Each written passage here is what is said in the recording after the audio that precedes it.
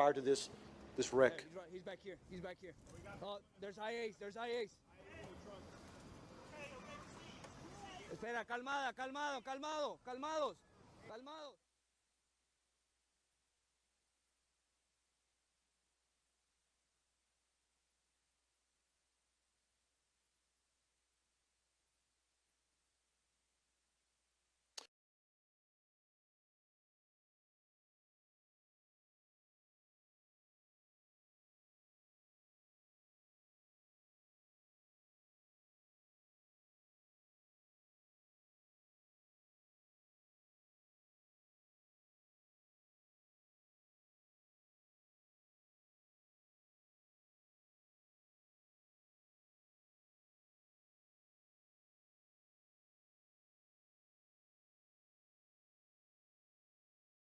Good morning, everybody, and welcome to Live Now from Fox. It is Friday, September 17th, 2021. We're taking a live now look at the White House. If you haven't noticed, now that we are approaching the official start of fall, the sun is coming up later and going down earlier each and every night, just by a little bit. See if you happen to notice. Again, everybody, it is Friday, September 17th, 2021. Thank you so much for tuning in this morning to Live Now from Fox. My name is Pilar Arias. I am joining you from our East Coast hub. Happy to be here with you this morning. I'm going to be hosting all the way until 8 a.m. That is when Raina Augustine is going to take over for a couple hours. And then I'll see you again from 10 to 11 a.m. Eastern time before we pass things off to the Live Now from Fox headquarters in Phoenix, Arizona. I do have your morning brief ready to go for you. That's the top stories that you want and need to know about as you start your day. A story that we have been covering heavily here on Live Now from Fox, and that is not going to change. Police in Utah releasing body cam video of officers responding to a 911 call of a domestic incident involving Gabby Petito and her fiance Brian Laundrie while they were on a cross-country road trip. The 22-year-old vanished less than a month later. Now police are calling Laundrie a quote-unquote person of interest in her disappearance. Fox News correspondent Jonathan Siri has the latest from Northport, Florida. Authorities releasing this body cam video showing Gabby Petito and Brian Laundrie in Moab, Utah. It's from a traffic stop on August 12. A witness called 911 saying he saw the couple arguing over a phone. I was just cleaning and straightening up back of the van before, and I was apologizing to him and saying, I'm sorry that I'm so mean, because sometimes I have OCD and sometimes I can get really frustrated. I was pushing her away because she wanted me, I locked the keys so I could walk away. I said, let's just take a breather. The police report says the couple told officers they loved each other, but their time together on the road was creating emotional strain and leading to arguments. Police now naming Laundrie a person of interest in Gabby's disappearance. He returned to his parents' home in Northport, Florida, 10 days before his girlfriend was reported missing. Authorities and Gabby's family are urging Laundrie to cooperate with the investigation. So far, he's refused. I don't care what happens to him right now. That can't be my primary focus. If he's going to sit in the comfort of his home and get home-cooked meals while my daughter's out, God knows where. Police say they are hopeful Laundrie will speak with them soon. We don't know what Brian knows. I mean, that's the bottom line. Gabby Petito was last seen in Grand Teton National Park in Wyoming. Authorities are asking anyone with information to contact the FBI. In Northport, Florida, Jonathan Siri, Fox News. Taking a live now look at Capitol Hill this morning, everybody. There is going to be a rally in D.C. tomorrow. I'm going to be reaching out to Fox 5 D.C. to try to get a live report on exactly what is going to be unfolding. And hopefully we'll have it for you a little bit later here on Live Now from Fox. But meanwhile, everybody, we're continuing on with your morning brief, the top stories that you want and need to know about as you start your day, and there are a lot of them.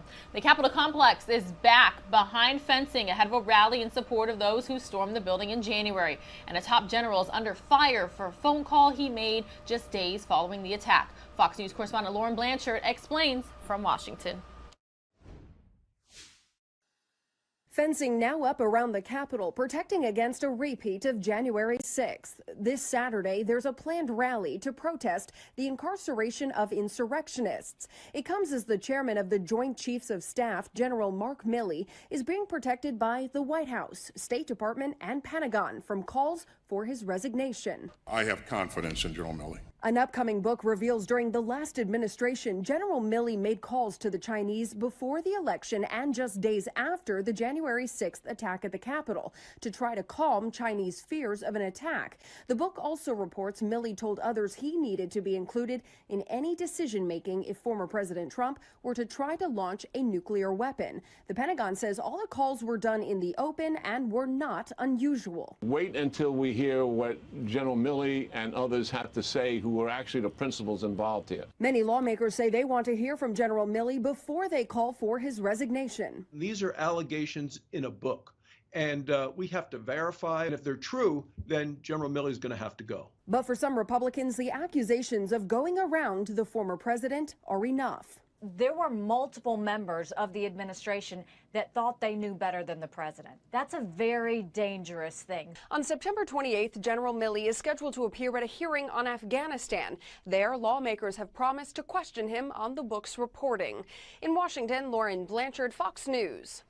Lauren, thank you so much for that update. Again, everybody, good morning. My name is Pilar Arias. I'm joining you live from the Live Now from Fox East Coast Hub right here in Orlando, Florida. This is what I like to call a behind-the-scenes look of Mission Control. You don't just hear or see your Live Now from Fox host. We control the entire show, graphics, audio, video, everything that you are seeing, everything that you are hearing, whoever is in the captain's seat right here at the helm.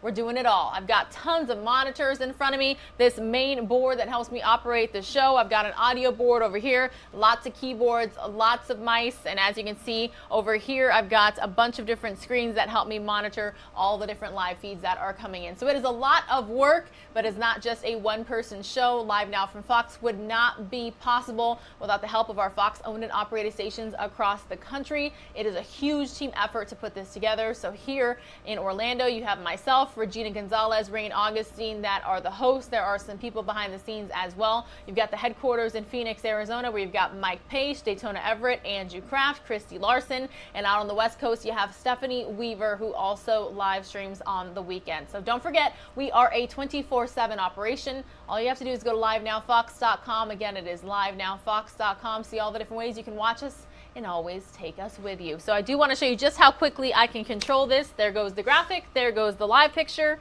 We're taking a Live Now look just outside of the Fox News headquarters in New York, New York. Just past 6 o'clock in the morning, you see a bus there on the roadway, some work trucks, personal vehicles, some people walking around starting their Friday extremely early, and it looks like it's a little bit windy out there. So let me go to fox5newyork.com. It is currently cloudy out in Manhattan, 71 degrees. They're expected to reach a high of 74 today. I'm zooming out of radar, not seeing a whole lot of showers in the actual area. Let's check out this weekend. Expected to be 83 tomorrow. Looks like summer's trying to hang on just a little bit, but Sunday back to a comfortable 76 degrees. Let's continue on with your morning brief. Top stories you need to know about as you start your day. We have alarming new images from the southern border. Huge numbers of illegal immigrants massed at the border in Del Rio, Texas, hoping to come into this country. Fox News correspondent Bill Malugin takes a look.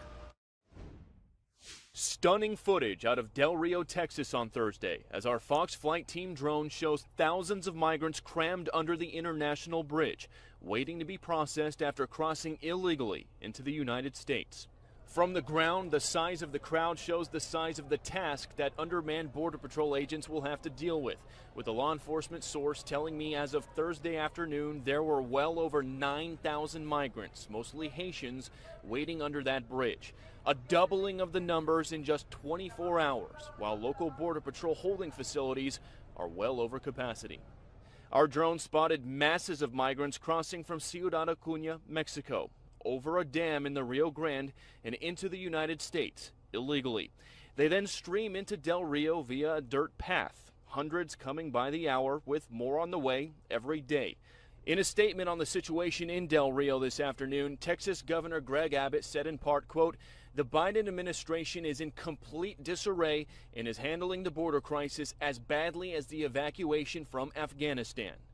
This as CBP reports 208,887 migrants were encountered at the southern border in August. That's a 317% increase over August 2020, and the second month in a row topping 200,000, though a small drop from the previous month of July. In the Rio Grande Valley in Brooks County, we were embedded with Texas state troopers as they pursued a human smuggler who pulled off and bailed out. As troopers tried taking migrants into custody, other men got out of the truck and fled into the brush, disappearing into the night. While in the bed of the truck, a group of migrants were hiding and being smuggled. A typical night here at the southern border. And earlier this afternoon, a federal judge ruled that the Biden administration can no longer expel migrant families like these by using the Title 42 public health order. That ruling will take effect in 2 weeks, and it is a major loss for the Biden administration. Reporting in La Jolla, Texas, Bill Malugin, Fox News. Taking a live now look, everybody, at the U.S.-Mexico border. This is in El Paso, Texas. You can also see parts of Ciudad Juarez there from the Franklin Mountain camera. Border community out there quite large. Just wanted to show you a live now look. We are continuing on with your morning brief. Top stories that you want and need to know about as you start your day. Going to be heading on out to South Carolina next, and that is because more twists in the dark and bizarre case of a prominent South Carolina attorney that now has the nation and police looking for answers. Alex Murdaugh appeared in court yesterday after trying to have himself killed so his son could collect millions. Fox News correspondent Lauren Blanchard has more on the story.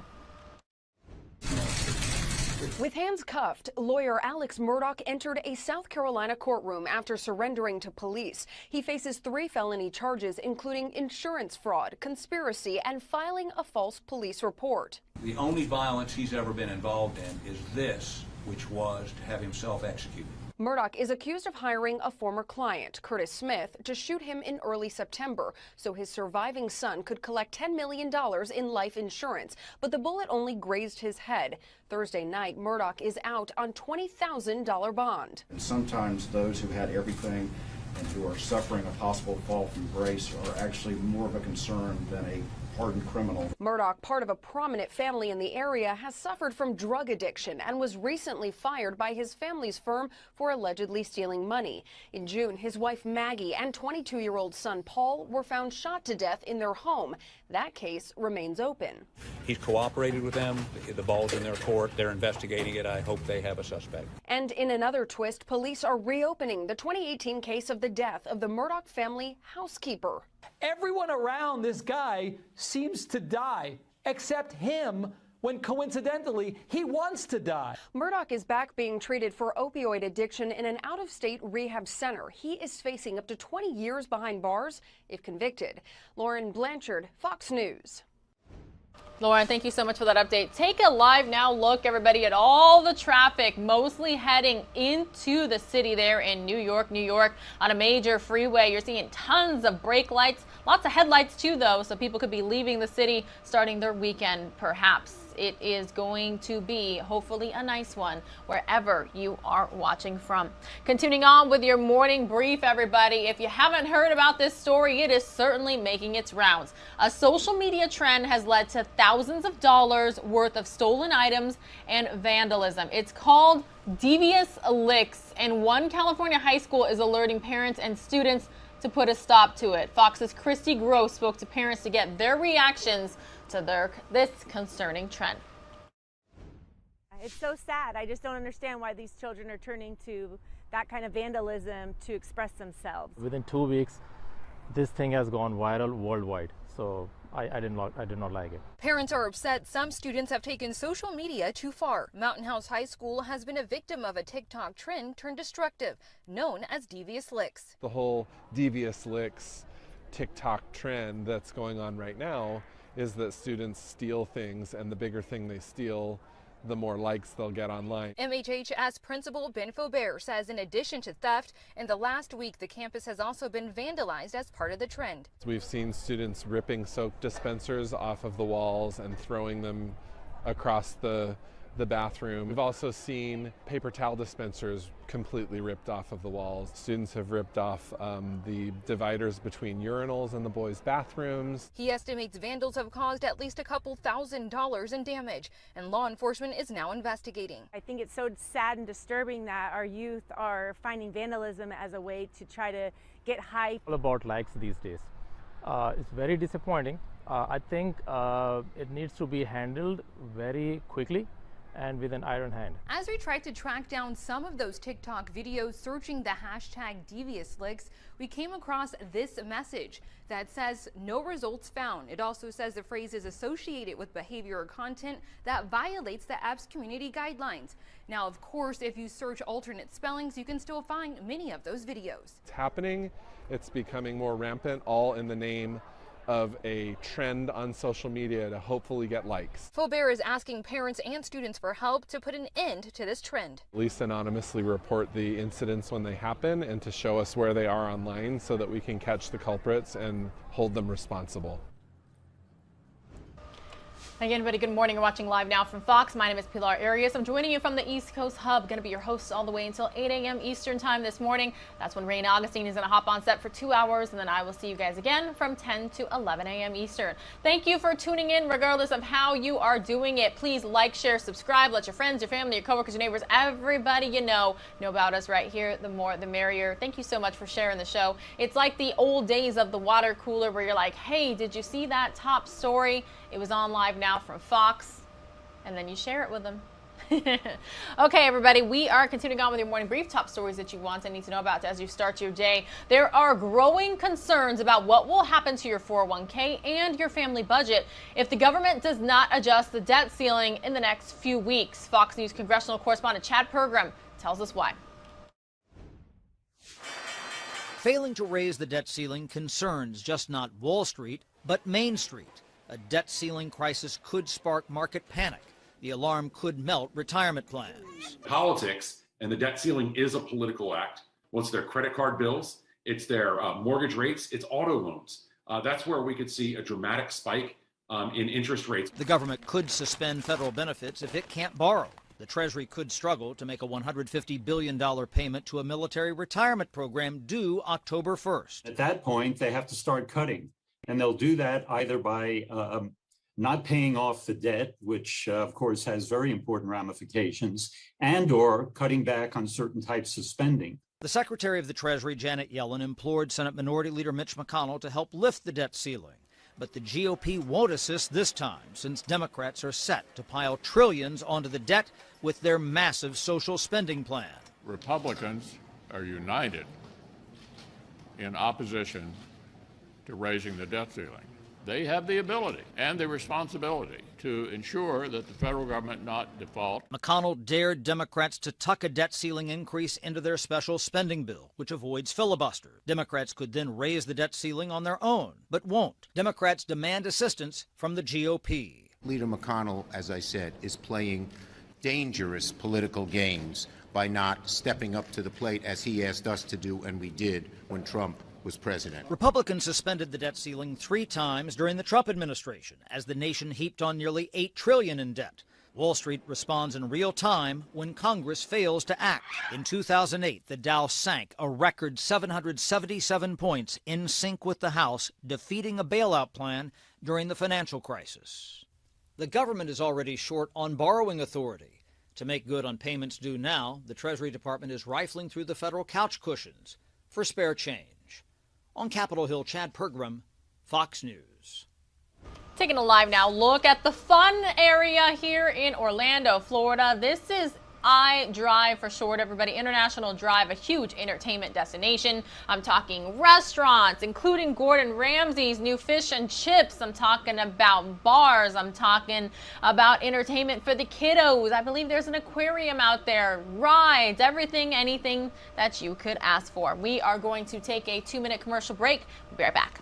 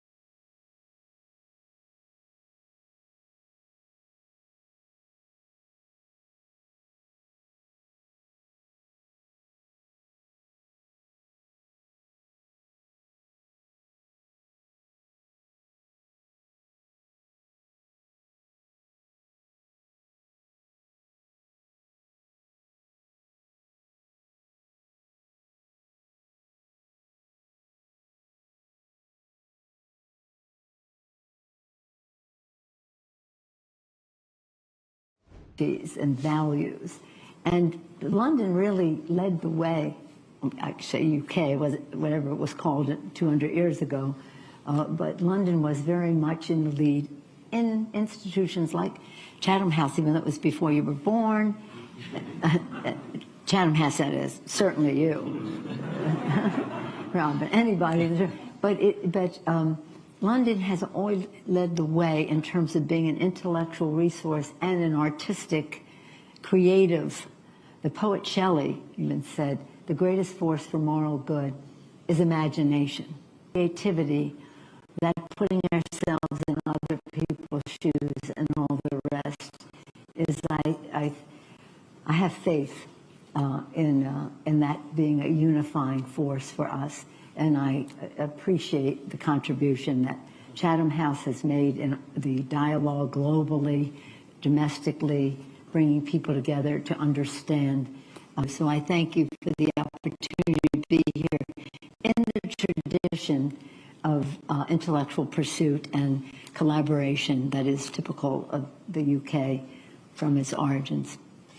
Thank you very much. We were told we could go 10 minutes over, and we've got about 2 minutes left. Now, you've done such a beautiful coda at the end. I hate breaking it. I'm trying to wonder, but Speaker, can I really flow, because only in a lovely room for everyone to applaud, but I get them to hold back. Can I do that for a second? Because I so promised somebody there, and what I'm going to do is take one question here, and take one question, well, it'll be two from the back, and we'll do a little grouping, and you can do a quick fire set of answers, which I'm sure. You're telling me, make your answers short. Yeah, I know exactly, because we've literally got 2 minutes.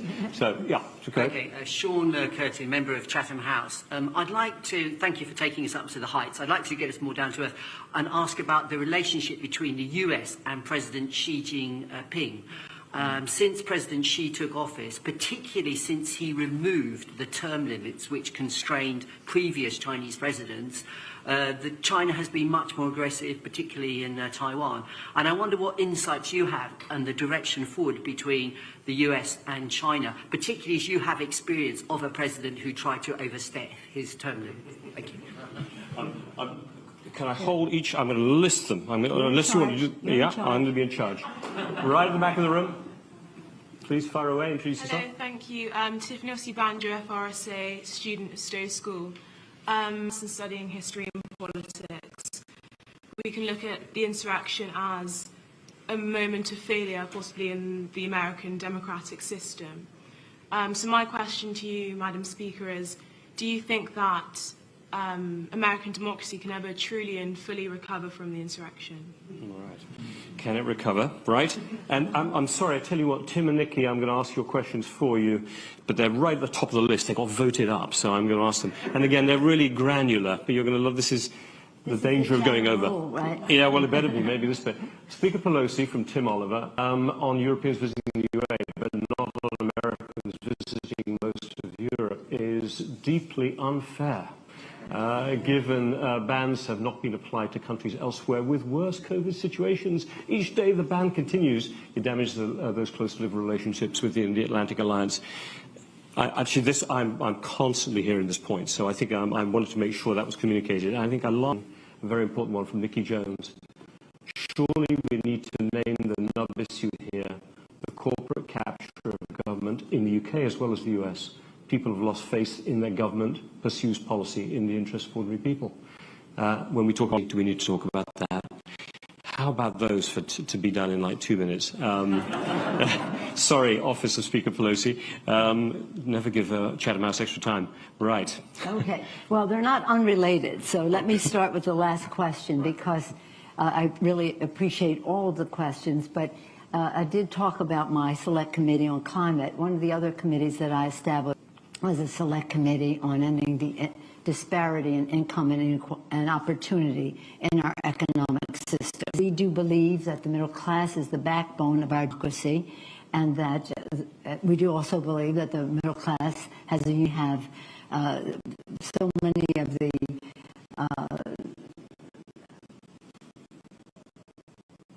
benefits of weekend, a 8-hour day, the rest of it, and on just supporting workers has helped create our middle class. But it is at risk, as was I'm not associating myself with the description in the UK, because I'm not, but I can say in America, capitalism is our system, it is our economic system, but it has not served our economy as well as it should. And so what we want to do is not depart from that, but to improve it and to make sure that it serves. Adam Smith wrote 2 books. He wrote Wealth of Nations, and then he wrote another book about principles and the rest, about how in an economy, in a society, how to meet the needs of people. Now, he wasn't doing it really from compassion, but from practicality. So you cannot have a system where the success of some springs from the exploitation of the workers and springs from the exploitation of the environment and the rest. And we have to correct that. I do think there's a growing awareness even in the private sector that we have to do better.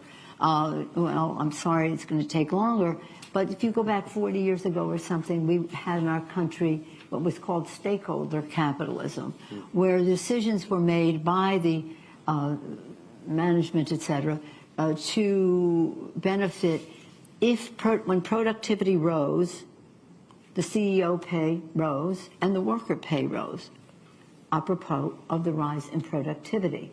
That was about 40 years ago, stakeholder capitalism. Since then, it's become shareholder capitalism.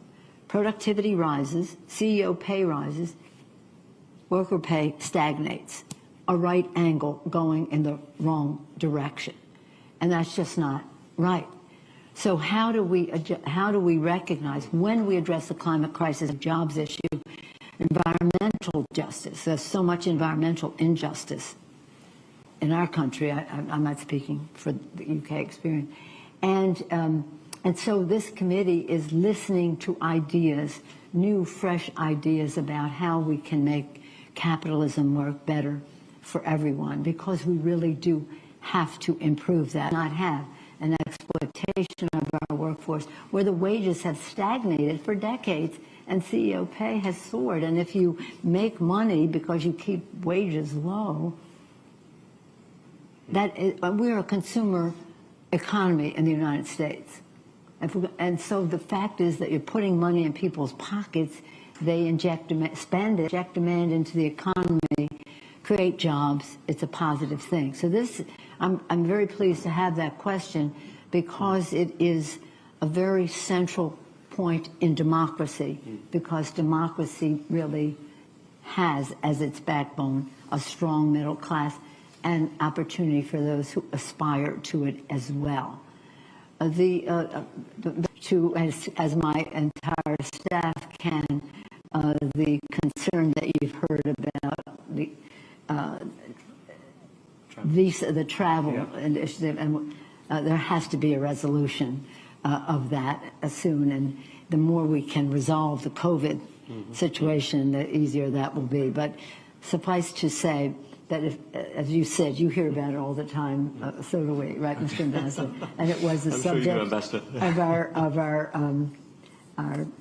country team briefing as a matter. As a matter, okay. In terms of, let me go to Xi Jinping, and then I'll end on your question.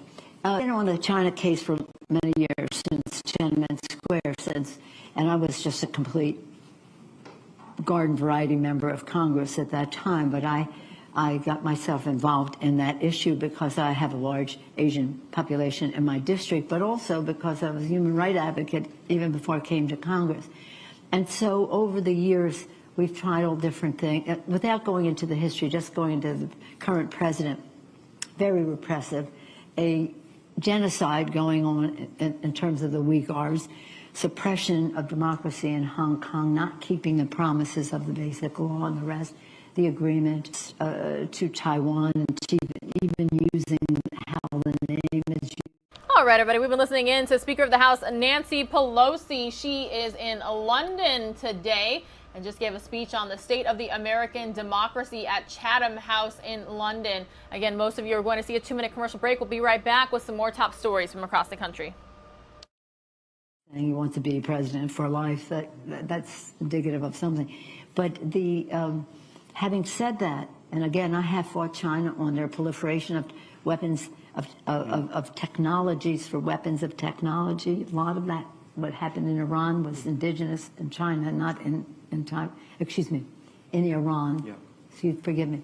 What happened in Iran, a lot of it sprang from technology and scientists from China early on. The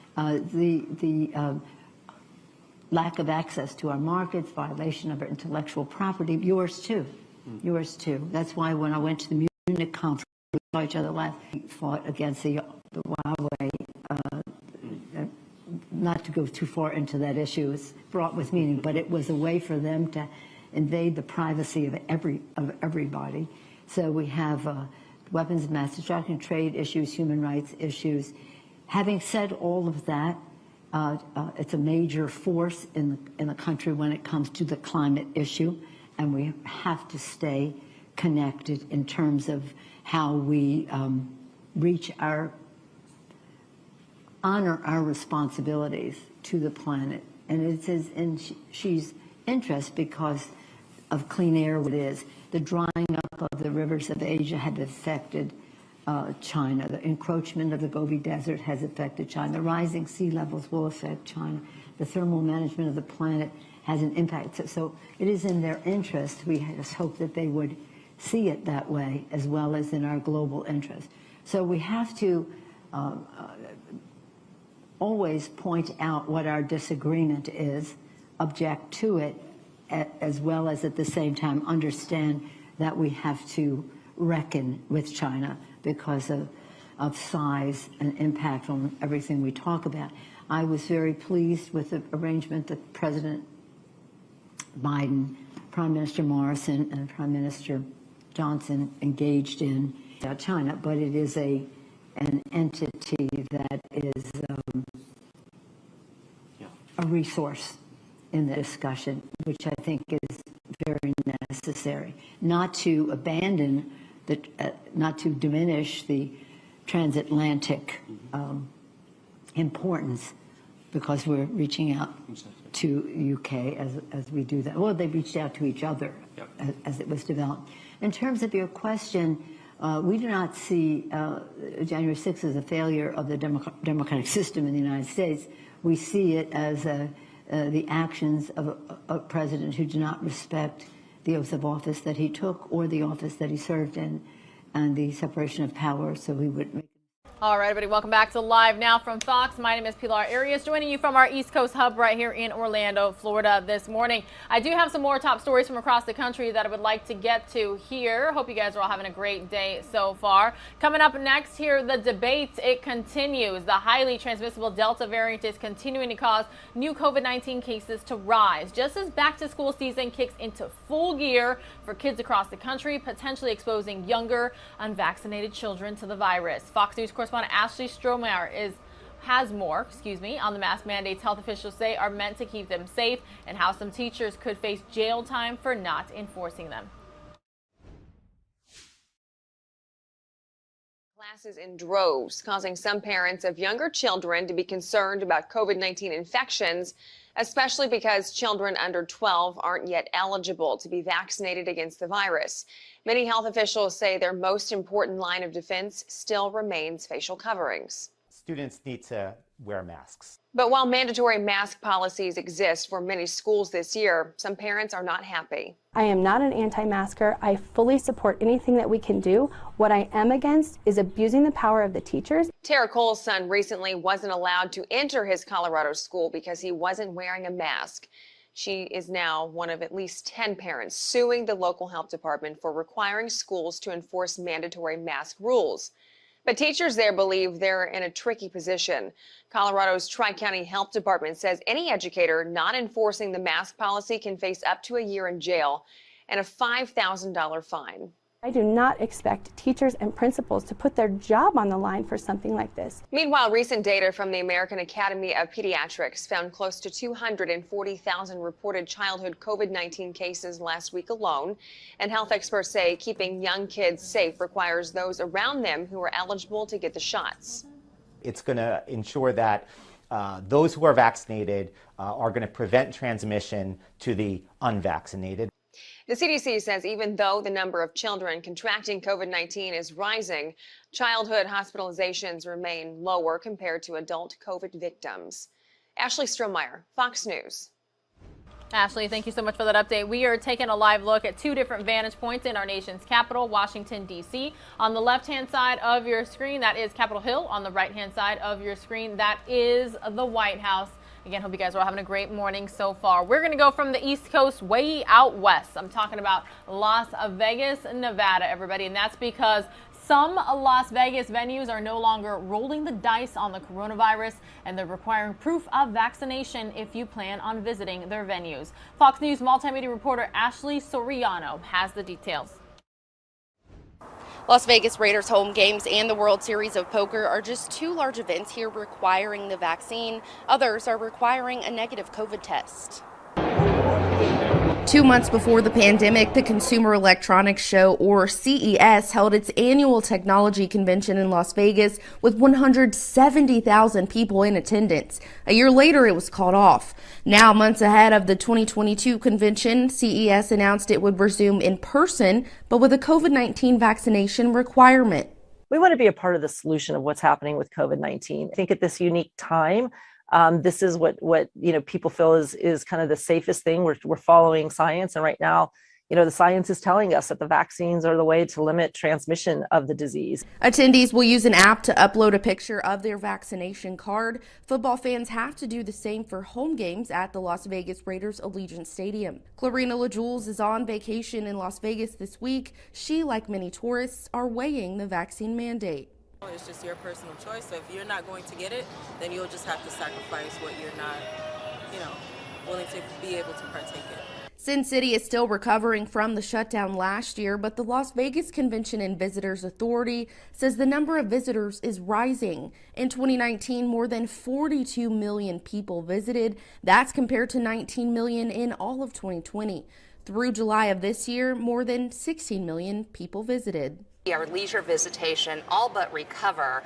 Those numbers on the weekends have fully recovered. What we're rebuilding now is the meeting and convention business.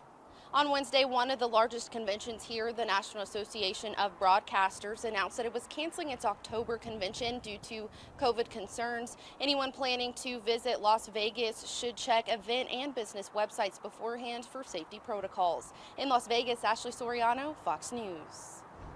Ashley, thank you so much for that update. As somebody who grew up in Phoenix, Arizona and lived there for most of my life, very short drive to Las Vegas, Nevada, so I certainly know the tourist destination that it is. Again, everybody, good morning. My name is Pilar Arias. I'm joining you from Mission Control. That's what I like to call the Live Now from Fox set right here at Fox 35 Orlando, put together by our colleagues here, and it helps us put on the show. So pretty cool behind the scenes vantage point I wanted to show you here this morning. I do have some more top stories from across the country that I'm going to show you. This next one, composting kitchen waste can be a great way to help recycle food while enhancing your soil for gardening. But what are the benefits of human composting? Fox News correspondent Kevin Cork has more on the natural funeral process gaining popularity across the country.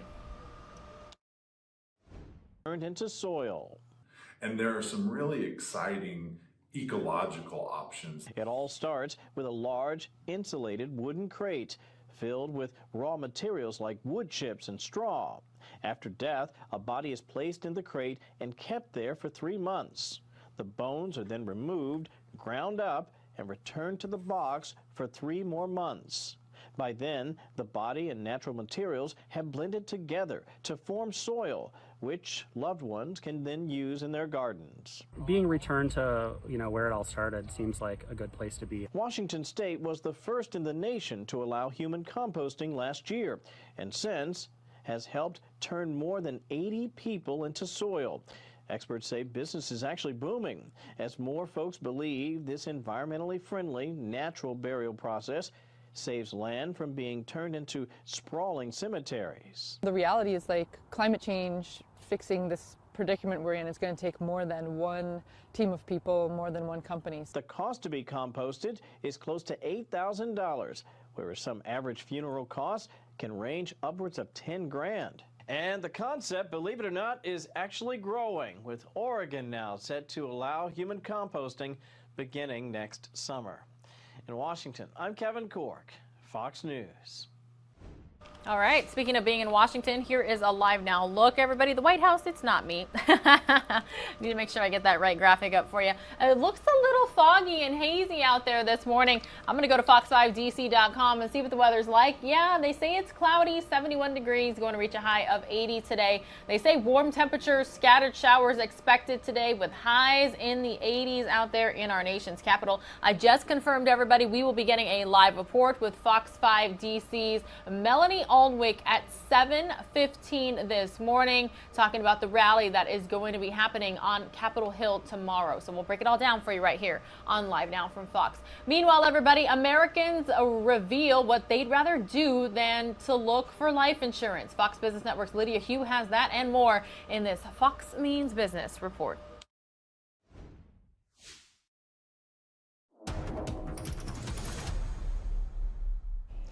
Rising prices not slowing down shoppers. Retail sales rising in August from the previous month, despite expectations they would drop. And compared to the same time last year, sales soared more than 15%. Jobless claims are moving in the wrong direction. 332,000 Americans filed first-time unemployment benefits last week. That's about what analysts were expecting, but it was more people seeking help than the previous week. Stocks were mixed Thursday as investors were conflicted by the strong retail sales number and the uptick in jobless claims. The Dow and the S&P 500 closed down, but the Nasdaq managed to finish higher. And finally, on a humorous note, while a new survey by the insurance company Fabric shows more than 2/3 of Americans have life insurance, there are a lot of things people would rather do instead of looking into getting a policy. 32% would rather clean a toilet, 30% would rather comfort a crying baby, and 25% would rather watch paint dry. That's business. I'm Lydia Hu. You know, it's always so interesting, the surveys that come out to me. I'm always like, what makes them want to question people on those certain topics? All right, everybody, I hope you guys are all having a great morning so far. That wraps up our morning brief, our top stories, everything that you want and need to know about as you start your day. We are just minutes away here from 6:45, approaching the top of the 7 o'clock hour. Most of you are going to see a 2-minute commercial break. We'll be right back.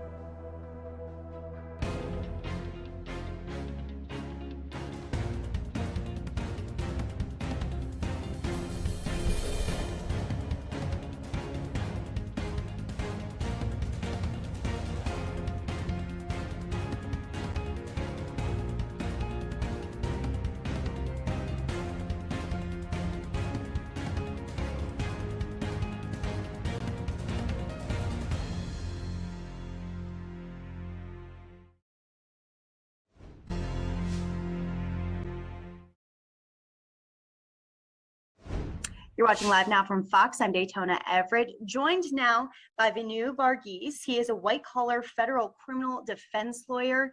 He's an expert on everything big-time law, and this is a case, Venu, that we have been following, is in national headlines and will be for a while now. Gabby Petito.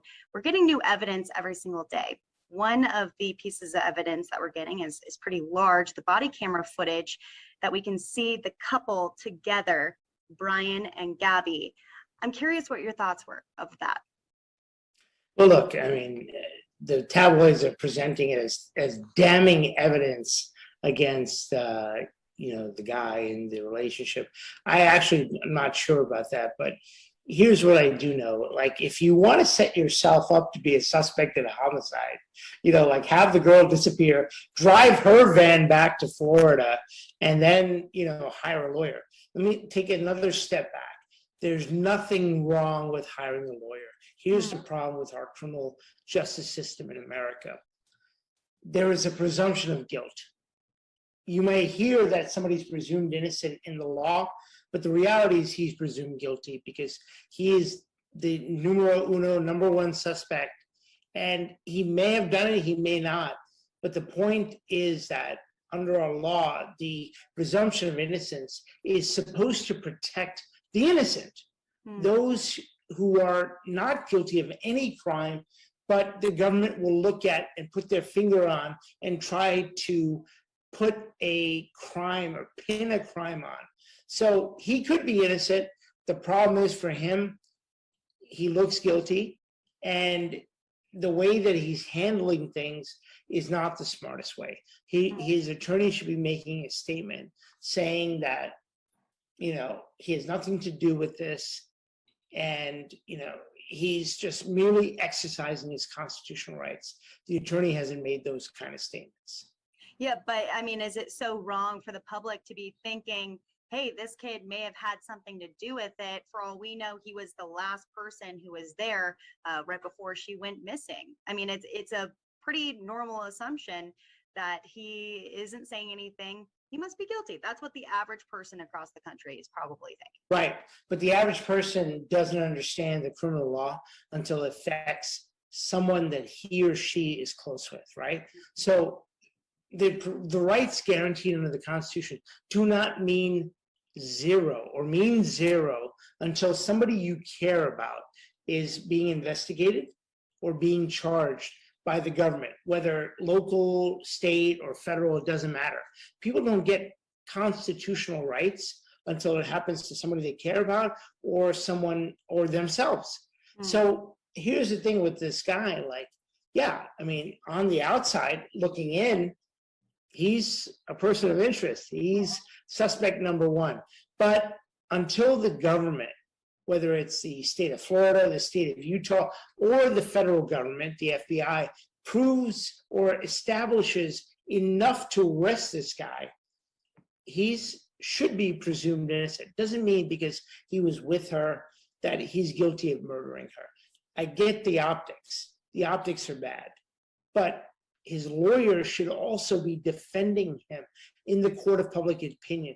That's the ethical duty of his lawyer. And his lawyer is not doing that right now. His lawyer should be coming out and saying he's hurt, he's innocent, and he wants to help find the actual person who may have harmed his girlfriend.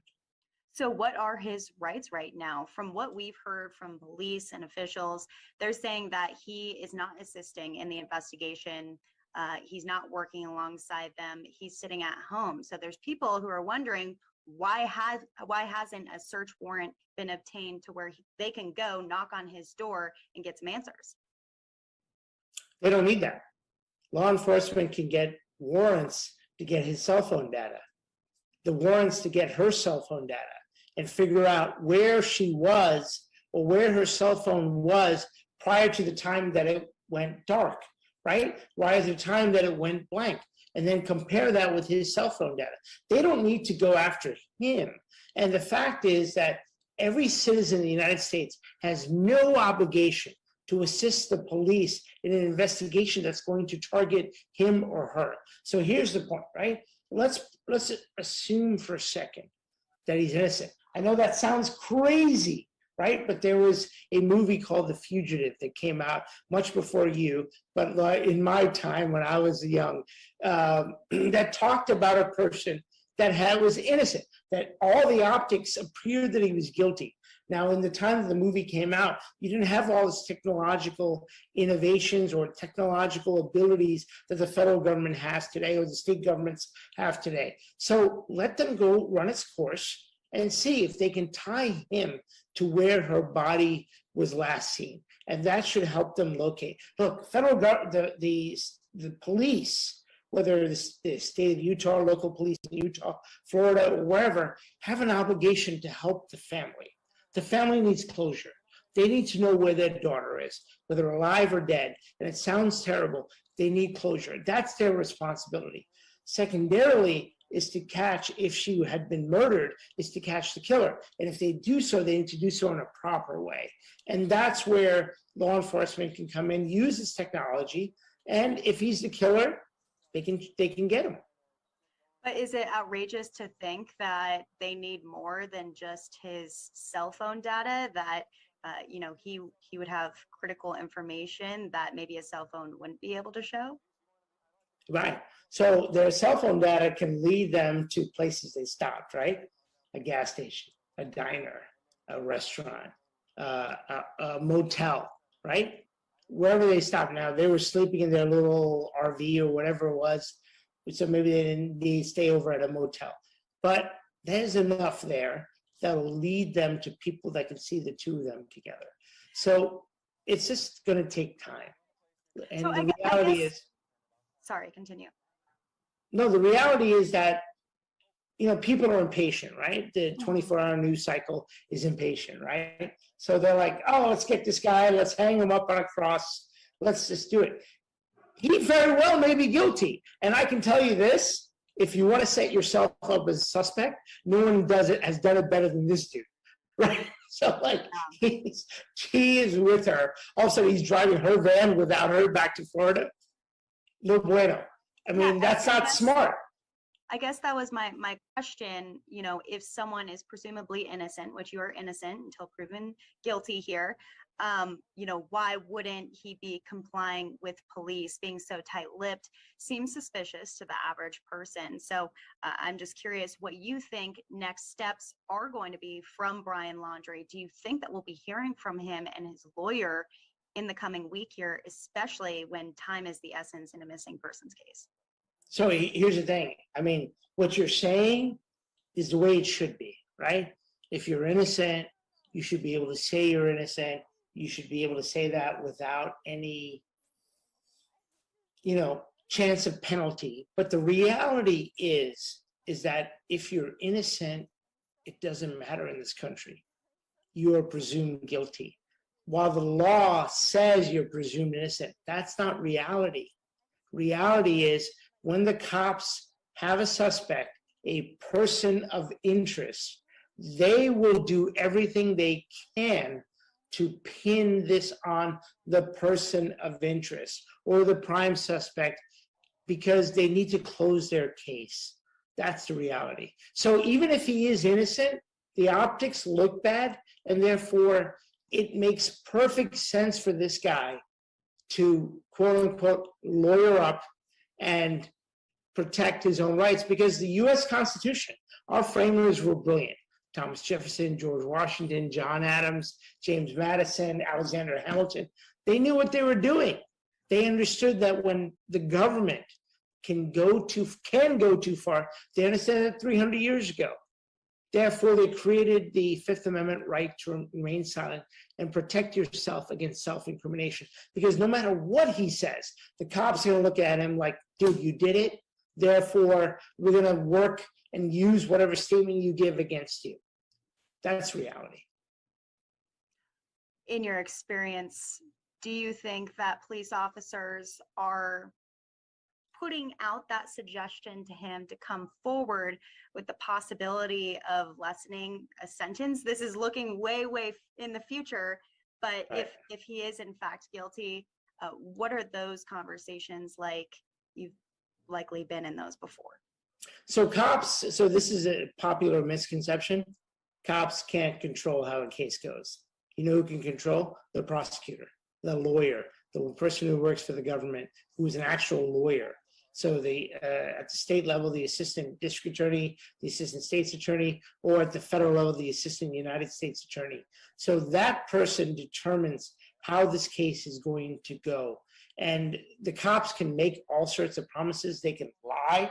The US Supreme Court has said it's okay for cops to lie in order to extract a confession. I mean, so that's the reality. So cops have a situation where they're allowed to lie in order to extract a confession. So therefore, when somebody actually says, you know what, I'm going to invoke my constitutional right to remain silent, they go nuts. The public goes nuts. And this isn't a moral issue. This is an issue about ethics, about society. And the laws are in place. Our founders created these laws to protect innocent people. And sometimes in protecting the innocent, a guilty man may go free. But one of the precepts, the maxims, the bedrock principles of American criminal law is that it's better that 10 guilty people go free than one innocent man go to jail. A lot of people may not agree with that. We heard from the family of Gabby today, specifically her father, Joe Petito, speaking out. He kind of made it seem like Brian, the boyfriend, was a lost cause at this point, putting him to the side. They say that they want any information, any and all information, to assist with the investigation. What do you think they're looking for? I think it's a great move. I don't know if the family came up with that on its own, or they were coached into that by law enforcement. Look, so much of the law is emotional. It's not logical, right? So for them, they are appealing to the emotions of the family, that hopefully somebody will come forward, because there's no doubt that Brian is the prime suspect. Forget person of interest. He's the prime suspect. I knew that before he was declared a person of interest, because, as you said, he was the last person who was supposedly with her. So therefore, it's important for law enforcement to use every means it can, and that's what law enforcement should do. They should do so ethically, but there's nothing wrong with one family appealing to another family. Absolutely nothing wrong with that. All right, and we have seen some evidence that has been released, more than an hour's worth of body camera footage from officials who stopped the couple during their road trip, and there was a sort of domestic situation going on between the two. There was a verbal altercation, talks of physical altercation. What type of evidence will this be moving forward for the case? Well, if he's ultimately charged, I would move, if I were his lawyer, I'd move to preclude that, because that doesn't mean just because there was a domestic altercation, that doesn't rise to the level of murdering someone. I mean, that's the reality, right? So like, just because somebody had been involved in an argument doesn't mean that that person went on to kill another person. Clearly, prosecutors will try to use that as a basis of of bolstering their case in an attempt to bolster their case. But that doesn't mean that that's indicative. We use the legal term probative of the person's guilt. And again, looking into the future of this, because we do that as journalists, seeing where this is going to go in the future. What kind of implications do you think this national spotlight on this case is going to have when it eventually hits court? So that's a great question, and there's two ways to look at that. One is that the national spotlight, assuming that this guy Laundrie is the person charged, the national spotlight in this case brought him to justice, right? That's one way to look at it. The other way to look at it is the national spotlight cried for justice, and needed somebody to take the fall. And that could be the boyfriend, because it's an easy narrative, right? And that's what his lawyer will be or should be arguing. I mean, as a lawyer, a defense lawyer, would you recommend that he speak out to the public or no? I would, because as a lawyer, there is both an ethical obligation to defend somebody in court, but to defend someone, not only to defend someone in court, but to defend that person in the court of public opinion. So if you're defending a client, the court of public opinion is almost and possibly just as important as the court you're going to be in front of in an actual criminal trial. Because the persons on that court in a criminal trial can be influenced by the court of public opinion. So therefore, you want to promote the narrative of innocence, the narrative of not. Good morning, everybody, and welcome to Live Now from Fox. Just past the 7 o'clock hour, we've been listening in to an interview from our very own Daytona Everett, speaking with a defense lawyer on the Gabby Petito case. It is the missing woman case that has captivated the country. We will continue to follow any and all developments for you right here on Live Now from Fox. But right now, it is time to bring in a Live Now favorite. This is Penn Medicine's Dr. Mike Sirigliano in Philadelphia, Pennsylvania, to get us all up to speed with coronavirus updates ahead of the weekend and an important meeting that's happening today. Good morning, Dr. Mike. How are you? I'm doing fine, Pilar. How are you? Great, thank you. So today is a huge day for the FDA and the question of who, when, if Pfizer booster shots are going to be authorized. What are your thoughts on this?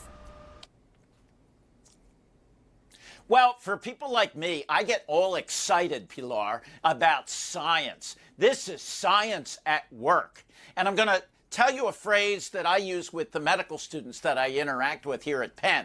In God we trust, in everyone else, show me the data. And that's what they're going to do today. All of these experts are going to look at data from Israel. They're going to look at other studies. They're going to look at data from the United States. And they're going to figure out, or try anyway, to discern who should get a booster, when we should get a booster, and if we should get a booster. Now remember, the vaccines are safe and effective.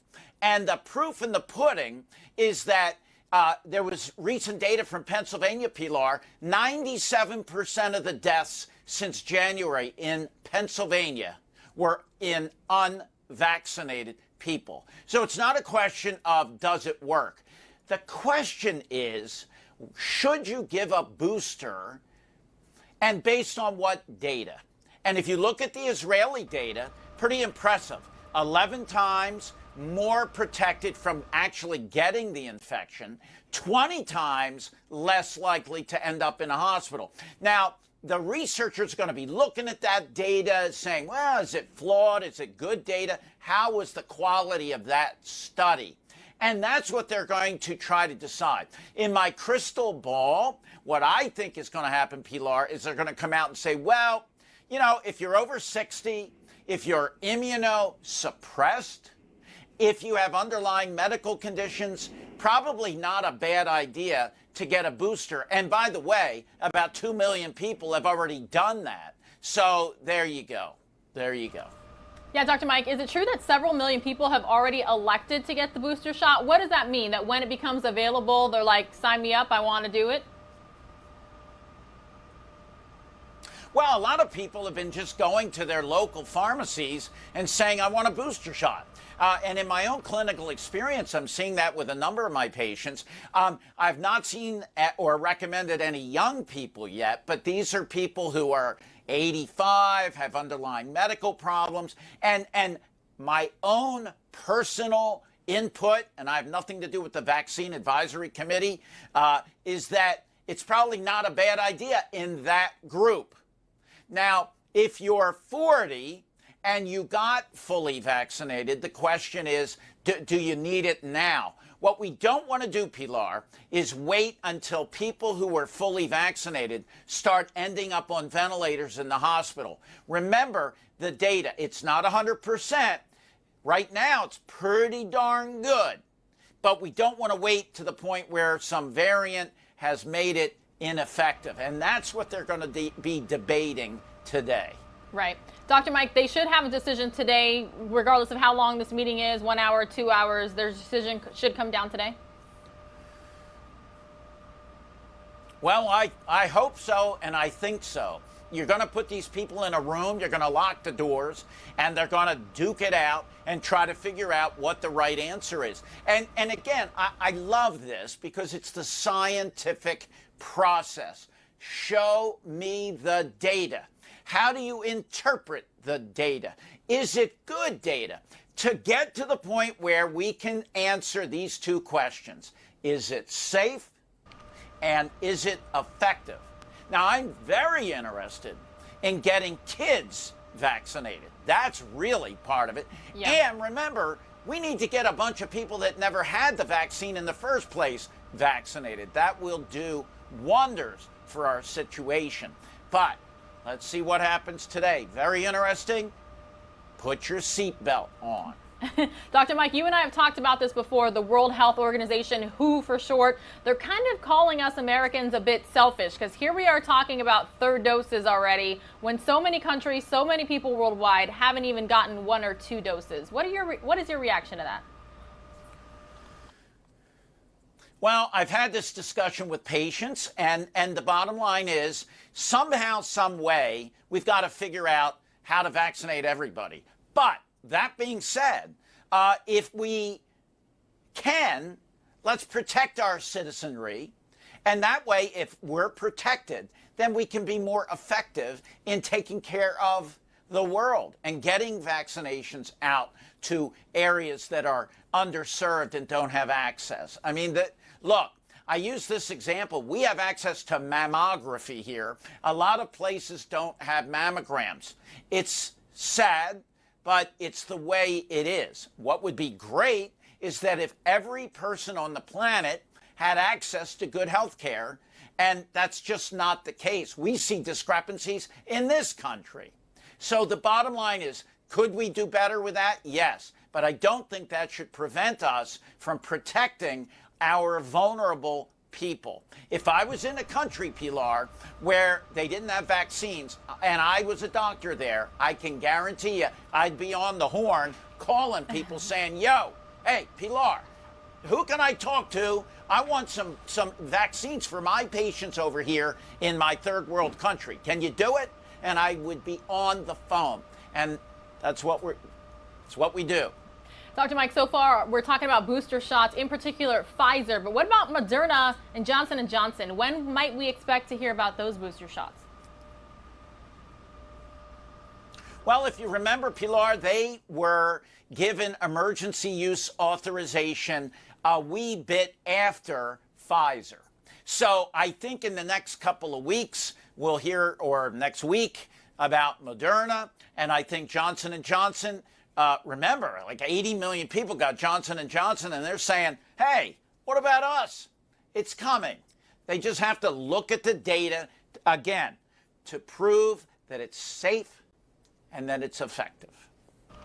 Hearing a story, Dr. Mike, that a woman by the name of Candace Ayers, she was 66 years old, fully vaccinated, but had severe rheumatoid arthritis. She died from COVID-19 after traveling to Mississippi, where vaccination rates are very low. In her obituary, her family states that her death could have been prevented if more people were vaccinated. Is this true? Well, certainly, she went to an area where there are very low vaccination rates. Did her risk go up? You better believe it. However, and by the way, you know, we talk about cases and statistics. If you look at the picture of this lovely woman, you know, I'm pretty good at being a judge of character after dealing with humanity for like 45 years. The bottom line is this is a kind, I look in her pictures of her eyes, kind, gentle, beautiful human being, and my heart goes out to her family. If she had been my patient, I may have said, Candace, look, because published reports show she had severe rheumatoid arthritis, which to me means she may have been on medicines to decrease her immunity. I don't know whether she got a booster. I don't know what, but I may have said, Candace, look, I love you dearly. I know you want to see your sister, whoever was in Mississippi, but let's just hold off for the time being. Do a Zoom call, do a FaceTime, do something like that to keep yourself safe. I would have been the downer in the family, but that's the way it is. You have been a huge resource for Live Now from Fox for the last almost year and a half now with all your coronavirus updates, especially since I got here to Orlando. I've been fortunate enough to be doing these live interviews with you. I let viewers know on social media. I haven't said it on air yet. Today is my last day as the Live Now host, so I just want to thank you for all the information, all of the interviews, all the time that you've spent with the show. It's really meant a lot to me and to our viewers, so thank you. Pilar, as I say to folks who are important to me, you're a part of the threads of the fabric of my life. You're a wonderful, wonderful, talented, beautiful human being. And I wish you all the best. It has been my honor and my privilege to be able to talk with you and shoot my mouth off about all kinds of things over the last year or so. I wish you all the best. God bless you. And I'm going to say it. I love you. I do, Pilar. I really love you do. too, Dr. Mike. I hope we stay in touch. Take care, okay?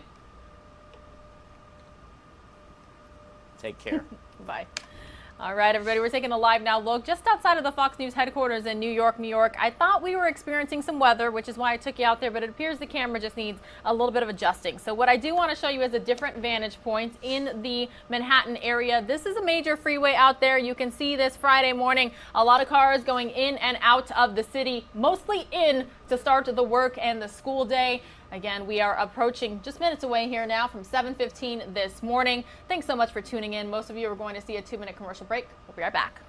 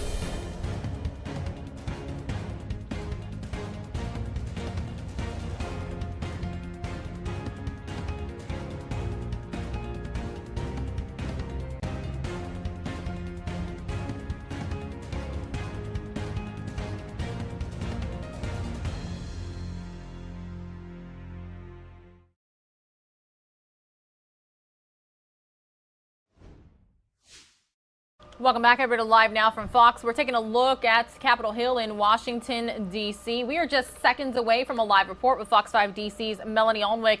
Until then, I do want to show you a story about the Milley controversy brewing on Capitol Hill and what we're kind of expecting this weekend.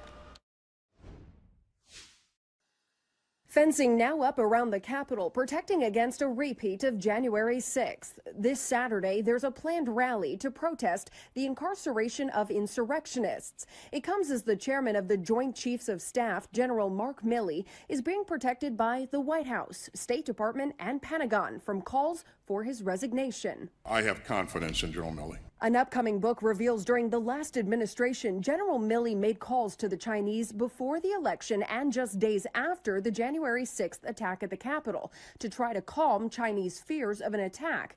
The book also reports Milley told others he needed to be included in any decision making if former President Trump were to try to launch a nuclear weapon. The Pentagon says all the calls were done in the open and were not unusual. Wait until we hear what General Milley and others have to say who are actually the principals involved here. Many lawmakers say they want to hear from General Milley before they call for his resignation. These are allegations in a book, and we have to verify. And if they're true, then General Milley is going to have to go. But for some Republicans, the accusations of going around the former president are enough. There were multiple members of the administration that thought they knew better than the president. That's a very dangerous thing. On September 28th, General Milley is scheduled to appear at a hearing on Afghanistan. There, lawmakers have promised to question him on the book's reporting.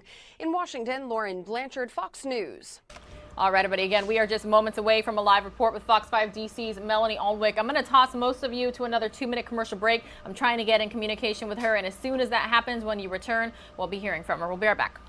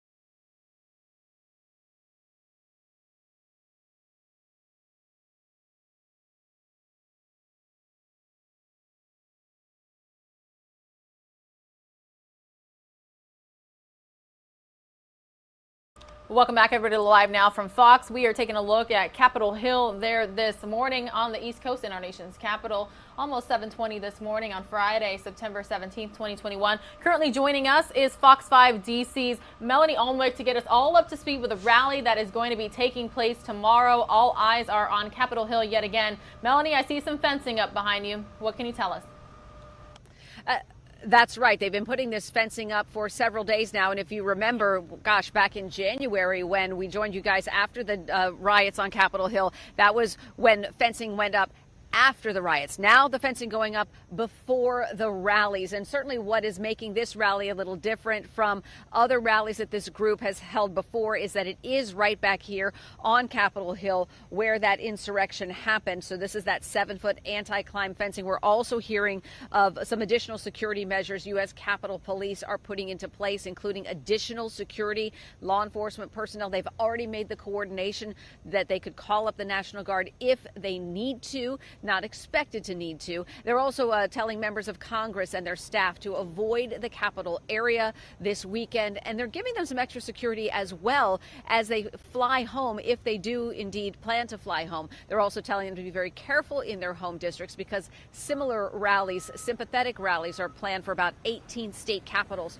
around the country. Now, this group, again, they're called Look Ahead America, but they are the ones who are organizing the Justice for J6 rally. We've had several conversations with the organizer, and he does tell us that really the intent here is to focus on support for the non-violent offenses in the Capitol riot, those people that were arrested for perhaps trespassing or things like that. They really feel that those people, in their words, are being held as political prisoners, and they want to show support for them, but they do not support the people that committed violent offenses. They're also calling on everyone who comes to be peaceful and respectful of law enforcement, asking them not to wear any Trump hats, gear, signs, flags, or bring really anything related to any sort of political movement. The issue here, though, is that you just can't control the outside groups. So while the permit for the rally itself is about 700 people, the organizer kind of downplaying that number, saying there might be fewer. You can't really control who's going to come from the fringe groups, from the outside. They're also concerned here about perhaps some opposition groups that may also decide to perhaps show their opinion and maybe cause some trouble as well. Yeah, Melanie, of course, now that a lot of people are vaccinated, they're comfortable with traveling again. Washington, D.C., normally a very busy weekend. Any weekend, there's likely going to be other events around the city as well. Does that further induce security concerns out there as well? It does. And for D.C. police, of course, it is now what they call an all-hands-on-deck situation, all leave canceled, everybody on duty. So, yes, in addition to this rally, we have the H Street Festival in Northeast D.C. is one of the city's largest outdoor events. You also have a Nationals game. You also have a Howard University football game. We also have a Harry Styles concert in town as well. All of it happening right in the downtown area. So that is one of the reasons why there's a very high security presence throughout D.C. They really want to let everybody come down and enjoy their fun and do what they're here to do, safely exercise their First Amendment rights, but they really don't want a lot of these groups mixing it up with each other. All right, Fox 5 DC's Melanie Allwine getting us all up to speed with the Justice for J6 rally happening right there on Capitol Hill tomorrow. Thank you so much for that update. You're welcome. All right, everybody, showing you the different vantage point right there on Capitol Hill. It is Friday, September 17th, 2021. You know, you can trust Live Now from Fox to bring you all of the updates, continue to monitor all of the top stories from across the country. That is just who we are and what we do. So big thanks to all of our Fox owned and operated stations across the country for keeping us all up to speed with the top stories, the news that you want and need to know about as you start your day. Speaking of, we are going to go to a segment from Fox 7 Austin in Texas. They're talking about a third special session to discuss or address, that is, redistricting in the Lone Star State. Let's listen in. Governor Abbott has called for a third special session to start this month. Among the priorities, the issue of redistricting will be examined and debated. Here to talk about this is former Texas GOP Chairman James Dickey and Ed Espinoza with Progress Texas. Thank you both for being here. Good to be here. Thank you. Texas Democrats have repeatedly said that redistricting should not happen during a special session. Ed, what is the argument against debating this right now?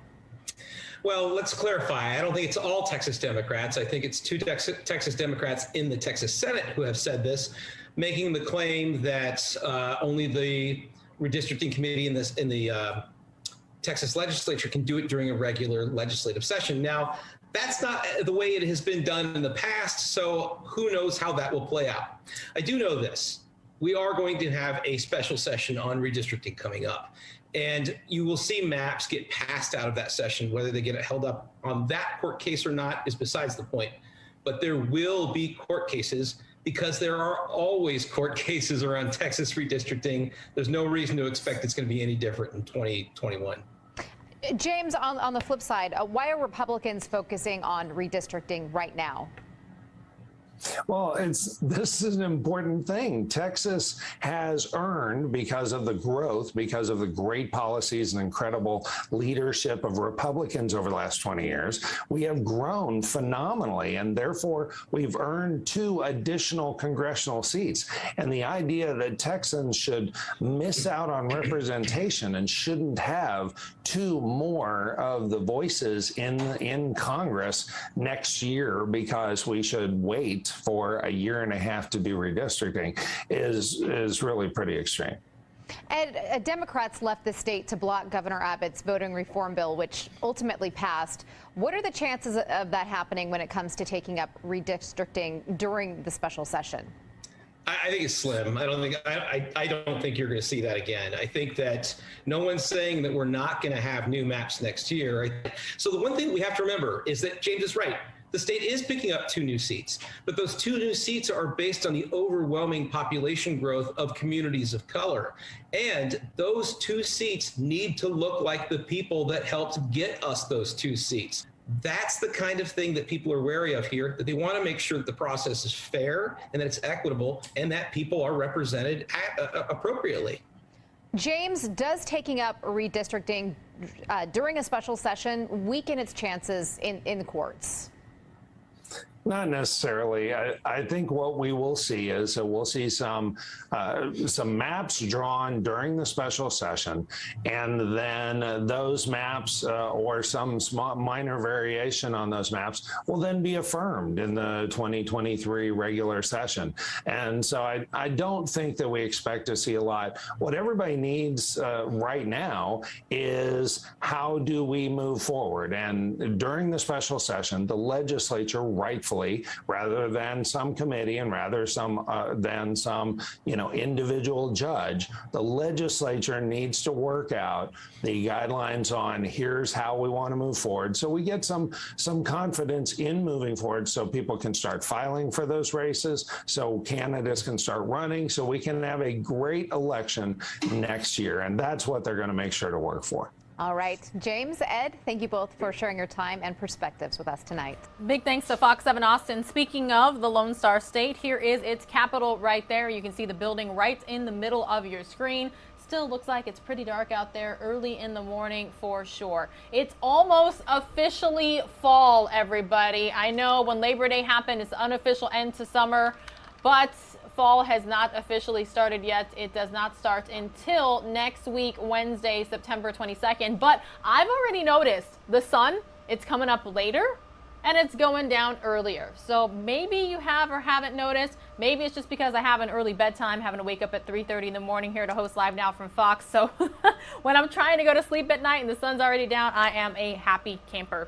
All right, we are going to go out to a segment from Fox 5 Atlanta, coronavirus question and answer ahead of the very important meeting today. The FDA and the question of who, when, if Pfizer booster shots are going to be authorized. So let's listen in right here on Live Now from Fox. Tomorrow, an FDA advisory panel will meet to debate whether Americans who are fully vaccinated need COVID-19 booster shots. Now, the Biden administration hopes to begin the rollout of the 3rd doses of the vaccine to all Americans next week, but it's still not clear whether regulators will back that plan. The Fox Medical team's Beth Galvin joins us now to sort through all of these details. Beth, we're 24 hours away from this meeting, and it really still at this point could go either way, right? It could, Portia. So this is a meeting tomorrow of an independent panel of vaccine experts who advise the FDA on whether to, what they'll be talking about tomorrow is whether to grant. Pfizer has approved, has applied for authorization to market a 3rd dose of its vaccine as a booster dose for healthy Americans. And so that's what the panel's going to be talking about. But in the last few days, there's been, a lot of data coming out, reviews coming out of the data, and it is really mixed, Portia, with some people saying that, there is that third dose provides, if you look at Israel, a very high level of protection that you don't get with the second dose, and with others saying, look, the vaccine's working. We don't need a third dose at this point, and it's premature. So it's really a big question mark as to whether we will push forward with third shots next week.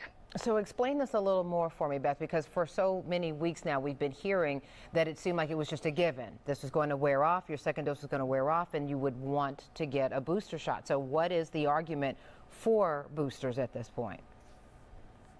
So the Biden administration and the CDC have said weeks ago when they announced that they were going to try to roll out third doses or booster doses the week of the 20th of September, they said that they were getting increasing data that the vaccine's protection that it provides after that second dose wanes over time, usually about 6 months out, maybe 8 months out. And so they were saying that also, the vaccine was up against a big wall in the terms of the Delta variant, that it was causing more breakthrough infections, that they were seeing more cases in people who'd been fully vaccinated. Although they're mild cases, they're beginning to see more evidence of these breakthrough cases. And so their thinking was, and the thinking of many experts, is that, as that protection drops, we need a third dose to kind of bring those levels up against. This is a highly effective vaccine, about 95%, even higher effectiveness after that second dose of the vaccine. And they're saying we really need a third dose, about 8 months after your second dose to kind of bring those levels up again, Portia. Right. But a lot of scientists are pushing back against that theory. Why now? And the reason for that is that there is evidence that this vaccine continues to be extremely effective when we're talking about keeping people from becoming severely ill, keeping people out of the hospital, keeping people from dying. And that, many scientists say, should be the goal of the vaccine. We shouldn't be trying to prevent every mild infection or every asymptomatic infection with a vaccine. That's not how the vaccines work. And so what they're arguing is that it's premature to say that we need boosters now because there's not evidence that, that these infections are really causing very severe disease. And so they're saying, if we're trying to prevent mild COVID-19 with a vaccine, we're going to end up having to boost again, and then levels are going to drop, and then we're going to have to boost again. And it's going to be sort of this cycle that we get caught in of boosting, levels drop, boosting, levels drop. And so they're saying at this point, we don't need booster shots for otherwise healthy Americans. Portia? So is there a chance the FDA panel could vote to approve the boosters, but only for a limited number of patients or a certain group? It is so split down the middle that I think that may be the way that it goes. That the panel may end up saying, we've looked at the data and, there's evidence that for some groups, for example, people who are 60, 65 and older, that the protection levels do drop pretty substantially and they don't get the same immune response, as a younger individual who's fully vaccinated. So it may very well be the case that they say, let's do this for boosters. Let's proceed with boosters, but let's do it in this 60 and older group, the 65 and older group, who will really likely benefit from boosters at this point. Because right now there's just so much debate about whether they're needed and, whether they're going to be beneficial. And so, I think they may play it down the middle like that. But it really is anyone's guess. And I'm going to be covering it tomorrow and telling you exactly what they vote. But I don't think really anybody can say which way they're going to go, Portia. Wow. All right. Beth, there's always another chapter, another development in this coronavirus vaccine story. We appreciate you staying on top of every single chapter so well. Yes, Beth Galvin, she is a huge resource as well, just like Dr. Mike Sirigliano. You guys thinking about the weekend yet? Those of us who work Monday through Friday, we are almost there. Those who are on the beach, Clearwater Beach that is, walking along, they're already in the weekend mode. So I've been extremely surprised, right? Because Clearwater Beach, it's on the Gulf side of Florida, but still rises out there are not quite as beautiful as sunsets, but still enjoyable to be out on the beach, whether morning or night. And you can see why Clearwater, its name, quite often referred to as one of America's best beaches. It's just so beautiful. White sand, blue water, at the pier there, peaceful, calm, a lot of family-friendly activities there. There's a reason I took you out that way, everybody. It's because if you're in the mood to spend, not alone. Optimism is back when it comes to spending, but some habits have changed along with prices. 13 Tampa's consumer reporter Sorvani Banerjee has some easy steps to shop smarter. Just because you have to shop differently doesn't mean you can't shop smart. E-commerce jumped 32% in 2020. That's more than double the growth rate in 2019, according to the market research firm Mintel. Even as shoppers venture back into walk-in stores, online sales remain strong. A new Consumer Reports survey of more than 2,500 Americans found 76% say that shopping is a better experience today because the internet makes it easier to get whatever I want, whenever I want it.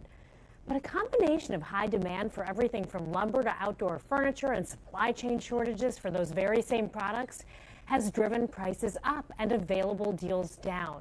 Appliance retailers, for one, they're offering smaller discounts and fewer promotions. That's according to industry experts. But stores, they are still angling for your business. And online tools make it easier to compare prices. So no, you're not doomed to overpay as long as you shop carefully. So first ask yourself, what do you want? Do an online search, best coffee maker, safest toy shelf. The information you need is all out there for reviews and opinions on products. And the best deals can be found with sites like Google Shopping, Price Grabber, or Shopzilla. And then there are sites like Deal News, Got a Deal, Deals Plus, where you can sign up for alerts for products you're interested in, often by category. Then you need to ask, does it fit your needs? Set a budget and eliminate anything outside those limits by comparing those reviews so you get a sense of price ranges. Then you have that big question, okay, am I going to buy in-store or online? Well, do you need to touch and try the product to decide? Also, keep in mind the bigger the product, the more important to see in person, because you do not want to get stuck with something heavy and awkward that you then have to pay to return. So what's better for prices overall, in-store or online? How about a combo? Have you heard of BOPUS? How about the cart trick? Because so many walk-in stores also have websites or are competing with e-commerce stores, the internet is your key to getting those in-person deals. So check the online price of anything you're considering buying in a store and then ask the retailer to match it. If you can't get a better price, ask for something else, negotiate, ask for delivery or assembly thrown in for free, for example. And then some retailers offer discounts, rebates, or incentives to shoppers who buy online, pick up in store. That's the acronym BOPUS. Okay, now to the cart trick. If you have signed in at a website and you leave an item in your online cart without checking out, some retailers might send you an email with a discount code to encourage you to buy. And then, of course, you can get social. Retailers often post exclusive promotions on their Facebook, Instagram, and Twitter feeds, and then they reward the customers who like or follow them with alerts for discounts, incentives, and giveaways. Another good way to save, join a loyalty program. Signing up for one may get you early access to coupons and sales and promotions, plus rewards on whatever you buy.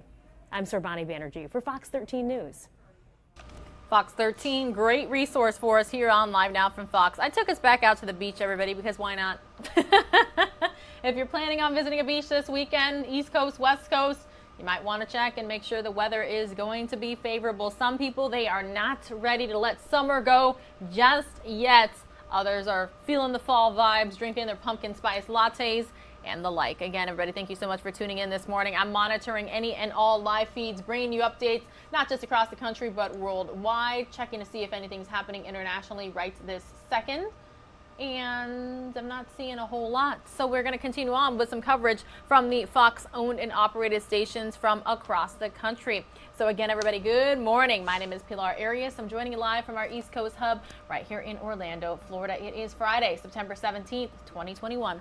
Let's just keep moving along, everybody. I'm going to take you out to a segment from Fox 5 DC. It's a lighter, happier, entertaining one.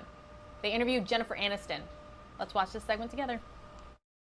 Great line in the opening of season 2 where you talk about this idea of there's a cost to fame and success. And I found that line to be interesting because I wondered just professionally for you in terms of when your career started kind of midway through and now, how has that cost changed over the years in terms of like that cost to fame and success, just on a professional level? It depends on how much you invest in it, I think. If there's a cost to success and fame, it means that you've really lost something that was valuable to you. And I think for Alex's character, she was so focused on her work and achieving what she had achieved in relevance and staying relevant, that her eye was on the wrong prize and found herself kind of alienated.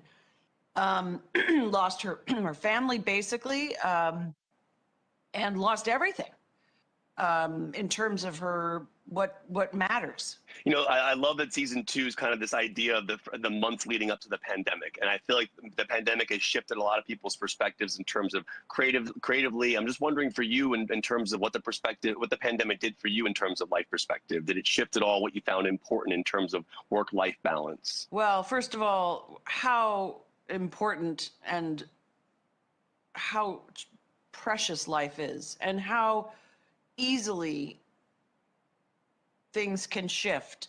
Also, how resilient human beings are, which was something miraculous to see. But how much we took for granted. We took so much for granted. We're such consumers, you know, and unnecessarily so. But also realizing the time you spend. I mean, I hadn't stopped working for 30 years straight. I just would go job to job to job to job. You know, would have a month or two off here but I never was told you actually cannot go to work. And I don't know if it's for 2 weeks or if it's for 2 months or 2 years. Who knew it would be this long? That we're still in this mess. There's a great line in the opening of season 2 where you talk about this idea. All right, buddy. So that was Fox 5 DC's Kevin McCarthy there speaking with Jennifer Aniston on season 2 of The Morning Show. So just wanted to show you that segment right here on Live Now from Fox. Happy Friday, everybody. I hope you guys are all having a great day so far. We are trying to get you all up to speed with the top stories from across the country, things you might need to know about as you start not just your day, but also prepare for the weekend. A lot of people, they are comfortable with traveling again, so they are hitting the roads and the skies. But you heard that update there from Dr. Mike Sirigliano. He suggests if you don't have to travel right now, it might be a good time to continue to hunker down. It is almost 7:45 this morning. Most of you are going to see another 2-minute commercial break. We'll be right back.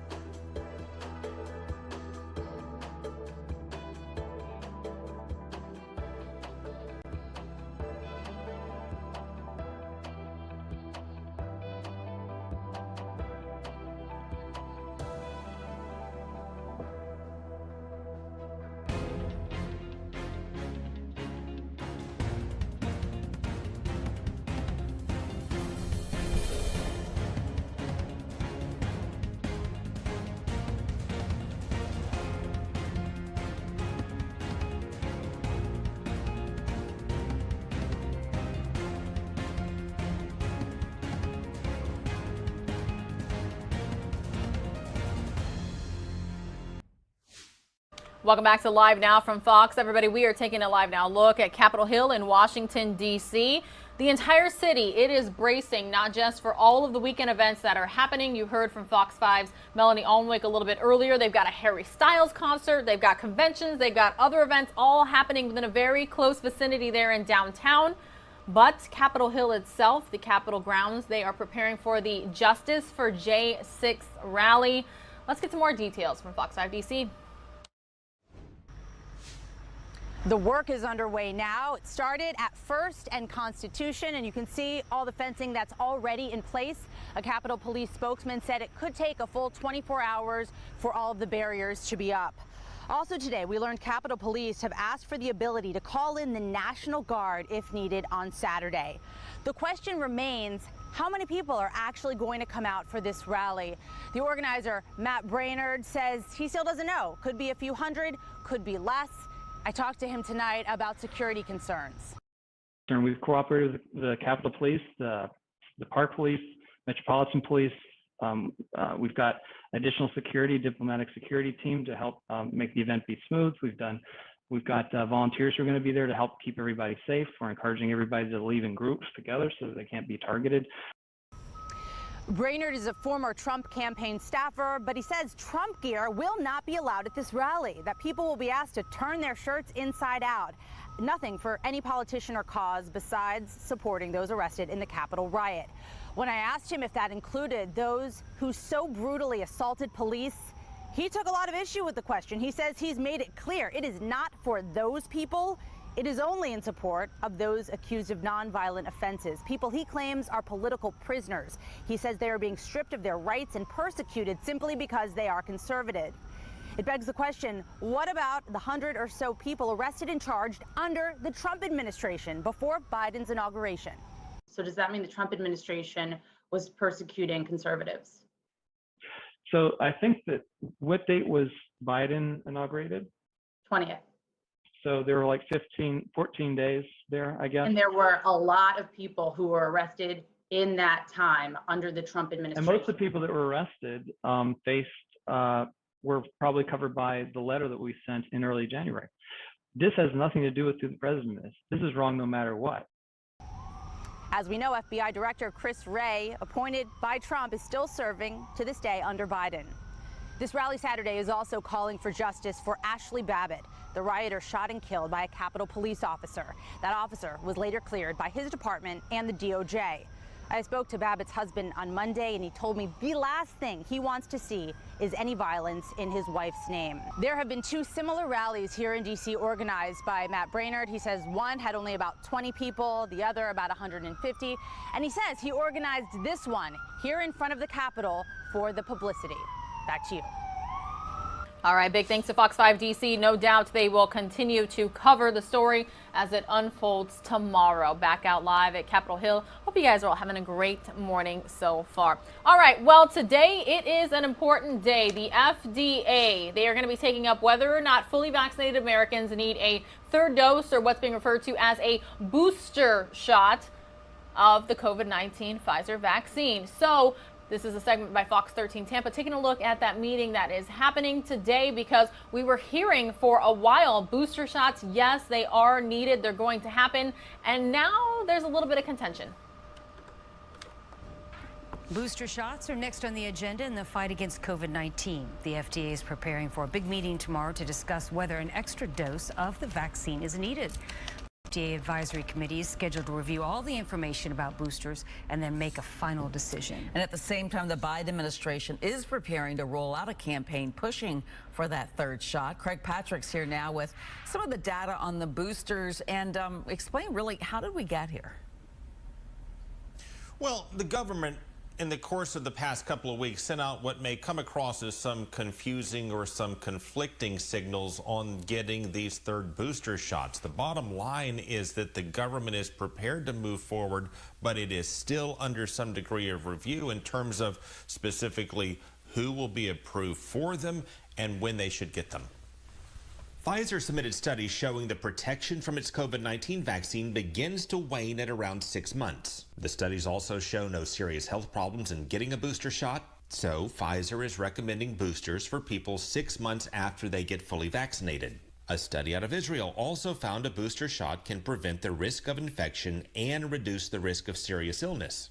Based on the studies and the data, the administration's public health experts called for booster shots beginning September 20th, not 6 months as Pfizer recommends, but 8 months after getting fully vaccinated, pending final approval from a panel of experts with the CDC and the FDA. We bought enough boosters, enough booster shots, and the distribution system is ready to administer them. A lot of people took that to mean the boosters start September 20th, but that's not locked in yet. President Biden merely ordered everyone to be ready in case. While the administration prepared for and is now ready to roll out the boosters, the final decision is still pending further review.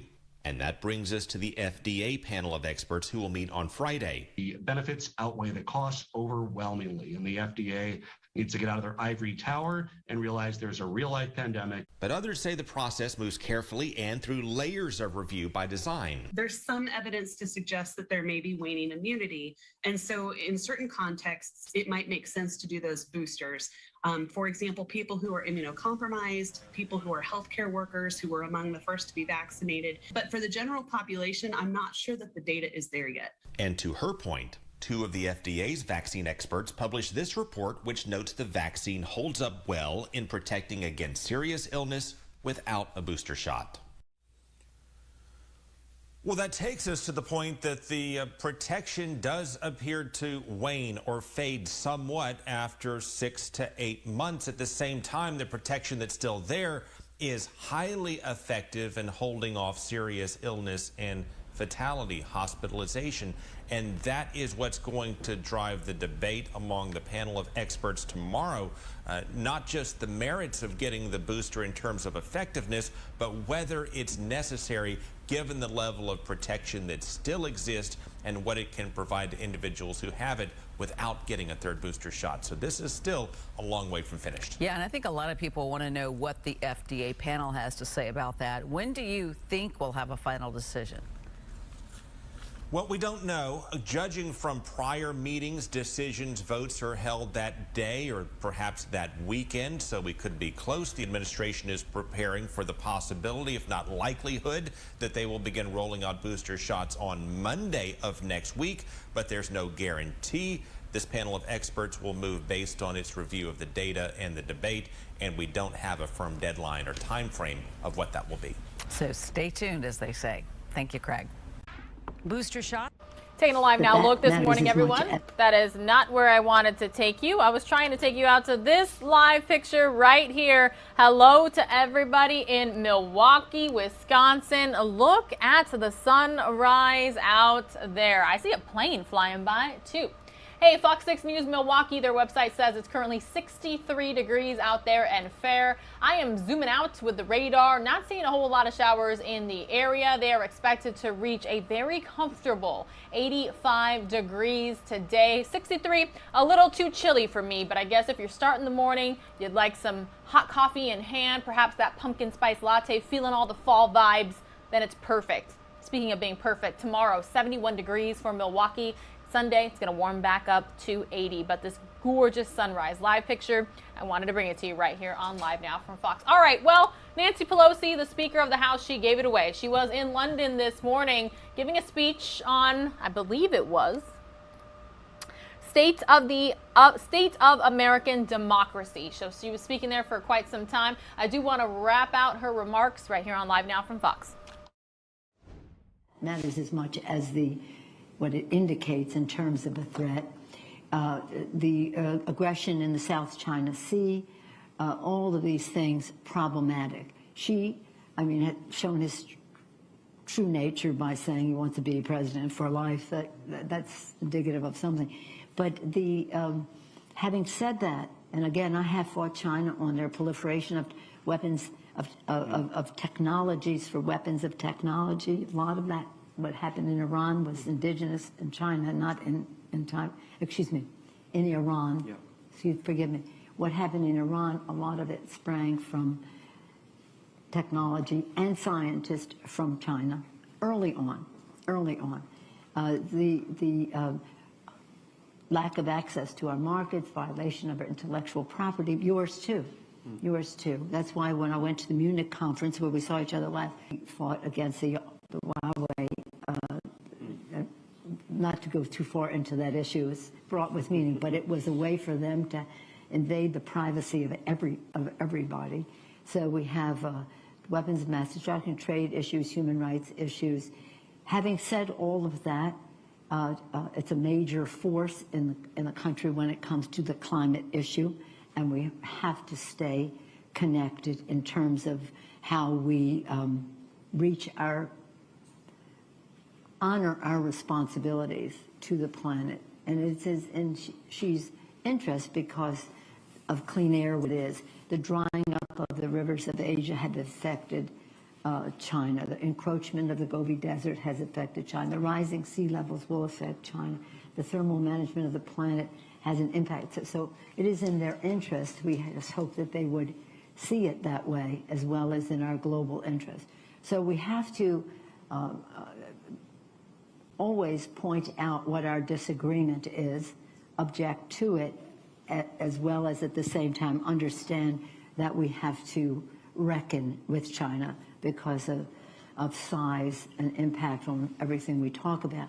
I was very pleased with the arrangement that President Biden, Prime Minister Morrison, and Prime Minister Johnson engaged in China, but it is an entity that is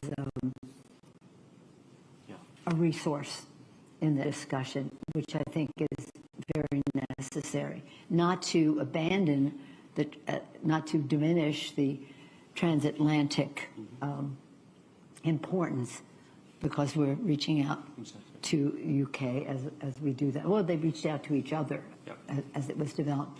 In terms of your question, we do not see January 6th as a failure of the democratic system in the United States.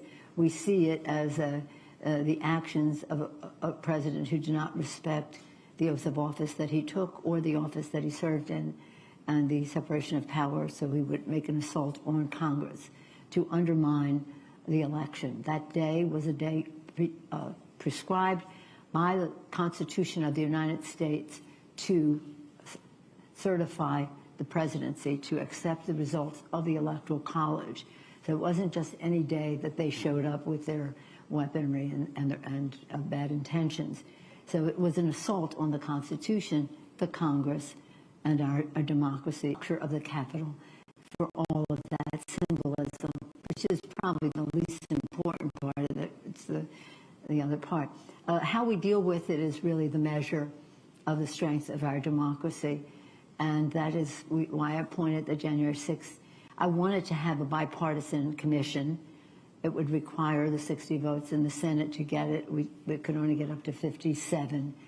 So they rejected it. Why would they reject finding the truth about what happened on January 6th? Why would they reject that? Did they have some sympathy for the cause? Why would they reject that? But they did. So we have January 6th. I'm very proud of our bipartisanship of it. Liz Cheney, been a champion, our chairman, Benny Thompson, chair of the Homeland Security, and now that committee. So how we deal with it. But we have to get to some of the root causes that I mentioned earlier, that the FBI director mentioned: white supremacy, Islamophobia, anti-Semitism, anti-LGBT, all of those things that threatened certain demographic in our country. But I feel that feel pretty strong about where we go from here. But it was a horrible. You've been listening in to Speaker Nancy Pelosi earlier this morning in London, United Kingdom, making a speech on State of American Democracy. Most of you are going to see a 2-minute commercial break before we reach the top of the 8 o'clock hour. We'll be right back.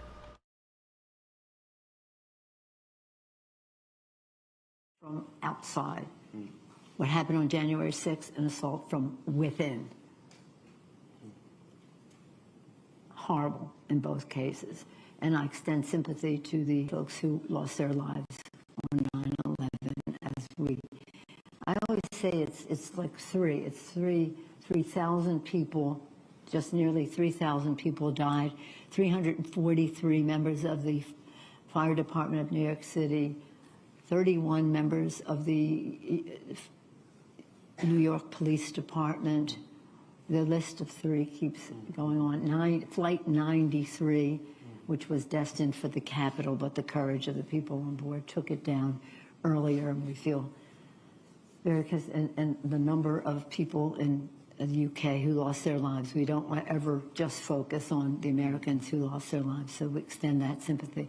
But in any case, it all is about the role of government, the trust that people will have in it. And that is probably part of the challenge that we have, because we had 4 years of complete disdain for governance, for science, for, it was really, shall we say, personality oriented, and it's not gone. And let me just say in that that president, he did not create those problems I mentioned, but he galvanized them of every place. He galvanized them, and the social media enabled that. 2 million QAnon finding like-minded thinking people in the social media. Thank Facebook for 2,000 million members of QAnon. So we have to look at less, but a double-edged sword. So it is, we all have, but we see, you know, everybody, it's all a lesson for and manifestation that or governance or people or life or science or whatever is. But I feel honored to share some of these views, them in the exuberance of my magnificent, diverse caucus in all of this. But I respect governance, and I respect members of to the table, and I think it is important that we have not one party pulling all the time, but that we have that bipartisanship. I know that have that presentation on your presenters, and I feel very honored to be included among them. Thank you for the things that you are part of, and thank you for the invitation to be here today. My pleasure. Speaker Pelosi, you met here that centenary, we were looking at the one by Madeleine Albright, and when she up there, well, she said, democracy is, I don't remember the rest of the quote, I should be able to remember it, but I remember the first line, is up today. It is a process, obviously absolutely in the thick of, helping lead, but it is one amongst all the community of democracies to begin warnings, and the hopes are ones I think we share. We take great inspiration and from the things you've achieved and are continue to achieve. We didn't get the question about 2022, and we're definitely not going to take that now. So, no. Let me say, though, that Madeleine's quote, when I saw it, said very much like words that John and he said, democracy is like an Eisen, we're all to it, and it's a beautiful thing. Well, with that, the much better closing line in mind, can we have a very, very strong hand for Speaker Pelosi, please? Again, everybody, that was Speaker Pelosi out in London this morning. Here's a live now look just outside of the Fox News headquarters in New York, New York. We are moments away from a live report with Fox 13 Tampa's Kelly Cowan on the Gabby Petito case. Meanwhile, everybody, we have an In Case You Missed It segment this morning, listening into the latest update from police. So here's what we're going to do here today. We're going to have a statement by Chief Todd Garrison of Northport Police Department, followed by Gabby's father, Joe Patito. After he speaks, he's not going to take any questions. Chief Garrison will take a few questions, and we'll do the best we can on that. So, Chief Todd Garrison, thank you.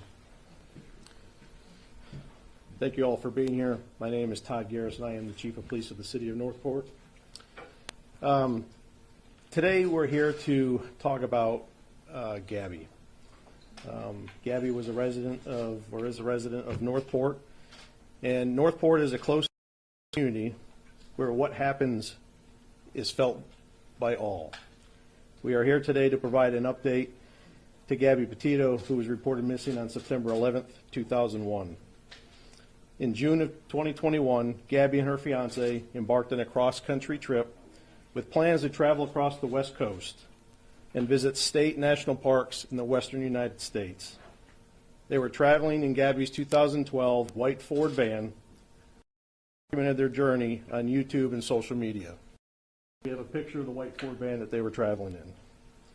She maintained regular contact with her family members during her travels. However, that communication abruptly stopped around the end of August. Gabby is a vibrant 22-year-old with a love for life and adventure. She's a daughter, a sister, and a granddaughter.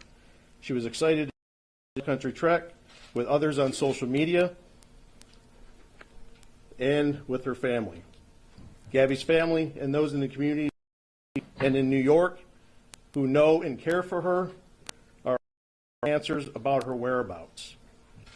We have investigators working diligently around the clock, as well as with the FBI.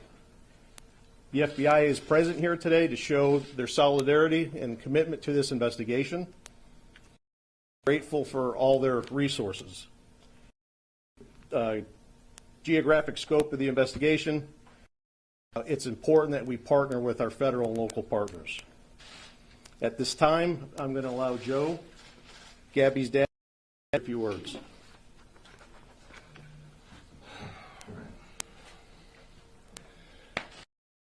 What I need from everybody here is help, because the goal is still not met, and that goal is to bring Gabby home safe.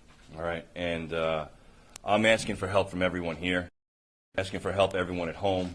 I'm asking for help from the parents of Brian, and I'm asking for help of the and friends of the Laundrie family as well. There is you can call whatever you can do to make sure my daughter comes home. I'm asking for that. There's nothing else that matters to me. This girl right here, that is it. Anything else, it comes second to this. Thank you. Thank you, Joe. Our focus is to finding Gabby, and we are pleading with people out there to give us information, point us in the direction that we need to be. Let's find Gabby. Gabby and her family deserve that. Right now, I'll go ahead and answer a few questions that I can. Today you reached out on Twitter to, have you heard from him yet? I have not. Is there any criminality suspected in the case, or is this just a missing person? Right now, we are investigating a missing person case. So no criminality suspected?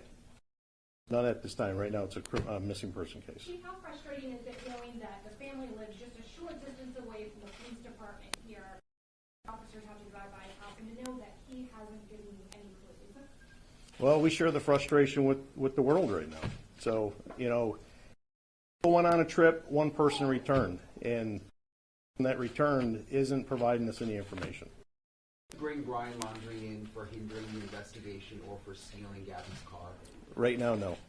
Have you guys learned anything from the van or from the phones at all? Right now, we're still analyzing all that data, which takes time to forensically analyze all that. Is the body cam video out of Moab, is that offering any sort of maybe what potentially happened? Are you using that as part of your investigation? We look at everything that's coming in.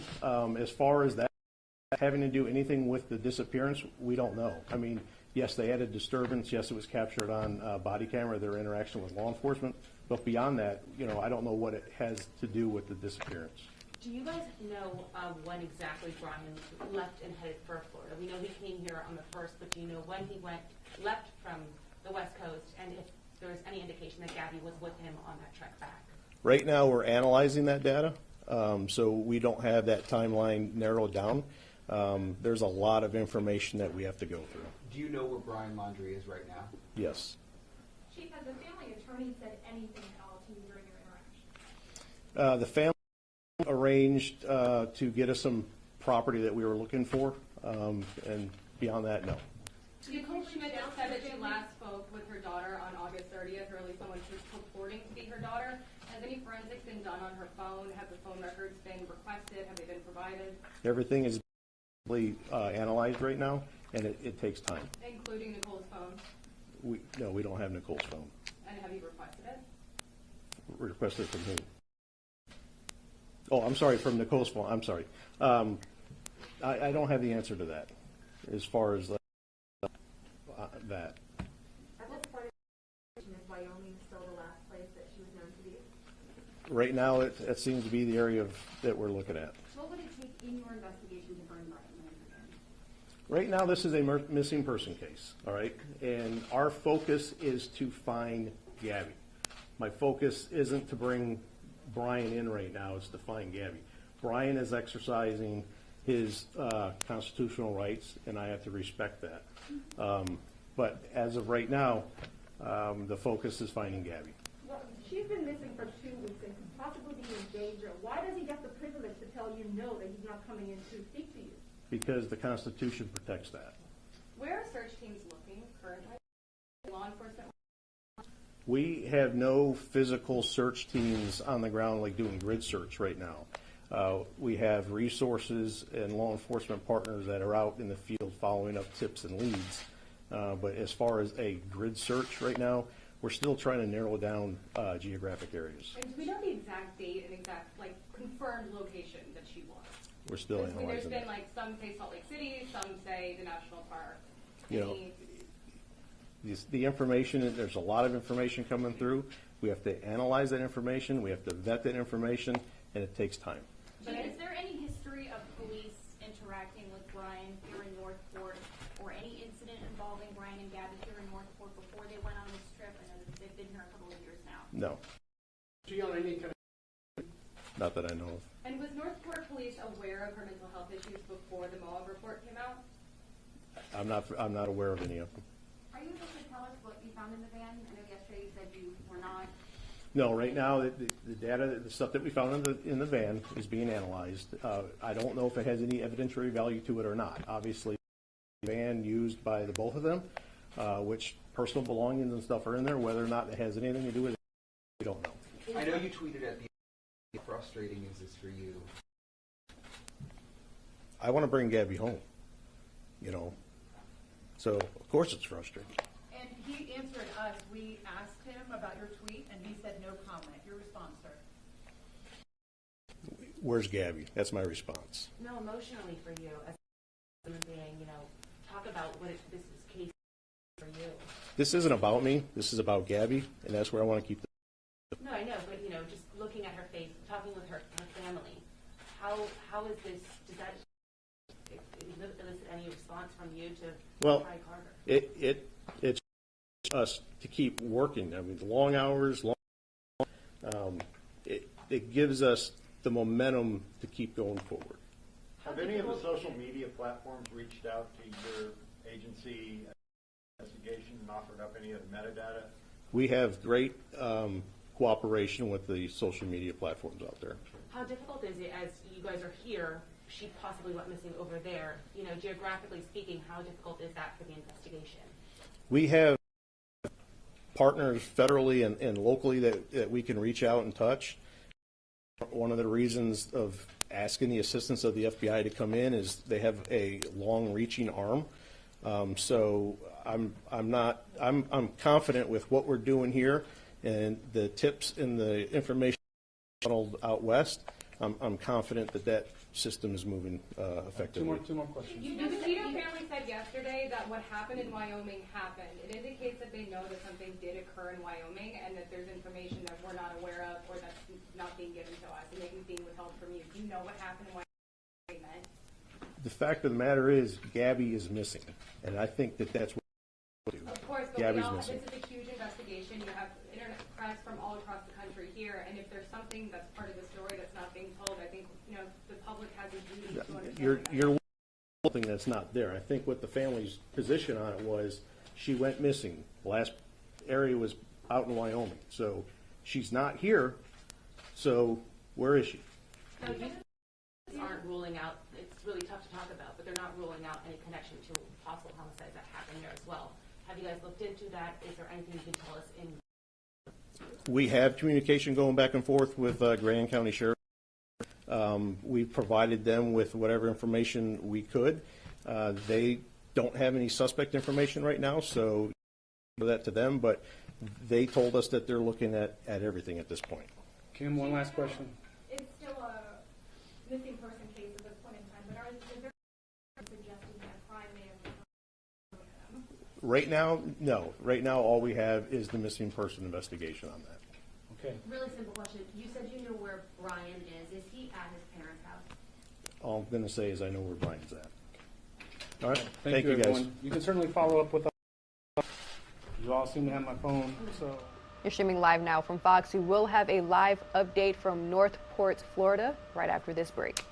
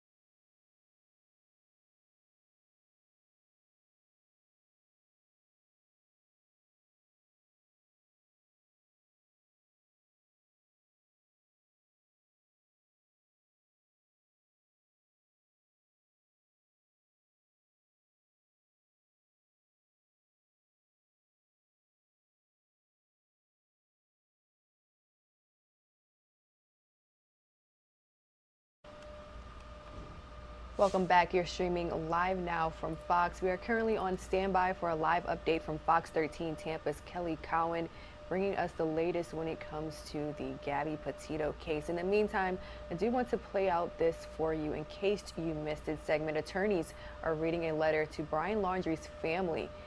Let's go ahead and listen in. Christopher and Rebecca Laundrie, we are writing this letter to ask you to help find our daughter.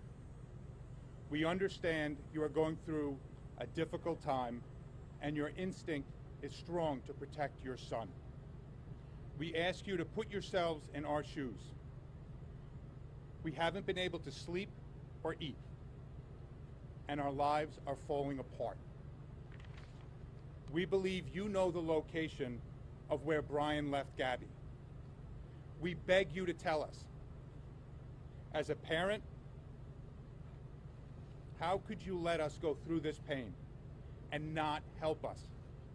As a parent, how could you put Gabby's younger brothers and sisters through this?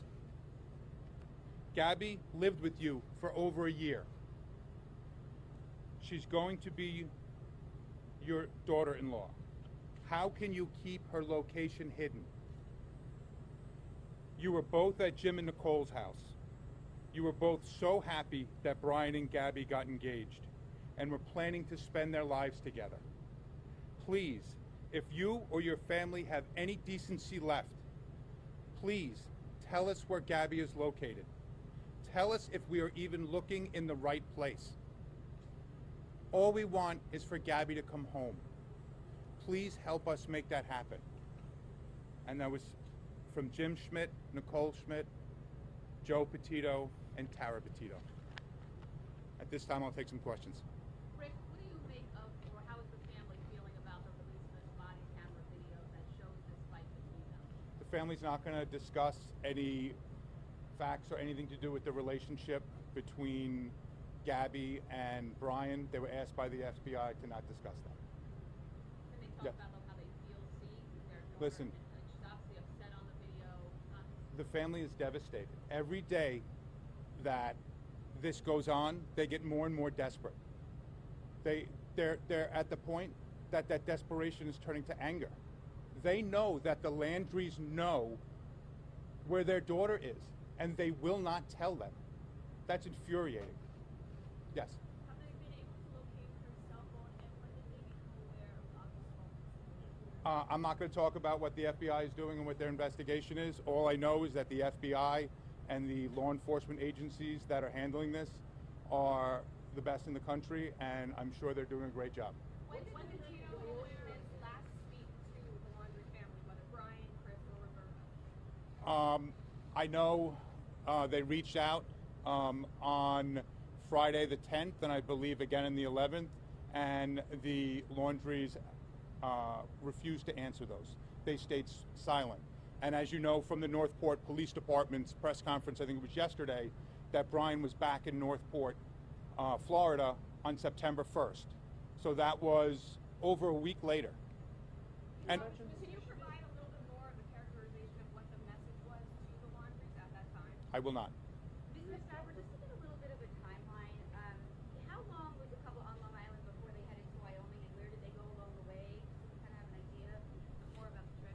I know they were out here.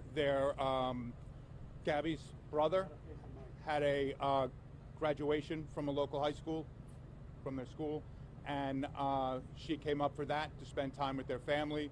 And then I believe on July 2nd, they began their trip. When did the parents become aware of the incident? I'm sorry. The incident on August 12th. They become aware. I'm not going to discuss when they became aware of the videos or anything to do with the videos. Thank you. Were they aware of the incident? Were they aware of the incident at any time with August 13th, 14th, 15th? Were they aware that that happened? Again, we're not going to discuss anything about that incident. We were asked by the FBI to not discuss it. Okay, in regard to the presser today. Mr. Schmidt, can you give us the latest on him? Is he working on some type of a search, a grid search? Jim Schmidt is out in Wyoming, as you guys know. He felt he needed to be there. We have family in New York and in Florida, and he felt he needed to be out there to be the contact person as well as to do what he can out in Wyoming. I'm not going to get into his specifics, what he's doing, but again, the whole Petito and Schmidt family is doing everything they can to find Gabby. In regard to the Florida presser, the police chief who gave that today, he said that Landry's lawyer provided some property that they requested. Do you know anything about that? We don't know anything about that. Again, I'm not going to comment on what the police are doing. I know they're doing a great job. And I just hope everyone, again, pulls together and helps us find Gabby.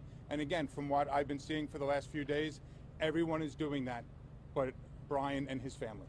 In regard to the questions they were asking about ADD, not ADD, the mental OCD and the conditions or the disorder that she was referring to. Is there any comment on that? I'm not going to comment on that. Remember the August 30th text? Is there any other, she had implied she had received a message on August 30th with detail. Like, can we talk about that now? I'm not going to get into the content of the message. I believe that's out there. It could be, but what I will say is that the Petito and Schmidt family don't believe that message was sent from Gabby. And Mr. Stafford, they were engaged. We've heard kind of varying things, but according to the letter, they were at the time of, as of 2 weeks ago, were they still engaged? It's my understanding they were engaged, and I know they decided with the pandemic they couldn't have a wedding or the wedding they wanted, so that was put on hold, and they decided to go on their trip instead. And was the plan eventually to drive back in the van? I know Portland, Oregon was like I think one of the final destinations. They mentioned maybe California and the body cam video, but was the plan to always come back in the van together? From what I know, they were going to go to Oregon on by October 2nd, and they were going to spend time there. I don't know what they planned on that afterwards, but I do know that since they were supposed to be out there till August 2nd, Brian's family knew that when he showed up on September 1st, that, they knew that was against their, their plan. And again, when the police showed up over a week later, they already had an attorney's name and contact information for the police. So again, we're asking the Laundrie family to come forward and tell us what you know. Tell us at least where to look. And the August 30th text, I know you can't say what it is, but what about it made it pretty clear to the mom it's not her daughter? Was it just not the way she usually speaks? Can you just characterize it a little bit? I'm not going to get into that. I'm just going to say the family doesn't believe that was her with the text. Anything else? Thank you very much, guys. And I do have copies of the letter, and I can hand them out.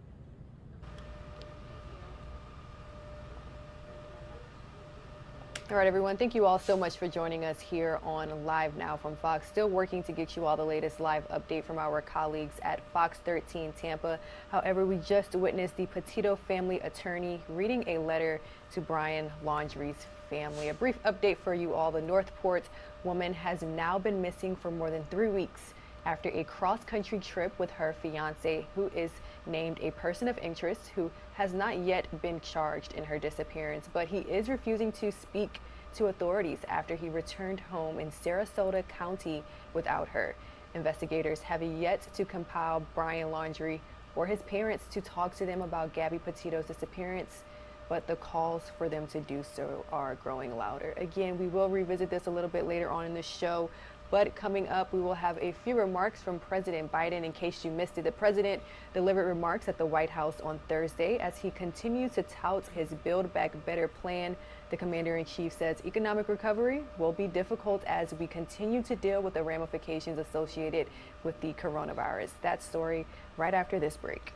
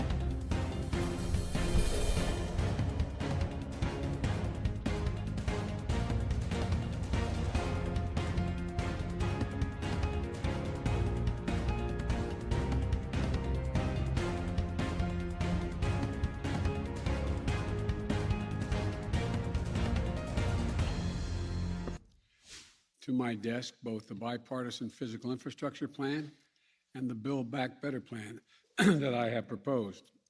And I've said many times before, I believe we're at an inflection point in this country.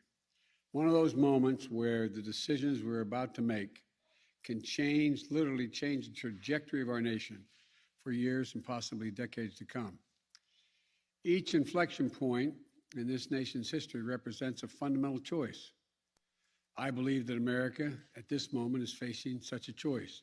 And the choice is this: are we going to continue with an economy where the overwhelming share of the benefits go to big corporations and the very wealthy?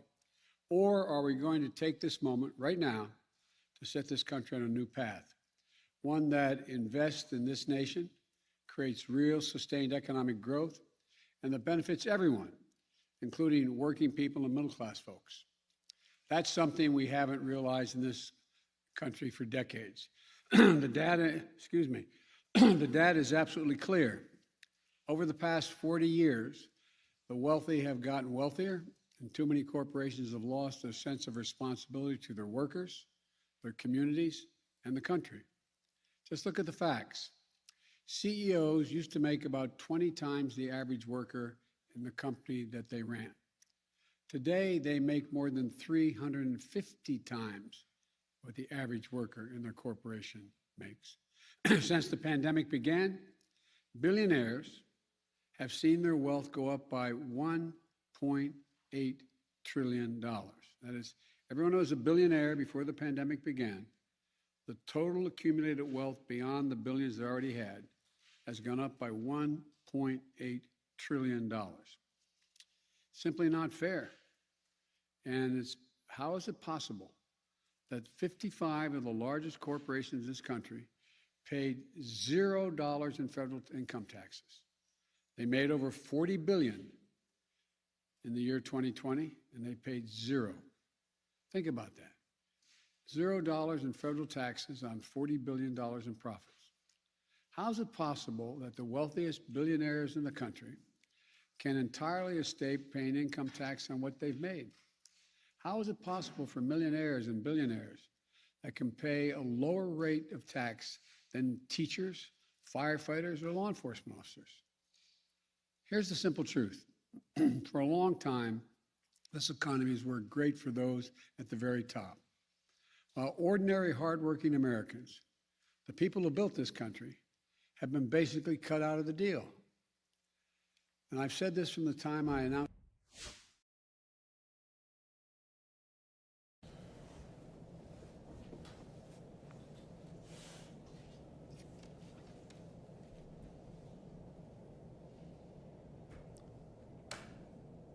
Good morning, everyone, and thank you very much for joining us today. Our purpose, as you know, is to strengthen our collective response to the climate crisis. No challenge will have a more significant impact on the world or require a greater level of international cooperation. And no challenge ranks higher on the list of global priorities for this administration. Since we convened this group in April at the Leaders Summit, the international scientific community has issued a stark warning. Last month, the Intergovernmental Panel on Climate Change, in a report that all our governments reviewed and embraced, presented the irrefutable evidence of the crisis now upon us. As context for our discussion today, I just wanted to highlight a few key findings. First, the report included important measures of how we're already altered our climate. There's more carbon dioxide in the atmosphere today than there has been in 2 million years. As a result, the planet is warming rapidly. As we strive to limit global warming to 1.5 degrees Celsius above pre-industrial levels, we now know that we have already seen temperatures rise 1.1 degrees Celsius. Second, the report looked at how this is already affecting life on Earth. Every area of the planet is now impacted by climate change. Many of the extraordinary weather events we've recently experienced would have been, and I quote, virtually impossible without human-induced warming. Finally, we know what's needed now. To keep warming below 1.5 degrees Celsius over the long term, emissions must fall rapidly this decade, and they must reach net zero around 2050. The good news is this. According to the IPCC, if we do what's required, global temperatures will stabilize in just a couple of decades. We can avert the worst potential consequences of the crisis. That's our charge now. The science is clear, and it's up to the countries assembled here today to lead a decisive global response. With that, it's now my honor to introduce the President of the United States, Joe Biden. It's good to see you all. Good morning. Thank you, Secretary Blinken, and a special thanks to Special Envoy Kerry. John's been a friend for a long time, and I have absolute trust in his leadership on this issue. We're honored to host all of you today as a follow-up to the Leaders Summit Climate we hosted back in April. That summit made good on a commitment that I made to the American people, that the United States would return immediately to the world stage and address the climate crisis. I wanted to show that we're at an inflection point and that there's a real consensus that while the climate crisis poses an existential threat, there is a silver lining. The climate crisis also presents real and incredible economic opportunities to create jobs and lift up the standard of living for people around the world. And I want to thank you and your efforts so far I need to tell you the consequences of inaction, but you all actually know it. It's somewhat presumptuous of me to say this, but over the last 2 weeks, I've traveled across the United States to see the damage and destruction from record hurricanes, record floods, and wildfires. China continues climate continues to change across Europe, Africa, and Latin America, and you've endured massive flooding. Fires have raged across Australia and the Amazon and the Russian tundra. In Siberia, I found it almost unbelievable. Temperatures reached 118 degrees inside the Arctic Circle. The finding from the new Intergovernmental Panel on Climate Change represents a code red for humanity. And the time to act is really narrowing, as the Secretary just pointed out, to get too close to a point of no return. We don't have a lot of time. So we have to act, all of us. We have to act now. When we met in April, we agreed to strengthen our efforts as we head to COP26 in Glasgow. Today, I've called us together again to candidly assess our progress. I'm grateful to those of you who've strengthened your contributions under the Paris Climate Agreement and put forward ambitious targets for 2030. And thanks to your leadership, countries representing more than half of the global GDP are committed to taking steps that will keep us within reach of our joint pursuit of limiting warming to 1.5 degrees Celsius. But we know there's still a lot of work to do. And if anything, our job, in my view, has grown more urgent. The countries representing the major economies forum account for 80% of global emissions. Without adequate commitments from every nation in this room, the goal of limiting and warming to 1.5 degrees slips through our hands, and that is a disaster. And here's what I believe we have to do right now, and what we're advancing here in the United States. We have to bring to Glasgow our highest possible ambitions. Those that have not yet done so, time is running out. For our part in America, I'm working to pass historic investment and to modernize our climate resilient infrastructure, to build a clean energy future that creates millions of jobs and ushers in new industries of the future. As part of this work, the United States is committed to reduce greenhouse gas emissions between 50 and 52% below 2005 levels by the year 2030. And, we've set a goal that by 2025, our power sector will be free of carbon. And 2030, 50% of the cars sold in the United States, we believe, should be and must be electric vehicles. A further step we're working with the European Union and other partners to launch is a global methane pledge to reduce global methane emissions by at least 30% below 2020 levels by 2030. This will not only rapidly reduce the rate of global warming, but it will also produce a very valuable side benefit, like improving public health and agricultural output. We're mobilizing support to help developing countries that join and pledge to do something significant, pledge and seize this virtual opportunity. We've already taken big steps domestically to tackle these emissions and create good-paying jobs, introduced by plugging leaks and capping abandoned wells and gas wells. We believe the collective goal is both ambitious but realistic, and we urge you to join us in announcing this pledge at COP26. Now, we also have to make additional progress to support developing countries. At the Leaders Summit in April, I announced the United States is working to double our climate finance, triple our support for adaptation by 2024 for developing nations. And I can assure you that we're looking for ways to go even further toward meeting the collective goal of mobilizing $100 billion a year from the developing world and for them. Our emphasis this year is going to be on building ambition on the road to Glasgow. Glasgow is not our final destination. Whatever commitments we make at COP26, we must all resolve together in Glasgow to continue strengthening our ambition and our actions next year and throughout the decisive decade to keep us at below 1.5 degrees and keep that within reach. That's why this forum, I believe, is so important. And it was an important driver in the Paris Climate Agreement. You know, we got to continue to play a vital role going forward. At this critical juncture, the start of a decisive decade, I'd like to use this forum to forge a political momentum and consensus to drive concrete actions in 4 key spheres of energy: industry, land, the ocean, and I want to be clear, this forum will complement, not substitute for other forums.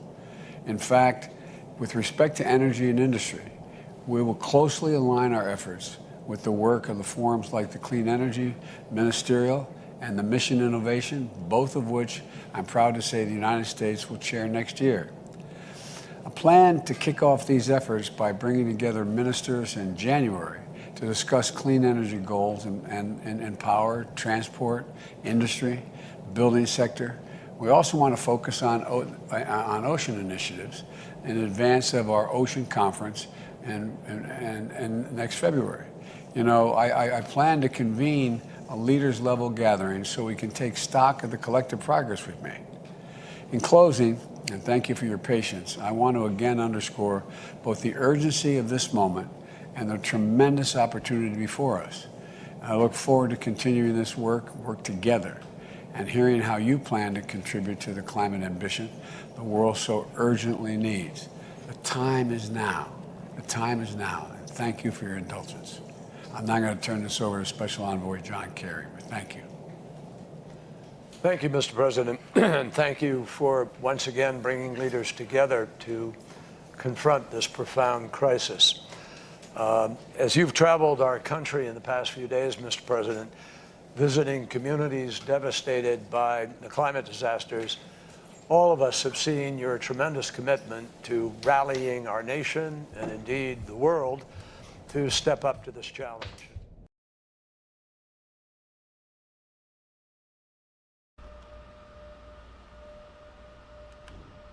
All right, guys, it looks as though we lost that feed. However, we were just now listening into a few remarks from President Biden. He was also joined by the Secretary of State, Antony Blinken, delivering a few remarks on climate change, also hosting a virtual discussion discussing the changes that we are seeing across the world when it comes to the climate crisis, as he calls it.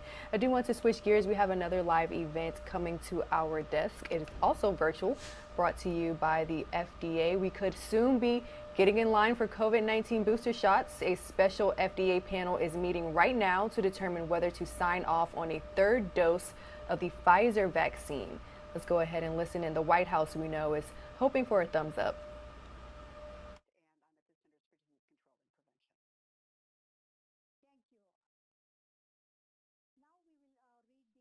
Conflict of interest statement for the public record.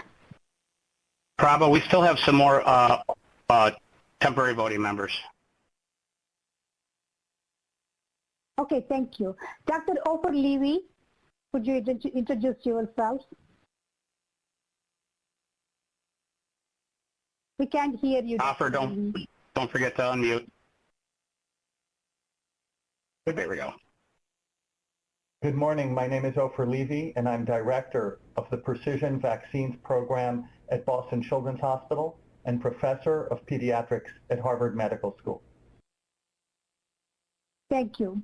Next, Dr. Pamela McInnes. Good morning, Pamela McInnes, past Deputy Director at National Center for Advancing Translational Sciences at the National Institutes of Health. Thank you. Appreciate it. Thank you, Dr. Stanley Perlman.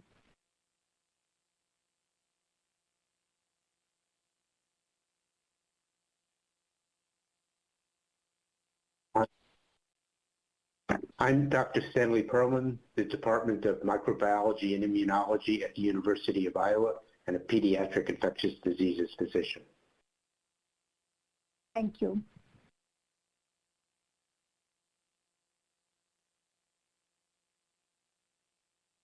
Okay, so let me.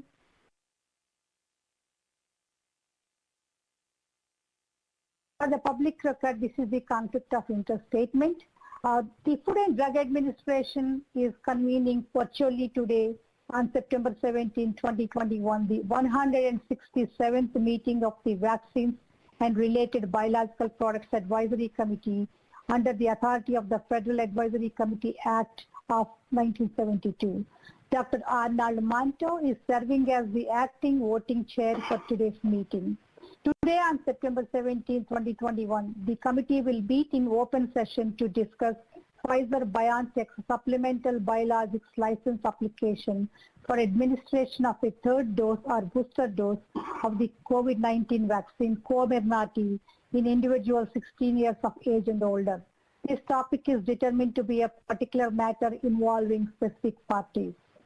With the exception of the industry representative member, all standing and temporary voting members of the WERPAS are appointed special government employees, SGEs, or regular government employees from other agencies and are subjected to federal conflicts of interest laws and regulations. The following information on the status of the committee's compliance with the Federal Ethics and Conflicts of Interest laws, including but not limited to 18 United States Code Section 208, is being provided to participants in today's meeting and to the public. Related to the discussions at this meeting, all members, RGE and SGE consultants of this committee have been screened for potential financial conflicts of their own as well as those imputed to them, including those of their spouse or minor children, and for the purpose of 18 U.S. Code 208, their employers. These interests may include investments, consulting, expert witness testimony, contracts and grants, cooperative research and development agreements or CREDAs, teaching, speaking, writing, patents and royalties, and primary employment. These may include interests that are current or under negotiation. FDA has determined that all members of this advisory committee, both regular and temporary members, are in compliance with the Federal Ethics and Conflicts of Interest laws. Under 18 U.S. Code Section 208, Congress has authorized FDA to grant waivers to special government employees and regular government employees who have financial conflicts of interest when it is determined that the agency's need for a special government employee's services outweighs the potential for a conflict of interest created by financial interest involved, or when the interest of the regular government employee is not so substantial as to be deemed likely to affect the integrity of the services which the government may expect from the employee. Based on today's agenda and all financial interests reported by committee members and consultants, there have been one conflict of interest waiver issued under 18 U.S. Code 208 in connection with this meeting. We have the following consultants serving as temporary voting members, as you have seen before: Dr. Ovita Fuller, Dr. James Hildreth, Dr. Janet Lee, Dr. Ofer Levy, Dr. Pam McGinnis, Dr. Arnold Manto, Dr. Stanley Perlman, Dr. Eric Rubin, Dr. Mark Sawyer, and Dr. Melinda Wharton. Among these consultants, Dr. James Hildreth, a special government employee, has been issued a waiver for his participation in today's meeting. The waiver was posted on the FDA website for public disclosure. Dr. Paula Annunziato of Merck will serve as the industry representative for today's meeting. Industry representatives are not appointed as special government employees and serve as non-voting members of the committee. Industry representatives act on behalf of all regulated industry and bring general industry perspective to the committee. Industry representative on this committee is not screened, does not participate in any closed sessions if held, and do not have the voting privileges. Dr. J. Portnoy is serving as the temporary consumer representative for this committee. Consumer representatives are appointed special government employees and are screened and cleared prior to their participation in the meeting. They are voting members of the committee. Today's meeting has one external speaker from the Centers for Disease Control and Prevention, CDC, which is Dr. Sarah Oliver. The guest speakers of this meeting are Dr. Sharon Elroy Price, who is the Director of the Public Health Services, Ministry of Health in Israel, and also Dr. Ran Milo, a professor on Plant and Environmental Sciences Department, the Charles and Louis Gardner and Professional Chair of Weizmann Institute of Science in Israel, and Dr. Jonathan Stern, a professor of medical statistics and epidemiology within Bristol Medical School at University of Bristol, UK. Disclosure of financial conflicts of interest for speakers and guest speakers follows applicable federal laws, regulations, and FDA guidance. FDA encourages all meeting participants, including open public hearing speakers, to advise the committee of any financial relationships that they may have with any affected firm, its products, and if known, its direct competitors. We would like to remind standing and temporary members that if the discussions involve any other products or firms not already on the agenda, for which a participant has a personal imputed financial interest, the participant need to inform the DFO and exclude themselves from such involvement and their disclosure. Then their exclusion will be noted for the record. This concludes the reading of my conflict of interest statement for the public record. At this time, I would like to hand over the meeting to our chair, Dr. Arnold Manto. Dr. Manto, take it away. Thank you.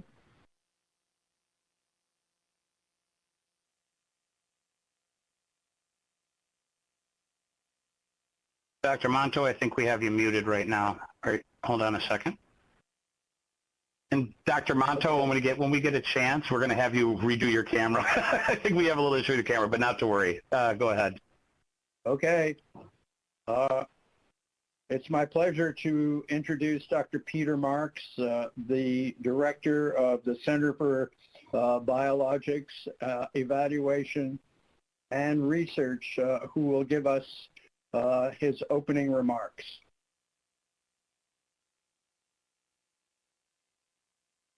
Thanks, Dr. Monto. Good morning and welcome to the committee members, FDA staff, the sponsor, and the public viewing this meeting today. This committee advises the agency in discharging its responsibilities as they relate to helping ensure safe and effective vaccines. Over the past year, the committee has participated in some of the most important decisions made by the FDA in recent memory, contributing markedly to public health. Thank you so much for your continued service. Also, tremendous thanks go to all the FDA staff who have worked tirelessly through this pandemic to facilitate the availability of potentially life-saving medical products. Today, the committee will consider the application from Pfizer for the administration of a third dose of their COVID-19 mRNA vaccine approximately 6 months following a primary vaccination series.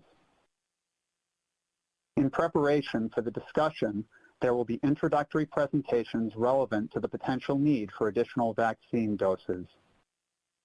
We know that there may be differing opinions as to the interpretation of the data regarding the potential need for additional doses, and we strongly encourage all the different viewpoints to be voiced and discussed regarding the data, which is complex and evolving. And it also requires near real-time analyses. We're committed to focusing on the science and will drive our decision-making and will carefully consider those data in the context of the clear and obvious public health need to continue slowing the spread of COVID-19, which at this time is leading to the deaths of close to 2,000 Americans each day. That said, as we proceed, I would ask that we do our best to focus our deliberations on the science related to the application under consideration today and not on operational issues related to a booster campaign or on issues related to global vaccine equity. If we stray into those latter topics, the chair and I will gently bring us back into the scope of this advisory committee meeting. I'll be present all day to assist as necessary and look forward to a very productive meeting. Thank you so much again today. We look forward to a very robust discussion. Thank you.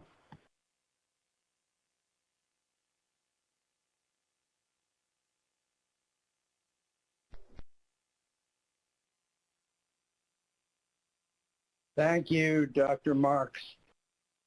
I would like to introduce Dr. Marion Gruber, Director, Office of Vaccines Research and Review, who will introduce the topic.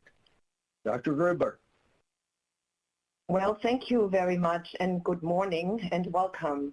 My name is Marion Gruber, and I'm the Director of the Office of Vaccines Research and Review. This is likely my last VRPAC meeting that I attend in my position as Director of the Office of Vaccines. I'm retiring from federal government service on October 31st after a very fulfilling and rewarding career as a public health servant at FDA, and for that I'm grateful. I would like to take a few minutes to thank the members of the VRPAC, both past and present, for lending their scientific expertise over the many years that helped us to address many challenging and complex scientific and clinical issues pertaining to preventive vaccine development and to assure that the vaccines we license are safe and effective for their intended use. I also want to thank the American public. It has been a privilege to serve you. All of my actions and decisions over my 32-year FDA career have been grounded in science, with you in mind and in the best interest of your health and safety. And I will continue to hold fast to these principles moving forward. And now to today's topic, which is the application for licensure of a booster dose of community COVID-19 vaccine mRNA. Can I have the next slide, please?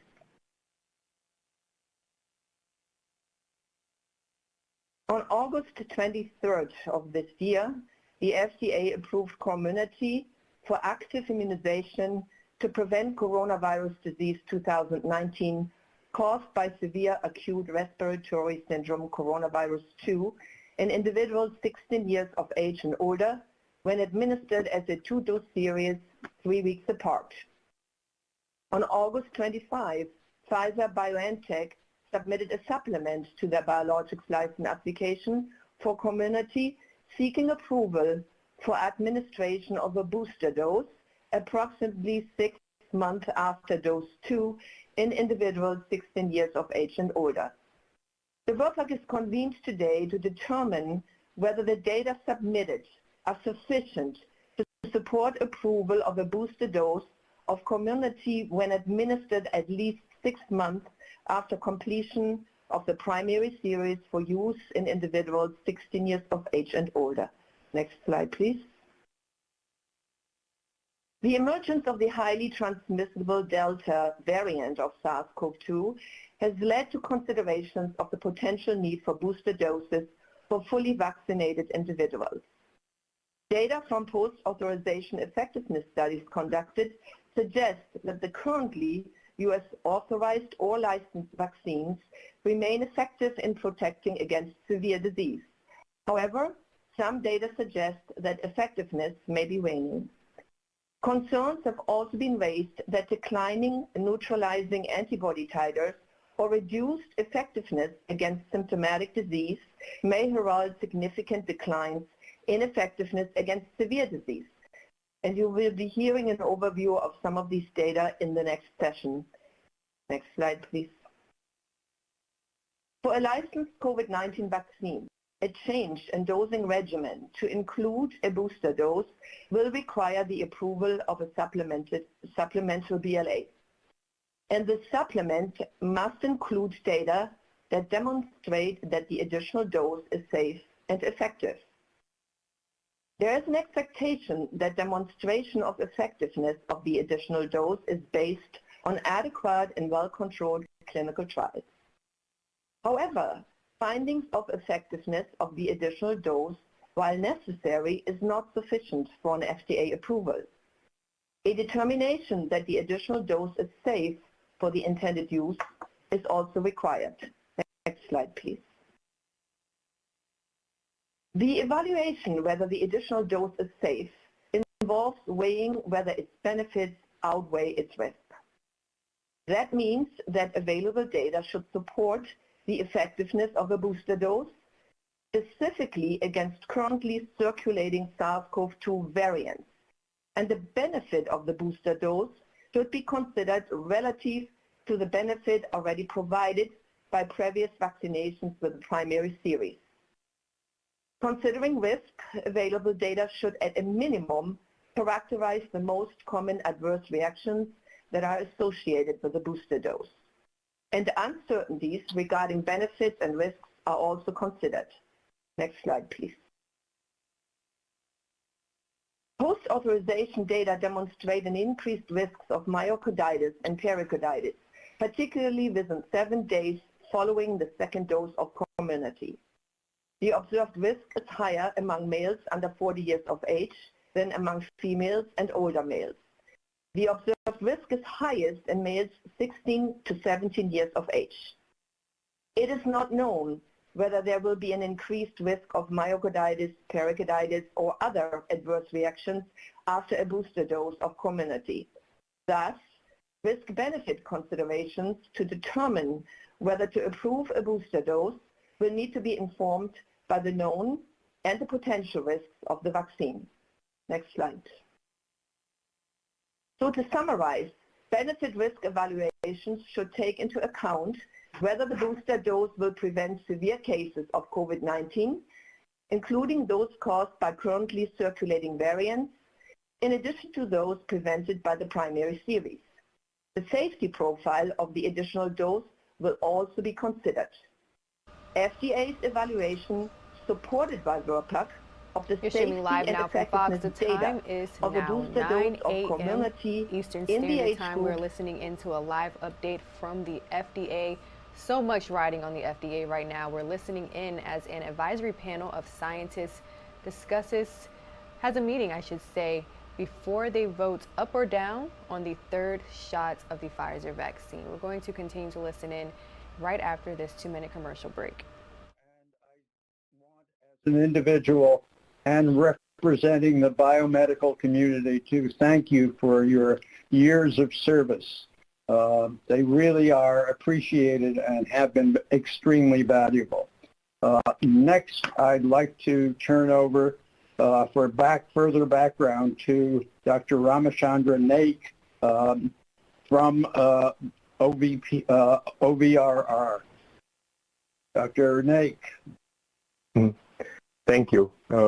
Good morning, everyone. My name is Ramachandra Naik from the Division of Vaccines and Related Products Applications in the Office of Vaccines, and I am the Review Committee Chair for this supplemental BLA. I'm going to provide background for today's Advisory Committee meeting regarding Pfizer-BioNTech supplement to the BLA for the mRNA COVID-19 vaccine Comirnaty for a booster dose in individuals 16 years of age and older. This is the outline of this background talk. This provides brief description of the licensed vaccine, that is Comirnaty, overview of Comirnaty supplemental BLA and the clinical package, and overview of today's agenda, and finally voting question to the committee. Comirnaty was licensed on August 23, 2021. This is the only approved COVID-19 vaccine in the U.S. The vaccine is indicated for prevention of COVID-19 caused by SARS-CoV-2 in individuals 16 years of age and older. Comirnaty is administered intramuscularly as a primary series of 2 doses 3 weeks apart. Each 0.3 ml dose of Comirnaty contains 30 micrograms of a nucleoside-modified messenger RNA encoding the viral spike glycoprotein of SARS-CoV-2. Topic for today's Advisory Committee meeting, the booster dose supplement to the BLA for Comirnaty.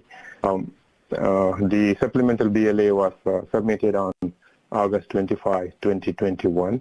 A single 0.3 ml dose of Comirnaty containing 30 micrograms mRNA is supposed to be administered approximately 6 months after the second dose in individuals 16 years of age and older. The clinical package includes safety and immunogenicity data from approximately 330 participants who were re-enrolled to receive a booster dose of Comirnaty approximately 6 months after completing the primary series of 2 doses. Breakdown of these subjects and details of the data will be provided in later presentations by Pfizer and the FDA. This is the overview of today's agenda. After this introduction and background, CDC's Dr. Sarah Oliver is going to present the epidemiology of pandemic CDC, Delta variants, and breakthrough infections, followed by Dr. Jonathan Stern's presentation. He's a professor at University of Bristol. He's going to present data on real-world effectiveness of COVID-19 vaccines. Later, Dr. Sharon Elroy Prius. Oh, don't see the slide.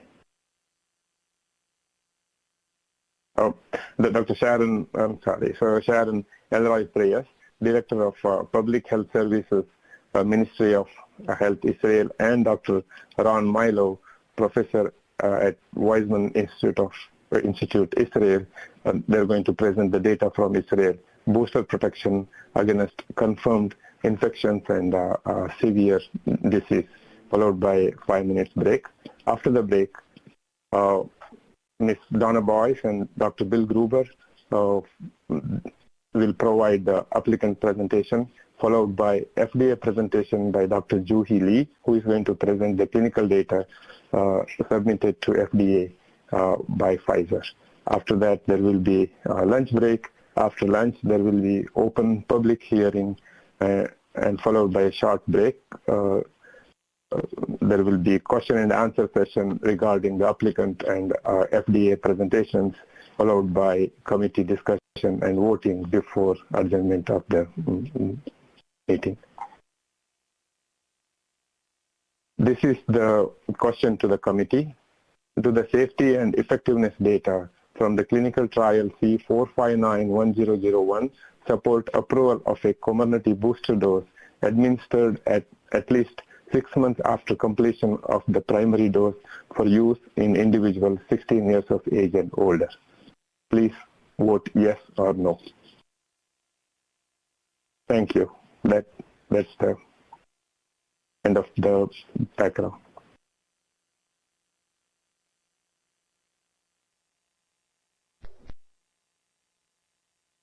Thank you, Dr. Knight. Next, I'd like to turn over to Dr. Sarah Oliver of the Division of Viral Diseases, CDC, who will update us on the epidemiology of pandemic CDC Delta variant breakthrough infections. I assume that CDC identified, not at the CDC. I'd like to make sure that the speakers from now on will stick to time. We are going to have some real problems if we go over, because we have a very important discussion at the end of the day, and that's why I skipped the questions that are on the agenda for Dr. Knight. We'll get to some of those later on. I believe we need very much to keep our focus on the next talks. Dr. Oliver, please. Thank you so much, and good morning. So today I'll look at COVID-19 cases and hospitalizations, COVID vaccines administered, and COVID vaccine effectiveness. We'll look at estimates for VE over time, VE during times of the Delta variant, and VE for older adults. So first, for COVID cases and hospitalizations.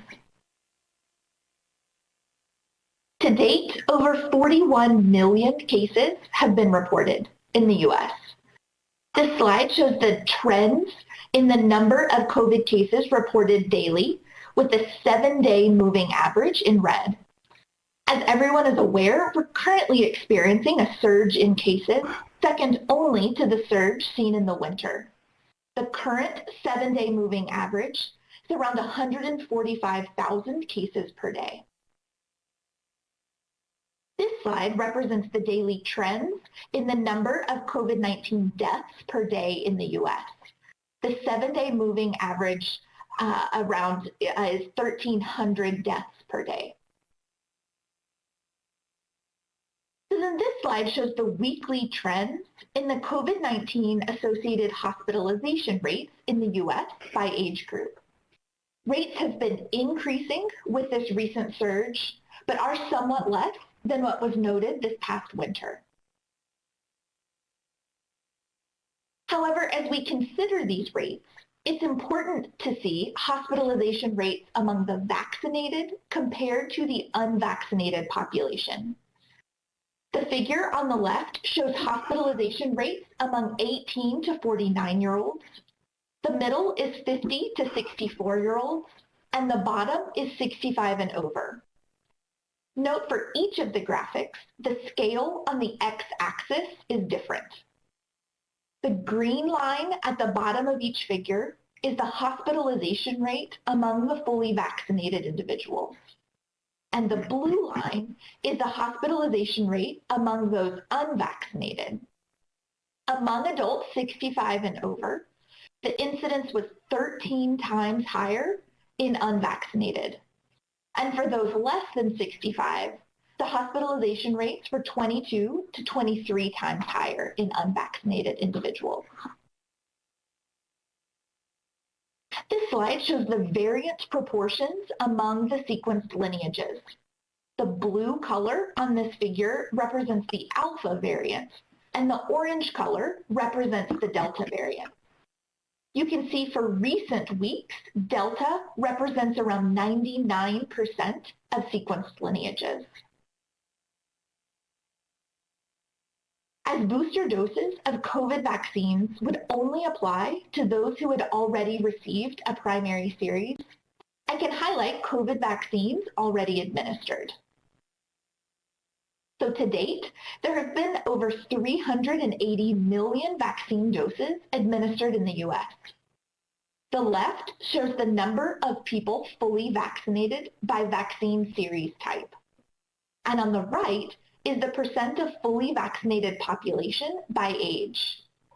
63% of those 12 and over, 65% of those 18 and over, and over 82% of those 65 and over are fully vaccinated. So this figure shows the daily trends in doses administered over time. We hit a peak of around 3 to 4 million doses delivered per day in the spring, with a decline into the summer. However, the average number of doses administered has increased since mid-July. This slide shows the proportion of the population receiving at least one dose. Among older adults in purple, those 65 and over at the top, 90% or more have received at least one dose. And among younger adults and adolescents in yellow, around 50 to 60% have received at least one dose. So now to move to COVID VE estimates. First, we'll look at data available over time. I want to highlight some recent publications that we're pulling data from, listed here. This slide shows the VE estimates against hospitalization from studies listed on the previous slide. You can see VE estimates have remained high over time. This slide shows VE estimates against infection over time. We've seen some decreases in VE estimates for the last 1 to 2 months. There are a variety of reasons where we could be noting this decline. One aspect could be waning of immunity due to time since primary series. However, there is another factor to consider as well. As we've described previously, since earlier this year, we've noted increases of the Delta variant. In late May, Delta was around 7% of sequenced isolates, and by mid-July, this was up to 94% of sequenced isolates. The impact of the Delta variant leads us to this next aspect. What is VE with the Delta variant? So this slide shows results of studies that compare pre-Delta versus Delta estimates for VE. Infection or symptomatic disease is on the left, and hospitalization or severe disease is on the right. In studies comparing pre-Delta and Delta time points, pre-Delta VE estimates are high. VE against infection ranged from 72 to 97%, and against hospitalization from 84 to 97%. Since the introduction of the Delta variant, VE against infection has ranged from 39 to 84%, and VE against hospitalization has remained high from 75 to 95%.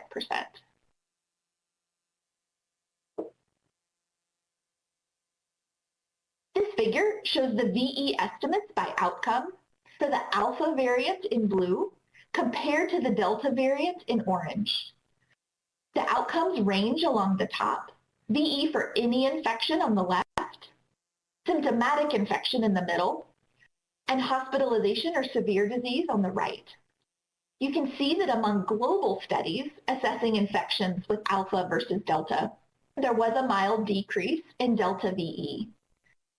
This may be due to a variety of factors that can impact these results and variation by country, including differences in study methods, different intervals between doses, and timing with vaccination and the variant increases. This is a summary of VE estimates since the introduction of the Delta variant. The colors correspond to the vaccines assessed in the study. This highlights that regardless of the vaccines evaluated, all vaccines have remained effective in preventing hospitalization and severe disease, but may be less effective in preventing infection or mild illness recently. The reasons for this lower effectiveness likely include both waning over time and the Delta variant. So next, to address VE for older adults. This slide shows unpublished COVID-19 data with VE against COVID-19 associated hospitalization among fully vaccinated patients 18 years of age and over by age group and month. COVID-19 conducts hospitalization surveillance with 14 states, representing around 10% of the US population. Patients must be a resident of the surveillance area and have a positive SARS-CoV-2 test within 14 days prior to or during the hospitalization. Chart reviews are conducted. Data presented at last month's ACIP meeting showed a lower VE in those 75 years and over. However, we're constantly getting updates to the data with backfill for previous months. With these updates, the COVID-19 data through July now show that the VE against hospitalization in adults 75 and over remains over 88%, while the VE for this oldest age group has consistently been slightly lower than the other age group, it has remained quite high and generally stable for the last several months. So then this slide shows data from the Vision platform evaluating VE against hospitalization, as well as urgent care or ED visits. VE against both outcomes was consistent, at least 82% or higher, through at least 16 weeks after the second dose. Note this data is through June of 2021 and may not represent a full picture with VE with the Delta variant. This study highlights VE for symptomatic infection with the Pfizer vaccine for several of the recent variants of concern. Adults 60 years of age and over are in the light blue. VE against symptomatic infection in adults 60 and over is high, but some decreases are noted against variants of concern. However, it's important to note that these differences were not significantly different. There were small numbers and very wide confidence intervals for several of these variants. These figures show VE by age and time since vaccination. Infection is on the left and severe disease is on the right. Adults 60 and over are in light blue. Effectiveness against infection was over 60% in the first 5 to 9 weeks after vaccination, with a gradual decline. Protection against severe disease has remained stable, with a decline noted in those 60 and over after 25 weeks. However, also note the very wide confidence intervals for these later estimates. This slide highlights VE against hospitalization by time since vaccination in adults 65 years of age and over. VE has decreased slightly over time, but remained high.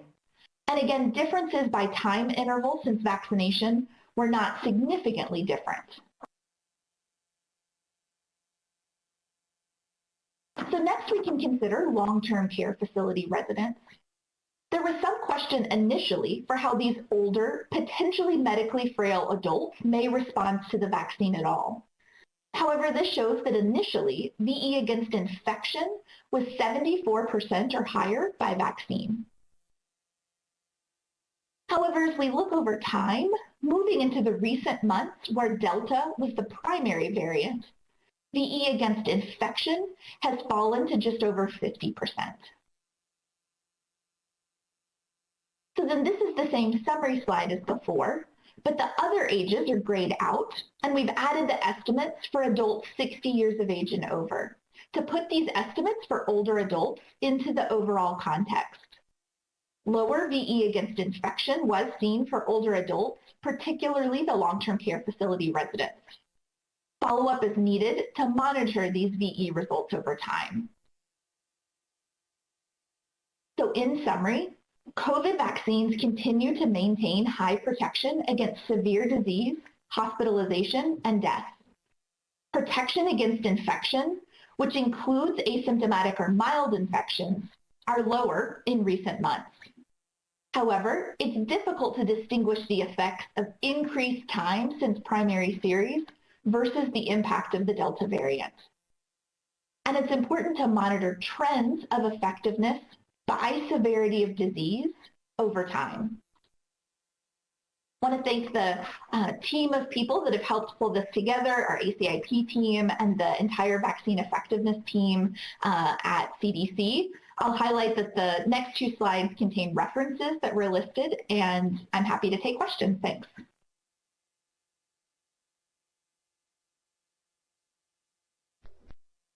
Thank you so much, Dr. Oliver, and thank you for keeping us to time. We do have time for a few questions before we move on to the next presentation. Dr. Gans.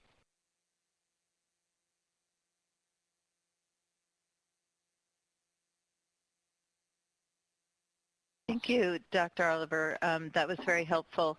I'm wondering if you could elaborate a little bit more, because they seem to be lumped by Pfizer, Moderna, and the breakthrough disease. Can you elaborate more in just the since we're thinking about Pfizer at the moment application?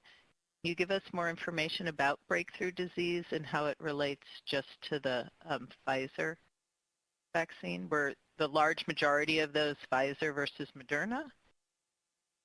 So some of that has to do with the study platform. Several of them don't have the power to split apart individual vaccines and still get stable estimates. So many of them had to lump kind of mRNA vaccines together. There were some, and a few of the slides did look at kind of if you compared, if we had estimates for Pfizer and Moderna that are in there, but many of the platforms had to kind of lump the mRNA vaccines prior receipt together. I will say the Vision platform is one of the larger ones, and it has been able to obtain brought up specific estimates, and so I can share those platforms, the estimates with you. I think compared to the Pfizer estimates were slightly lower than the Moderna estimates, but we'd have to kind of monitor that over time and look at it across various platforms. Dr. Chatterjee.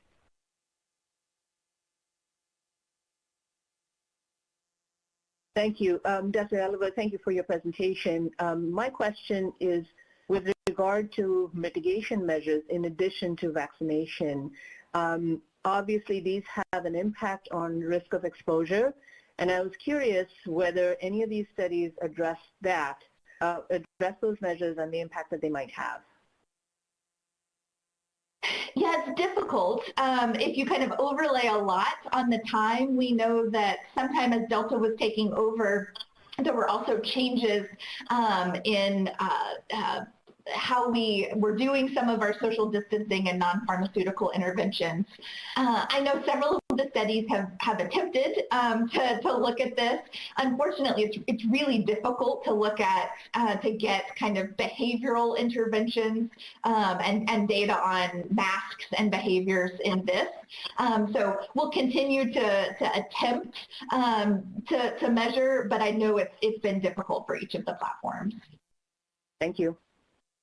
Dr. Kurilla. One more question after Dr. Kurilla before moving on. Thank you, Arnold. Sarah, it's convenient to divvy up the population into vaccinated and unvaccinated, but there actually is a subgroup that is unvaccinated but prior infection, and that has been increasing over time. And failure to account for that would seem to actually underestimate vaccine efficacy going forward. So I'm wondering, have you attempted to take that into account in terms of actual calculation of vaccine efficacy? I know that, you know, the platforms, many of our broader, more robust platforms do a test negative design, but they're not able to do, you know, serology screening on everybody who would be admitted. So I don't know that included into, you know, the specific, they're not like screening for serology prior to including unvaccinated individuals. But I know that several of the platforms, Vision, Ivy, attempt to account for this with their statistical analysis. Okay, but you haven't done any attempts at sort of bounding what that, given overall seroprevalence estimates are. You haven't done any bounding of what that may be, how that may be impacting calculations of overall vaccine efficacy? I'll tell you, I can get back, I can check with the specific site PIs and get back to you potentially this afternoon around exactly, you know, how their analyses have adjusted for that. Right. Dr. Meisner, final question.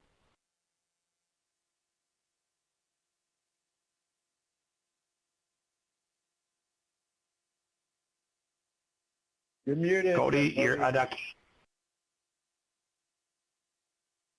Okay. My question is, the charts and tables you showed us, some were for adults over 75, some of the data were for adults over 65, and some were for adults over 60. How do you pull that together? I mean, they're fairly discrete groups in terms of the interval of time since they received the vaccine, for example. How do you break down the risk in those different age groups? Yeah, so, you know, essentially what we reported is what has been published and was out there. So several of the studies we had to take, especially the ones not conducted at CDC, we had to take, you know, the interval and age as they reported them. There is absolutely kind of a difference by age group. And so in some of the platforms where we have more people and could get stable estimates, so COVIDNet is a larger system, so we tried to break out that 65 to 74 and 75 over. Many of the platforms, though, that have smaller numbers just aren't able to get that granular. So that's why some of the platforms reported 65 and over, with an acknowledgement that there likely is, an age kind of gradient, and that a 65-year-old may not be exactly the same as an 85-year-old, but we can't necessarily report stable VE estimates for each individual age group. Thank you. Okay, thank you, Dr. Oliver. And as I'm going to mention to all of our speakers, we may well have more general questions later on, and I hope you can stay around with us during the entire day. Next, we go outside the U.S. Our next speaker is Dr. Jonathan Stern, Professor Stern, who is at Bristol Medical School in the UK. Thanks very much, and I'm honoured to be asked to present this important meeting, and the title of my talk is Real-World Effectiveness of COVID-19 Vaccines. These are my declarations. I don't have any financial interest with any of the firms or entities that are related to the meeting topic. And I'd like to acknowledge the authors listed here who have diligently assembled data on estimated effects of COVID-19 vaccines that I will present in the early part of my talk. So, the title of the talk is Real-World. The title of my talk is Real-World Effectiveness of Vaccines. I want to emphasize that randomized trials provide the best estimates of effectiveness of any healthcare intervention in the real world. The issue that makes life difficult in the context of the sort of question that's being addressed by the committee today is that a host of urgent questions about COVID-19 vaccines have not been addressed in randomized trials. For example, for completely clear reasons, the randomized trials were almost exclusively conducted before the era of the Delta variant. The ongoing emergency, the amazing success of the vaccines means that we have to make far-reaching policy decisions, such as the one being considered today, using observational data. You're streaming live now from Fox. Time is just after 9:30 a.m. here on the East Coast. We're listening in to a virtual special session hosted by the FDA. An FDA panel is currently meeting to discuss the possibility of an approval of Pfizer's booster shot. Some of our viewers will now see a 2-minute commercial break. We'll be right back. Colleagues at the WHO and Cochrane are running an amazing systematic screening and data extraction process on published studies on vaccine effectiveness, and they are screening hundreds of studies per week, classifying them, the published observational studies classified according to whether they're peer-reviewed or are available as a preprint, and according to whether they're prospective or retrospective or cross-sectional, and according to the underpinning study design. There have been 178 such studies on vaccine effectiveness against variants of concern, as you can see here, with a number of different study designs, but primarily cohorts and test negative case control designs, and studies on, plenty of studies on the Delta variant, 76 of them. And among those 76 studies on the Delta variant that assess immunogenicity and or vaccine effectiveness, the number of studies are increasing weekly. There are 51 cohorts, 9 test negative case controls. And if we look at the outcomes considered are laboratory confirmed COVID, 57 studies, symptomatic confirmed COVID, 34, severe or hospitalized COVID, 37, and death from COVID, 16. So, and Dr. Oliver's talk last time beautifully summarized the data that's out there, particularly as it relates to the question being considered by the committee today. So those data were summarized in a paper in The Lancet, published by these authors. I was a minor contributor to it. It appeared on Monday. And that paper summarized efficacy overall according to variants, showing, as we've seen, that efficacy against, firstly, the efficacy against severe disease is uniformly higher than efficacy against any infection. And secondly, the efficacy against Delta seems high and similar to efficacy against Alpha. And in a small number of studies, the efficacy for early versus later follow-up appears similar for efficacy or effectiveness against severe disease, although somewhat lower for effectiveness against any infection. And this slide, diligently put together by Dr. Anna Maria Enara-Estrepo and Professor Sir Richard Petito just yesterday, summarizes the current evidences as recorded in this data set of trial of studies and study results, the efficacy of messenger RNA vaccines against severe disease in settings where the Delta variant is circulating up to this week. And as described in the previous talk, in most contexts, if you look at the middle column here, the right two columns show us the confidence interval. Efficacy remains high, and for example, the study in Minnesota, where estimated efficacy was a little lower for both the Pfizer and the Moderna vaccines, the confidence interval was rather wide in that study. I won't spend time talking about this slide. The evidence was beautifully summarized in the previous talk. So I'm going to spend most of my time talking about methodological issues in estimating vaccine efficacy during the rollout. And I'm going to give some examples from analyses that a large team of us have been doing in the UK based on the Open Safely analytics platform. And we've been fortunate to establish in the UK near population coverage of detailed linked electronic health record data. And Open Safely provides a trusted research environment within which those data can be securely accessed and analyzed with appropriate disclosure controls. Now, I want to emphasize that my examples are from analyses of these data, but they're not there to tell you about the results. They're there to try to illustrate general issues in trying to estimate vaccine effectiveness from observational studies. So here are the issues that I'm going to cover, and the first and obviously important one is the problem of confounding. I'll call it baseline confounding for reasons that I hope will become clear. That's presence of characteristics of individuals that predict both vaccination and the outcome that we're interested in. So confounding occurs when there's a common cause of both vaccination and the outcome event, which might be symptomatic infection or hospitalization with COVID. And in that circumstance, the association that we estimate in our observational study may not equal the causal effect, the effectiveness of the vaccine.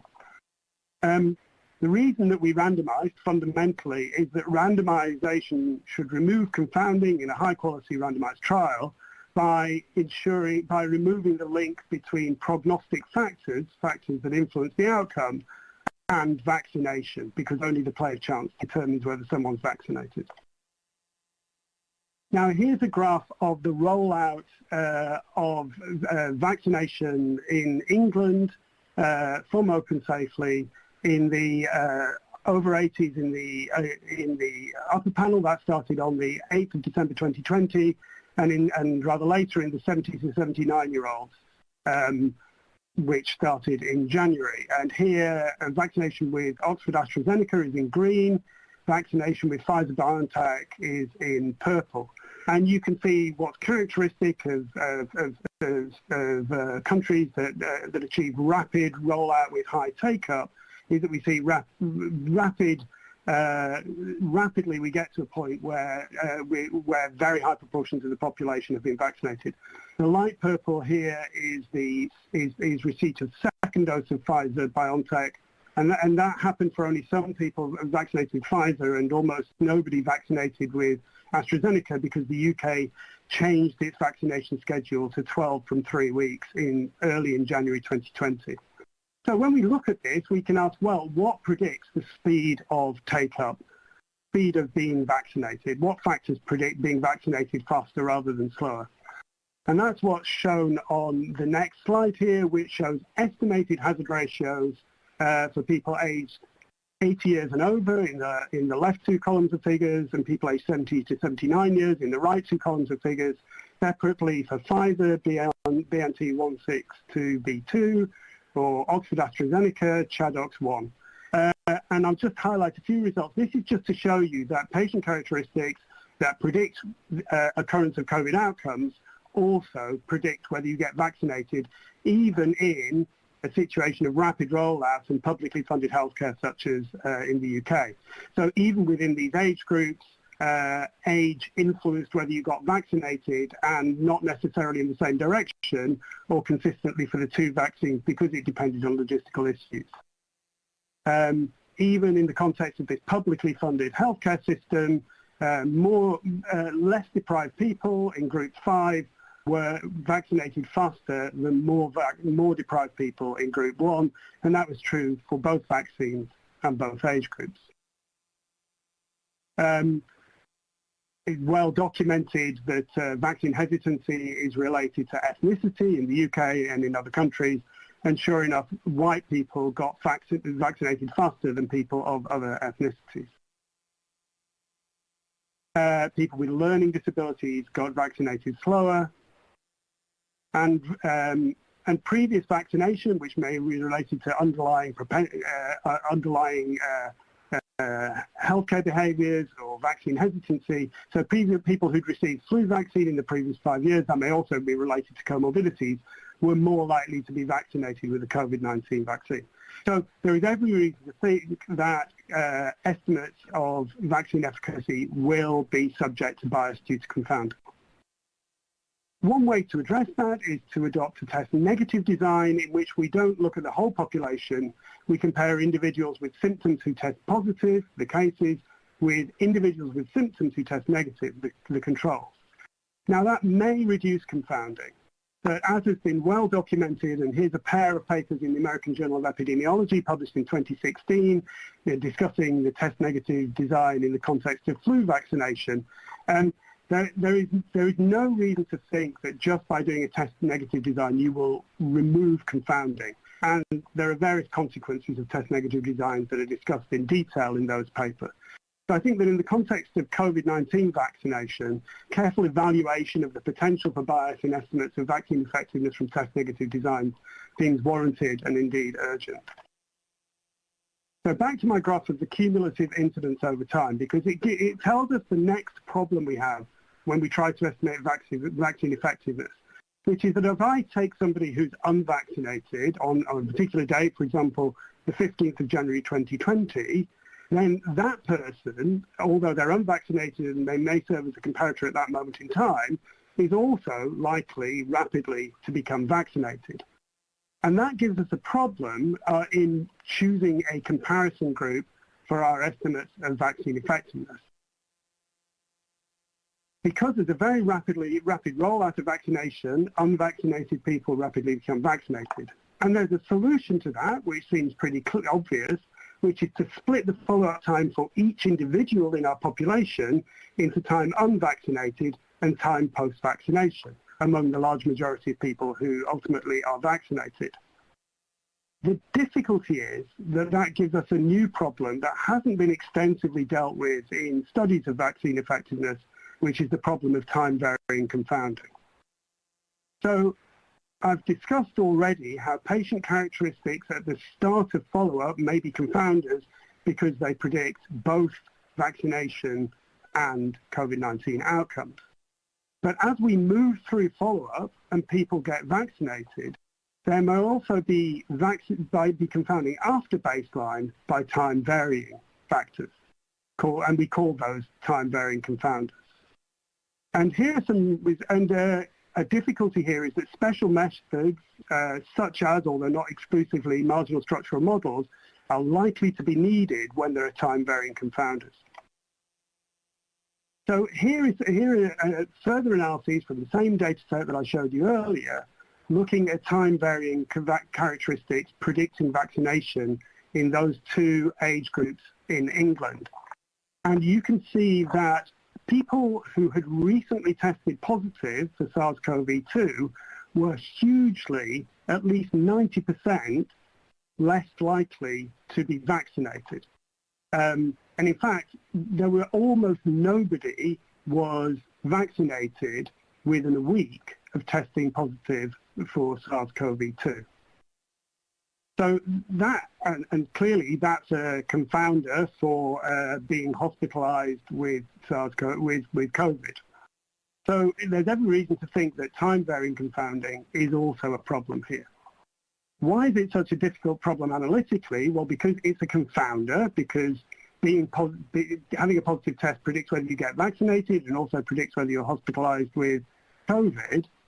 But it's also on the causal pathway from being vaccinated to being hospitalized. And that means that using standard modeling strategies may not work. So we tried to do analyses using marginal structural models to overcome this problem. And these are the results, and I'll quickly take you through them.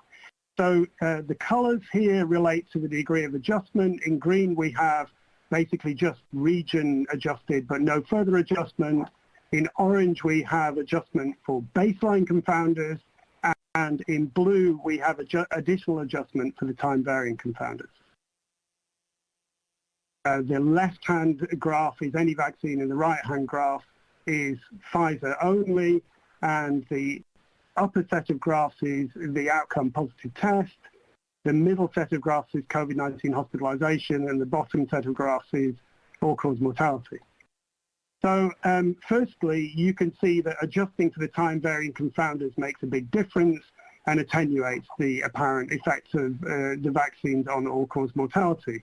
And it has some effects, although less dramatic, for the other two outcomes. And you can see, and this has been seen in a number of studies, that there is completely implausible protection immediately after vaccination, even when we adjust for the time-varying confounders. And I think that's just unmeasured confounding, and I'll say a bit more about that in a moment.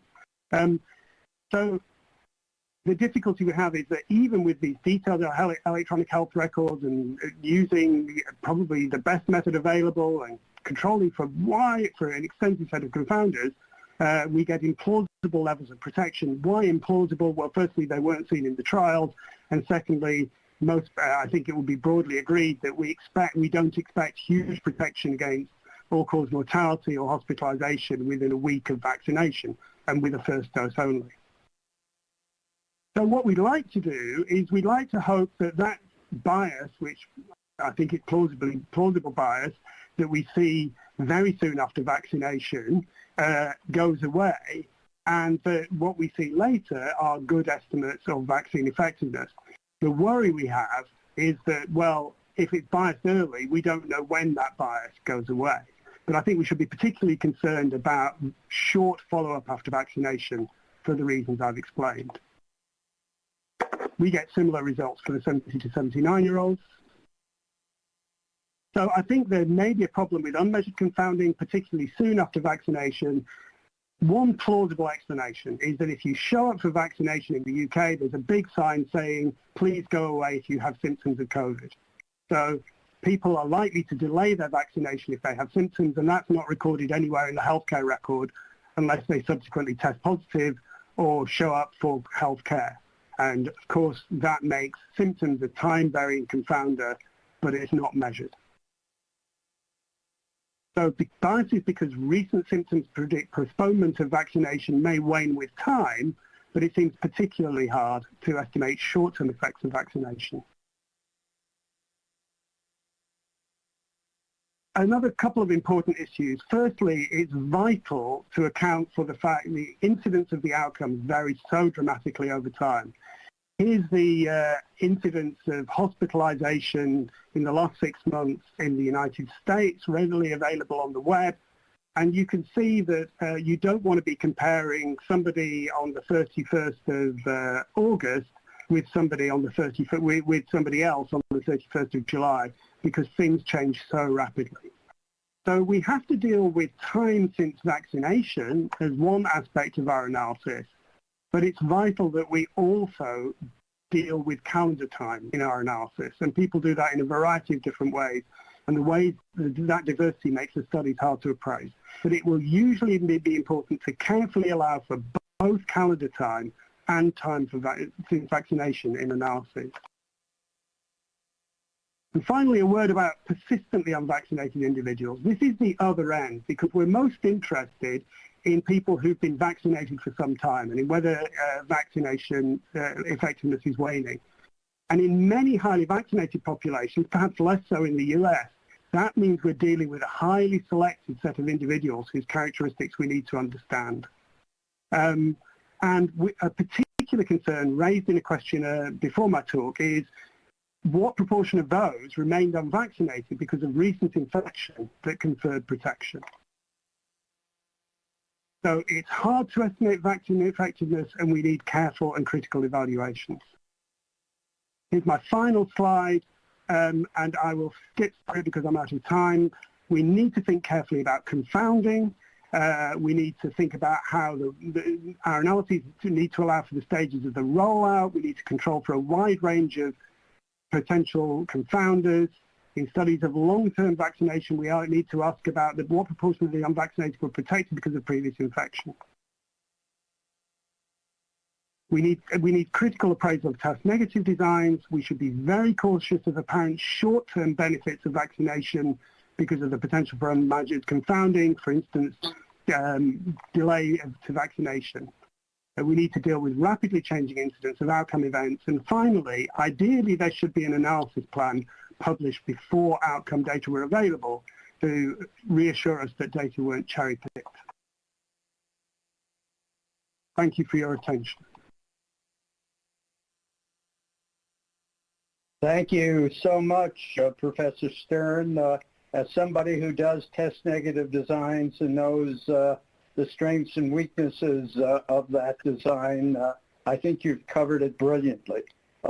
My first question, because we're going to be confronted with an issue of U.S. data versus outside the U.S. data, how did you handle the fact that with the mRNA vaccine, the Pfizer BioNTech vaccine in the UK, many people did not get the second dose in exactly 3 weeks, which was the protocol in the U.S., but the dose was delayed, and therefore the immune response might be different? So the short answer is we didn't, because the analyses I showed you just looked at first dose and didn't account in any way. There are some incredibly interesting data coming soon, I believe in press, from the ONS Community Infection Survey that will speak to exactly that issue, and that may indeed suggest the UK made a good call in extending the time between first and second doses. Right, that's exactly what I'm referring to. Dr. Kurilla.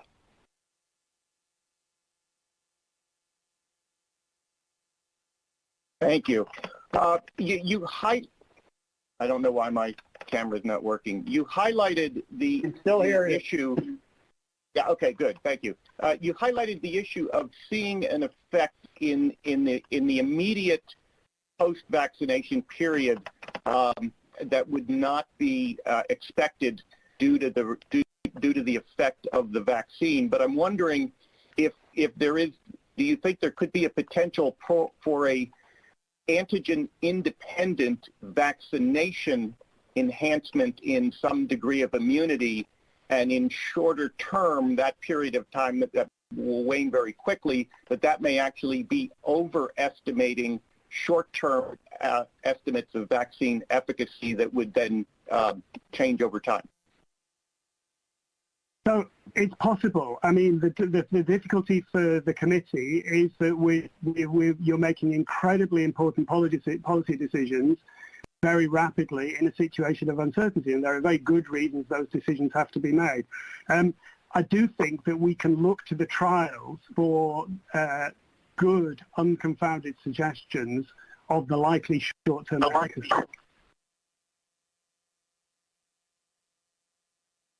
Dr. Gantz.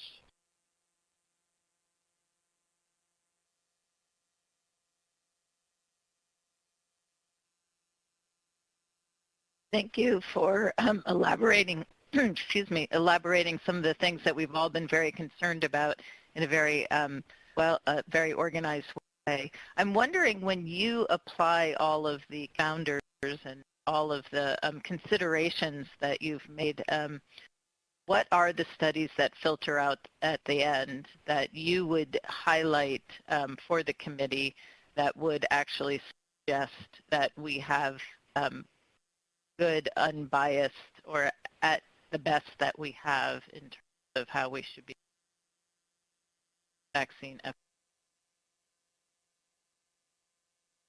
So I'm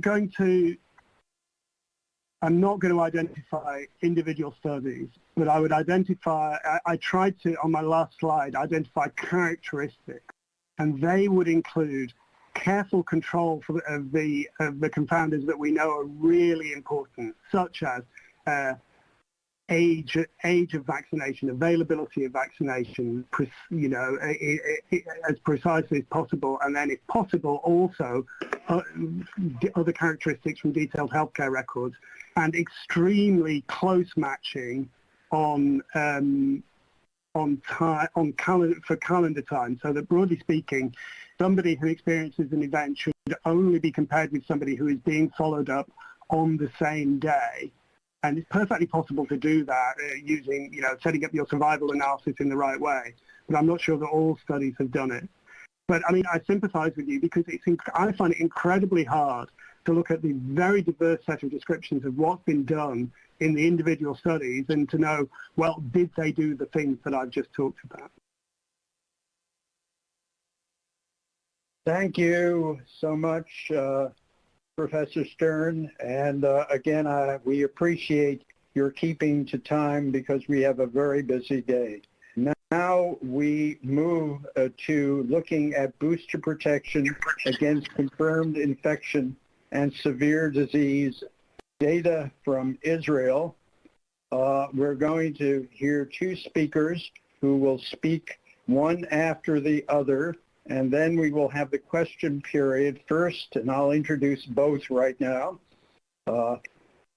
Sharon Alroy-Price, who is the Director of Public Health Services at the Ministry of Health in Jerusalem, Israel, and then Professor Ron Milo, who is at the Weizmann Institute in Israel.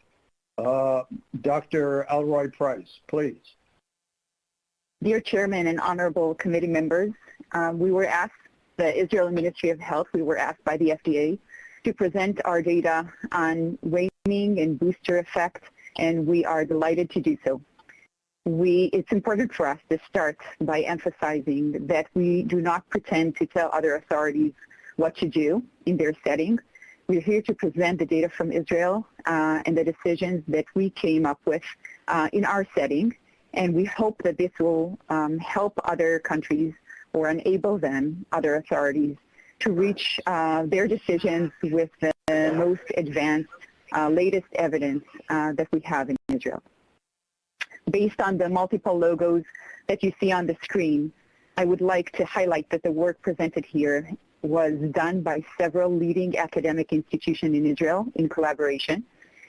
Knowing that the evaluation of the booster dose would be critical to Israel and the rest of the world, the analysis was done with extreme caution by different analysts from different institutions, by different analysis methods, as Ron will describe. And I would like to thank all these institutions coming together to do this work very diligently for several months. All right, but before we reach the top of the hour, most of you are going to see another 2-minute commercial break. More Live Now from Fox is next. It's Friday, September 17th, 2021. On public health surveillance data. However, since the data that we are showing here was actually done by these academic institutions, only the final results were shared with Pfizer. So I would like to take you back in time to December 2020 in Israel. We started to see a third surge in cases, our third wave, and this was actually after having 2 waves and 2 lockdowns, and when we were at the exit from the second wave, we had really pandemic fatigue in the country, and so we saw once we started opening the economy, we didn't even were able to open everything up. As we were starting to open places, we saw an increase in cases, both confirmed cases, but also severe and critically ill. And there was a significant burden on the hospitals at that point in time. And we decided on a lockdown, but as I said, that decision was not as, the compliance of the public was not as it was in the previous 2 waves. Thankfully, we had the ability to start a vaccination campaign in December. So Israel started vaccinating as soon as there was FDA approval for the Pfizer-BioNTech vaccine. And there was a quick compliance and uptake of the vaccine. We opened it in steps based on ages. And we reached a very high level of vaccine. And with that, the vaccine uptake, we started to see a decrease in cases, over 100-fold decrease in cases following the vaccination campaign. And as I said, there was a partially effective lockdown at the time. And the main thing was that when we opened the lockdown, we were able to open everything up, lift all restrictions step by step, and the cases did not go up again. We saw, and also the fact that we had reached high level of population-wide immunity early on, which was wonderful, but we also can see that we're basically 3 months ahead from other countries when we're talking about now waning. So the very efficient vaccination campaign made Israel the leading country, but when we compare it to other countries, there is a time gap. So Israel reached about 40% of the population covered, roughly 3 months ahead of other countries that have 5 million citizens or more. And that is important when we move ahead to explain why our data may be different than other settings.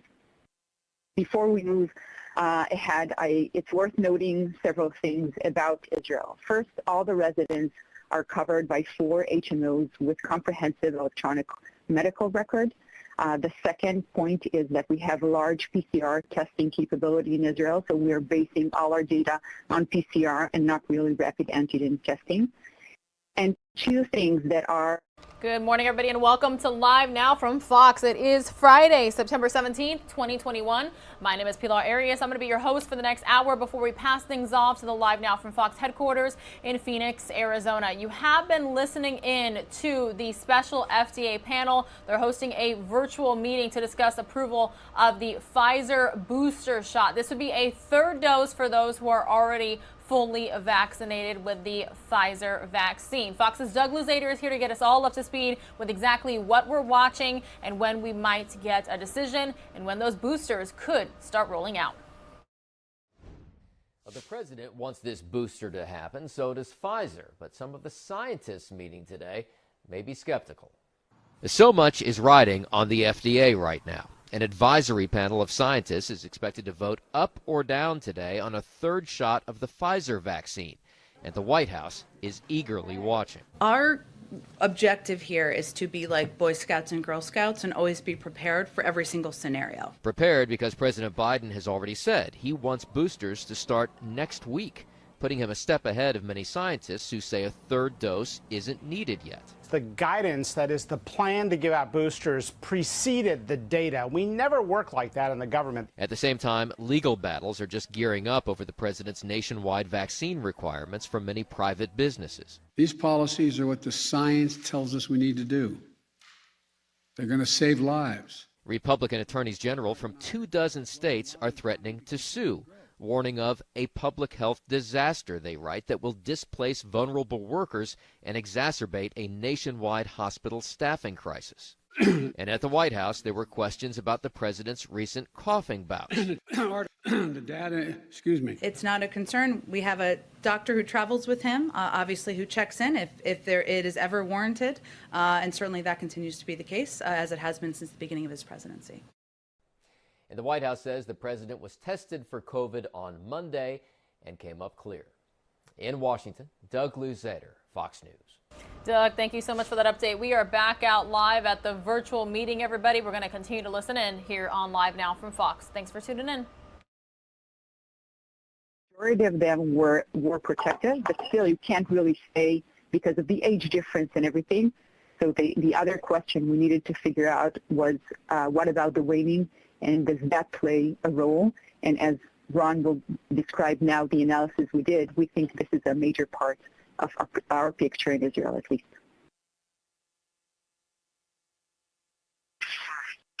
Okay, so good morning, everyone. What I'll be showing you are the results of the observational analysis that we did in Israel, which is after a relatively short time since the vaccination campaign. In spite of the potential biases that we described in the two papers that regarding the analysis, as well as the relatively short follow-up time, we thought it was our responsibility to analyze the data as thoroughly as we could and share it with the world through peer review. And this is what I'll be presenting today.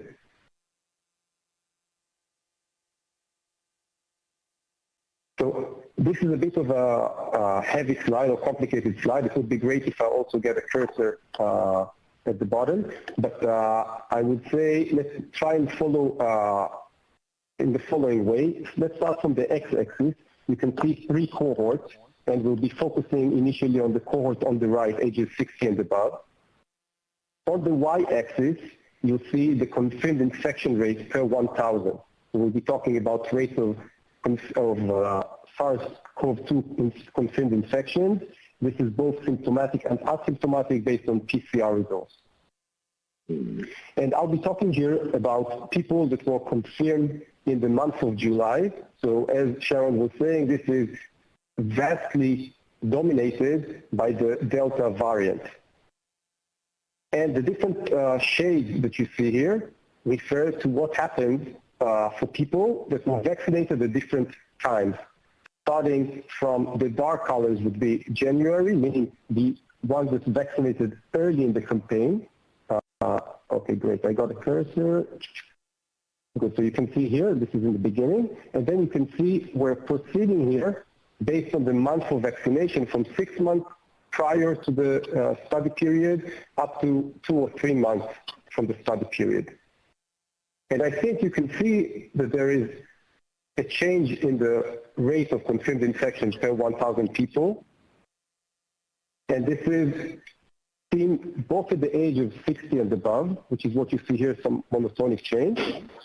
And you can also view what happens with the other age groups. At the other age groups I do want to mention, you see the ones that vaccinated earliest tend to be healthcare workers or people at risk, mostly severely immunodeficient people, and therefore this should be interpreted with caution. But you can see a signal of waning both at the both other cohorts that we interpret as the waning effect.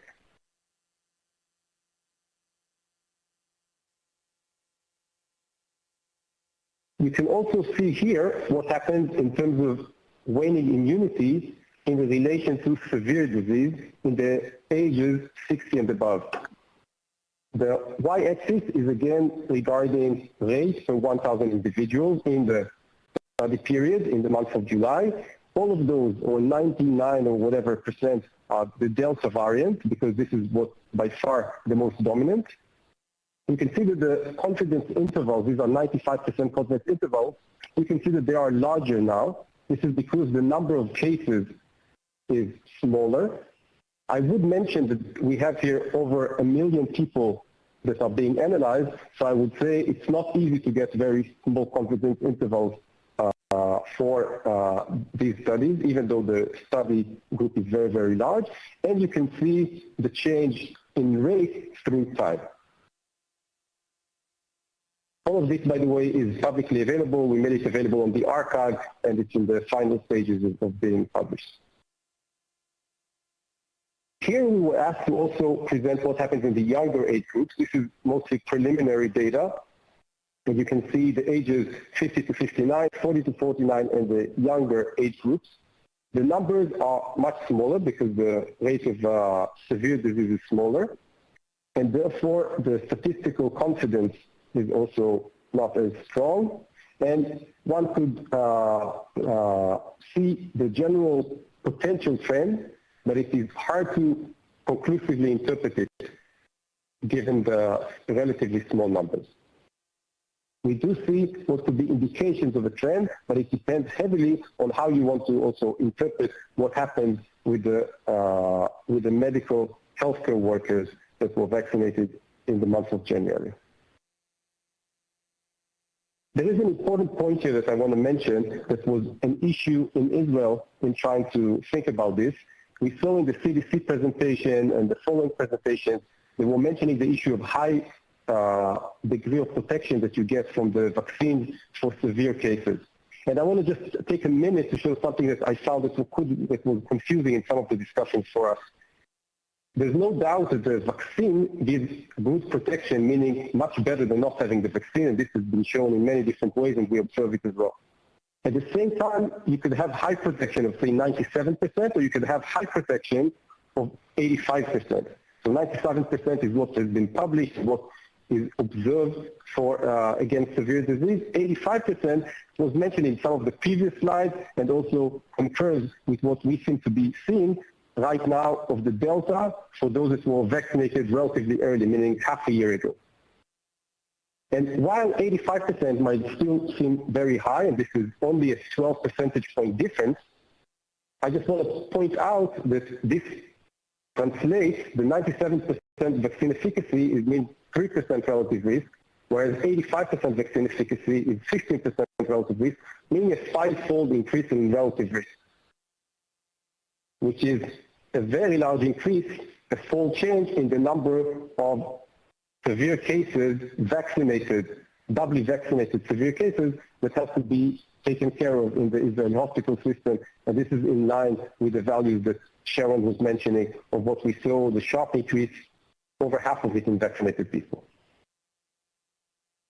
So based on the evidence of waning in Israel and the trajectory exceeding national hospitalization capacity given the rapid rise in severe cases, Israel decided to begin a third vaccination campaign on July 30th, starting with the elderly. And I want to show you what we found regarding the effects of those boosts. So here is just the outline of the temporal campaign.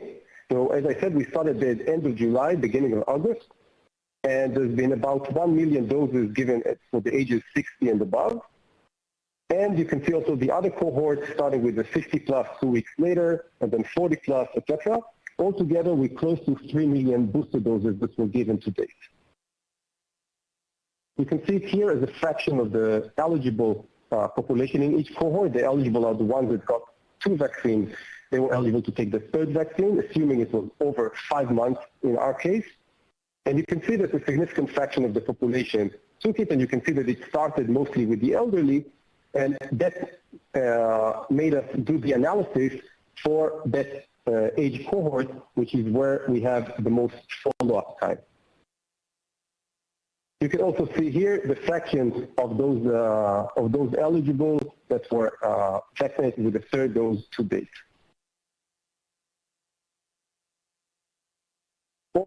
All right, everybody, most of you are going to see a 2-minute commercial break. When you return, we'll be switching gears to another live event for you here on Live Now from Fox this Friday. It's going to be Secretary of Defense Lloyd Austin and Air Force General John E. Hyten, the Vice Chairman, Joint Chiefs of Staff, providing remarks at a 2021 PAL-MIA Recognition Day ceremony in the Pentagon Hall of Heroes. That'll be when you return right here on Live Now from Fox.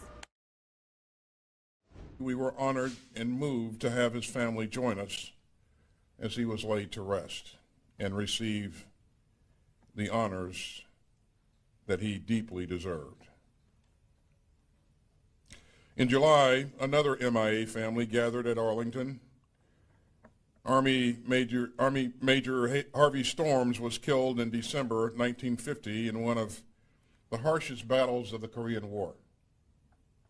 His remains were turned over by North Korea in 2018 and identified by DPAA. Now, Major Storms had 4 sons, including his youngest, who was born after his father went missing. And all of his sons were at Arlington with their families when Major Storms was finally laid to rest. And then there's Naval Reserve Commander Paul Charvet. Now, Paul was an A-1H pilot, Skyraider, whose plane was shot down over Vietnam in March of 1967. Last September, a Vietnamese team recovered his remains, and DoD scientists identified him this past March, bringing his family long-awaited answers. You know, in a sense, that's what we still seek. Answers to simple questions. Where are they? And when can they come home? And that's why we fly the black and white flag of the National League of POW MIA Families. And that's why we commemorate this special day, to remember. To remember the fallen, the captured, and the missing. To remember the families who still wait for them. And to remember our solemn duty to answering those simple questions. And to bringing home those who left these shores so long ago. The flag's message is still a call to arms. You are not forgotten. And it's on all of us to make sure that our missing and their families know it. So let me again thank the families and the loved ones, those here with us today and those who are joining us virtually. You have faced absence, you have faced uncertainty, and you have faced loss. And we are inspired by the strength that you've shown day in and day out. And we will always honor the service and the sacrifice that your loved ones have given our great country. We stand with you, and we always will. Thank you, and God bless you.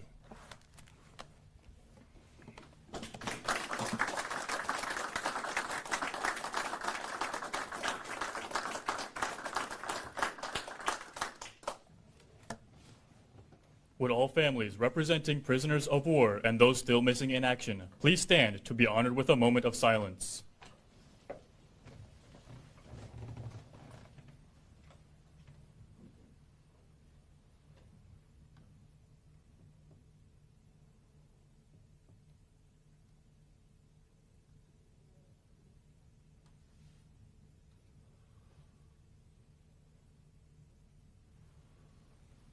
Ladies and gentlemen, please stand for the benediction delivered by Chaplain Commander Thomas O'Flanagan.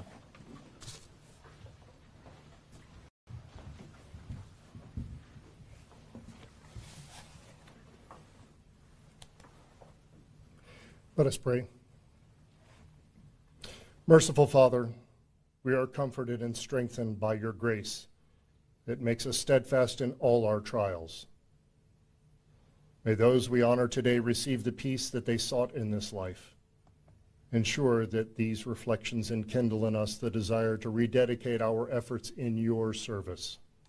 Continue to bless those who, through their leadership, operations, and teams around the world, make countless personal sacrifices and take courageous actions for the sake of the Republic.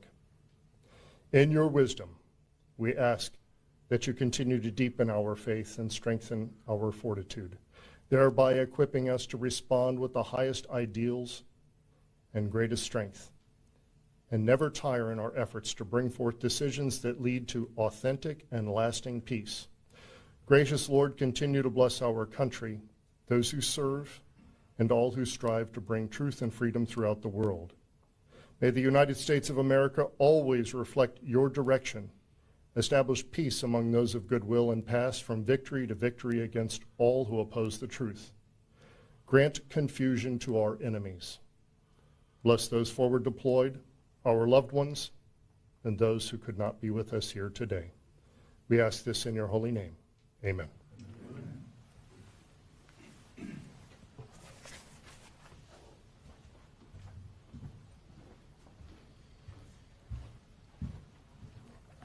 Ladies and gentlemen, this concludes the Department of Defense 2021. All right, everybody, you were watching a POW MIA Recognition Day ceremony in the Pentagon Hall of Heroes. If you're wondering what POW MIA stands for, it stands for Prisoners of War Missing in Action. So they took us into the Pentagon there for a live look at that ceremony honoring those prisoners of war and those who are missing in action for the U.S. military. Now, this Recognition Day, it's commemorated the third Friday of every September, a date that's not associated with any particular war. So in 1979, Congress and the President passed resolutions making it official after the families of more than 2,500 Vietnam War POW MIAs pushed for full accountability. So not very often that we get to be in the Pentagon, so just wanted to show you a little bit of that ceremony here on Live Now from Fox. It is Friday, September 17th, 2021. Thank you so much for tuning in. I'm going to take you back out to that special FDA panel. They're discussing Pfizer COVID-19 booster shots. Those who are fully vaccinated with the Pfizer vaccine, they could be seeing a third dose soon, depending on how this meeting goes. So let's continue to listen in right here on Live Now from Fox. Also, we are on standby. It appears there's going to be a live news conference with New York Governor Kathy Hochul. When and if that gets underway, we'll probably bring it to you right here on Live Now from Fox as well. The month of June, and even before that, we were at about 1.3 to 1.4, which translates to a doubling every 10 days, which relates to what Sharon was saying about the fact that we had over 100-fold increase in the prevalence. This is what happened following in the following weeks and months. We tried to reinstate the green passport, but that did not have the marked effect on the production number. And then with the booster campaign, with a delay that is roughly in line with what we expect, we started to see a continuous decrease in the reproduction number. You can see that this took a while, and therefore we had to make a decision also for the other age groups where we still had an increase in the numbers and the R was still above 1. This shows you, again, the effect at the national level. What you're seeing here as a function of time is what would happen to the number of new daily cases in terms of confirmation following the administration of the booster dose. This was for the ages 60 and above. And we're seeing that with a delay of about 2 weeks, we're seeing a decrease, whereas for the other ages where the booster dose was still not administered, we're seeing a continuous rise. This is in terms of confirmation. Here you can see the picture in terms of what happened in terms of severe disease. So we're talking about daily severe cases. You can see the booster dose being administered, and you're seeing that with a delay, you start to see a sharp decrease for those vaccinated versus those that were unvaccinated, in which the rise continued and did not go down significantly. Okay, Sharon.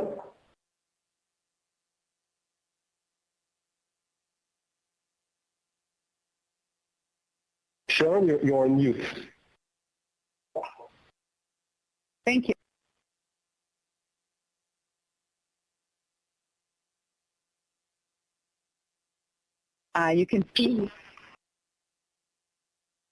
You can see here the projection that we were looking at. The pink projection was based on no booster at all. And looking at the reproduction number, as Ron said, we were doubling every 10 days, and we got to places of thousands of cases, doubling every 10 days.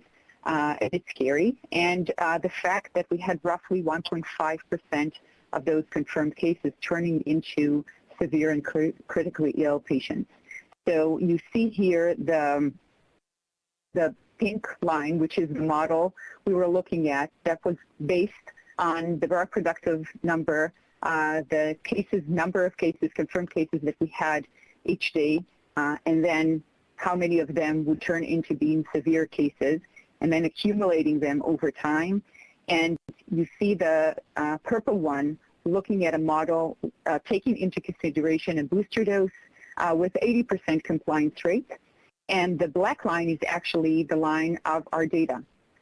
So if we only looked at the model at the end of August, if we had not started booster doses at the end of July, we would have come to the capacity of Israel hospitalization capabilities and probably have gone beyond it. So 2,000 active severe cases that are hospitalized in hospitals in Israel is way beyond what we experienced in the third wave. Just to give it context, we were at 1,200 cases and it was stretching. We had increasing mortality rate. It was a stretch. So this, we were anticipating at the end of August, 2,000 cases, active severe cases a day in the hospitalized. So what happened is with the booster dose, we were able to dampen that effect, and our severe cases now that are hospitalized are roughly 700 or less, and that has stayed stable, even though we still have days of 10,000 confirmed cases a day. So the other point, except for effectiveness and what we think is important to see with the vaccine, the other really important point is the safety. So I'm going to show you a few slides of the rate of events that are reported to the Israeli Ministry of Health. I want to emphasize from the get-go that we are sure to have underreporting, probably the same at every dose, but even if we have more underreporting at the third dose, we still would think that serious adverse events would be reported to us. And I will touch on myocarditis in a moment, but this is generally the adverse events reporting to us from the first dose, the second dose, and now the third dose.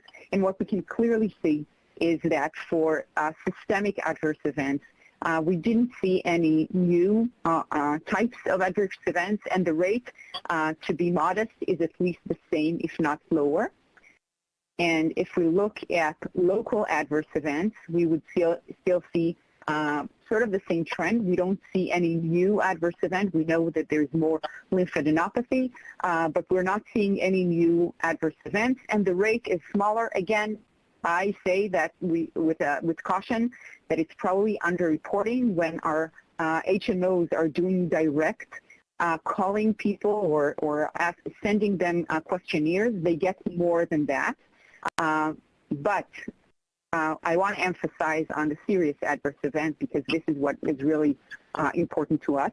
And we had 19 serious reports following the third dose for more than 2.8 million booster doses administered, and each one of them is being investigated by an independent clinical work group using all the data from the hospitals, from the HMOs, to try to figure out if this is connected to the third dose or not. So what we have been getting is 7 reports on a serious adverse event following the third dose of the ages 12 to 64. You see how many vaccines it was, over 2 million. And we had 2 allergic reactions that are noted as connected to the third dose. We had a case of myocarditis in a male in his 30s who was hospitalized for 2 days and discharged. And we had a case of Guillain-Barré and Bell's palsy that is possibly connected to the dose. And then 3 cases of DVT, PE, TIA, CVA, and VT in a runner that happened during a routine stress test. All 3 of them was not deemed connected to the vaccine by the work group. And among 65 and above, you see over 800,000 vaccinees. We had 12 cases of serious adverse events. The first was suspected encephalitis, a guy who came in with fever and confusion. And for him, it was the second time it happened. It happened to him after the first dose. Did not happen after the second dose, but did happen again after the third. And that's a possible connection. A vitreous hemorrhage that is possibly connected. A CVA that is still under investigation.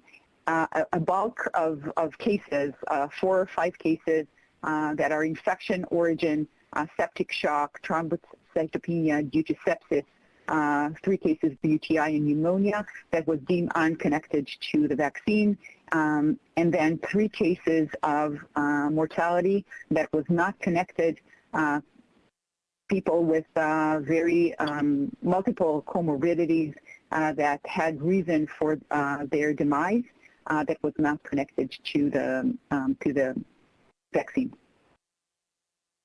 And so the myocarditis focus, I wanna emphasize first on this sentence. Most young vaccinees received a booster only in the last 2 weeks. So we don't have a full follow-up for them for 30 days as we want. We continue to follow them. Another important point is in Israel, because of the myocarditis, that was a signal. We saw it in the second dose of the vaccine. We saw increase in cases among young, mainly male, between the ages of 16 to 30. So you see here increase in cases after the second dose, and that was usually after the 4th or 5th day or during the 4th or 5th day after the second dose. So to some extent, we believe that some cases should have popped up in the 2 weeks follow-up that we have so far for several of the vaccinees. But still, we need to be very cautious. We had only 1 case, as it said, of the 30-something-year-old male. In the myocarditis cases, we're actually doing active surveillance. So it's not just reporting to us. We are contacting each hospital every week to get all myocarditis cases, not just following vaccination. And so we feel here much more safe. 2-minute commercial break on tap. We'll be right back. And our last slide is really the summary. So the booster dose in Israel was effective and so far had safety profile similar to the other doses. We saw that the booster dose improves the protection by 10-fold against confirmed infection, and at least for elderly against severe COVID-19. What we saw is basically that the post-booster efficacy against Delta was similar to the pre-waning efficacy against Alpha. It's like a fresh vaccine. And the adverse events were not more acute than the first or second, and we didn't see any new severe cases of adverse events. Based on the data that we continuously collect, we are presenting this to our Vaccine Safety and Effectiveness Committee, and they have approved by steps giving the booster dose after 5 months to people starting from 60 and then 50 and then 40. And so we are rolling now in the vaccination campaign, and administration of the booster dose helped Israel dampen severe cases in the 4th wave. Thank you for your attention. And thank you both so much for these valuable data. I was about to ask a two-fold question, which I usually don't like to allow, but first about myocarditis, but you presented very carefully information, including the fact that younger individuals really have not been heavily vaccinated as yet. So the age is there, the age cutoff is hard to determine. One point of information, the second dose in Israel with the Pfizer-BioNTech vaccine was typically given after 3 weeks or delayed? Yes. Yes, so we started the vaccine campaign after the FDA approval, exactly by the protocol approved by the FDA with 3 weeks apart. Okay, thank you. Dr. Pergan. Thank you very much. That was a really thoughtful set of slides, and we really appreciate you sharing with the committee. I had a question specifically. It seems like you have an opportunity to look at demographic differences between individuals who were eligible to get vaccinated with the booster but didn't. The group that only received 2 doses versus received the 3. Do you find any demographic differences? You have a really robust medical record, and I'd be really curious to know, are there differences that might suggest maybe that the group that received the booster were either higher risk or did differential levels of protection in them? Yes, so I would say we definitely looked into this, and there are differences which we account for in both in the Poisson regression as confounders and in the matching approach also as confounders. We see them, for example, in terms of the tendency to take the 3rd dose, which is different among different demographic groups in Israeli society, among different age groups, and this is all reported in the paper that was published. You can see in the tables there are really significant differences, but all of those are supposed to be accounted for inherently in the way we're doing the analysis. Dr. Kurilla. Thank you, Ardo. See if my camera is actually working this time. Nope. Okay. There we go. Yes, it is now. We see you yes, too. Thank you for the presentation. Very, very insightful. One of the things that stands out for me from your data is that the waning of immunity, which seems to be more waning of immunity rather than a Delta-specific phenomenon, although there may be a small component, it would seem that one would have to conclude either that the mRNA vaccine in general, that platform, or else the shortened dosing interval does not really, between the 2 doses, does not lead to long-term good durability of the immune response.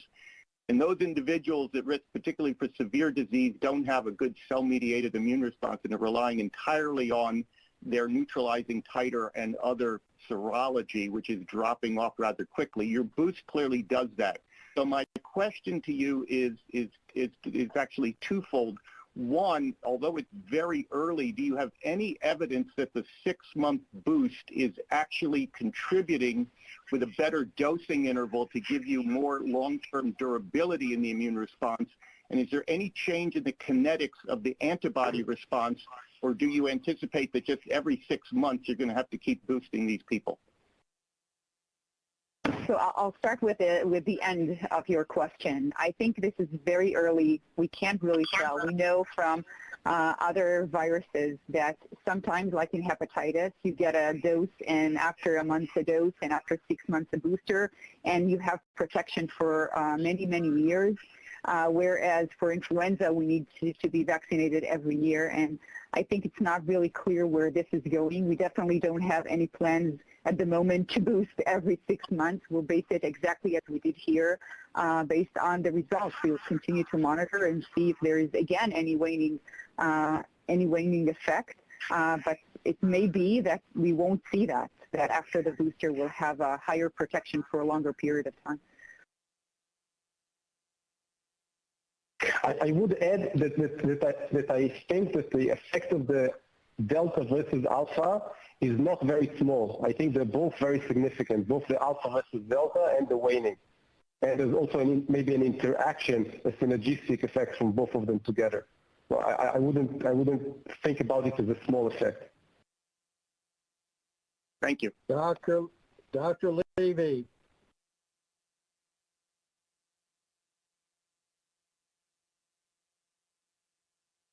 And quick questions and quick answers, please. We're going to have time to come back again later. Hello. I'd like to thank the presenters for a wonderful presentation and impressive progress. One question I had was related to the decision to give boosters to the younger individuals as well. As we know, there is some increased risk of myocarditis, particularly in younger males, and it seemed like there was relatively less data in the younger age group. So what were the considerations from a policy perspective of recommending a booster for that youngest group? If Dr. Elroy-Priest can say a few words, I'd really appreciate it. Thank you. Sure.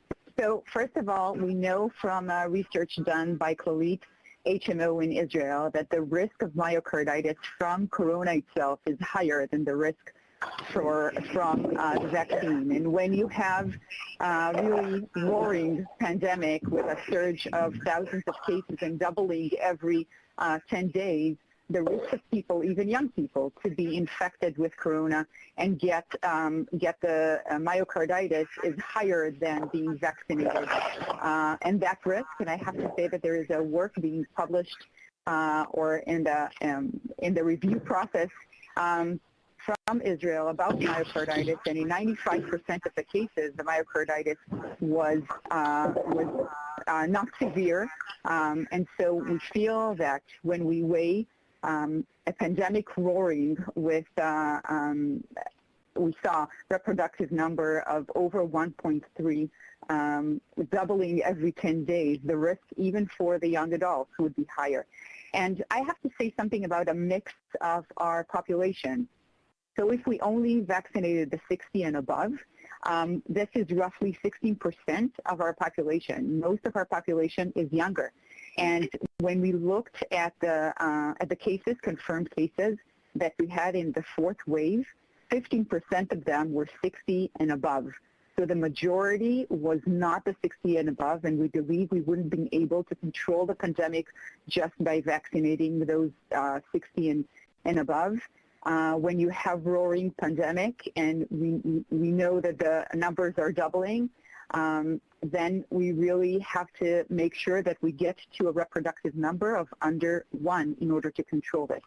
And we wouldn't have been able to do this, we think, just by vaccinating the 60 and above.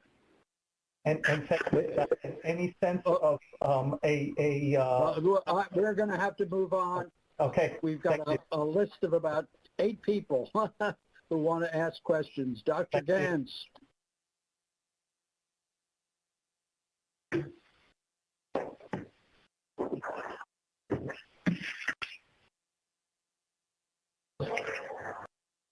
Go ahead, please. Dr. Gans.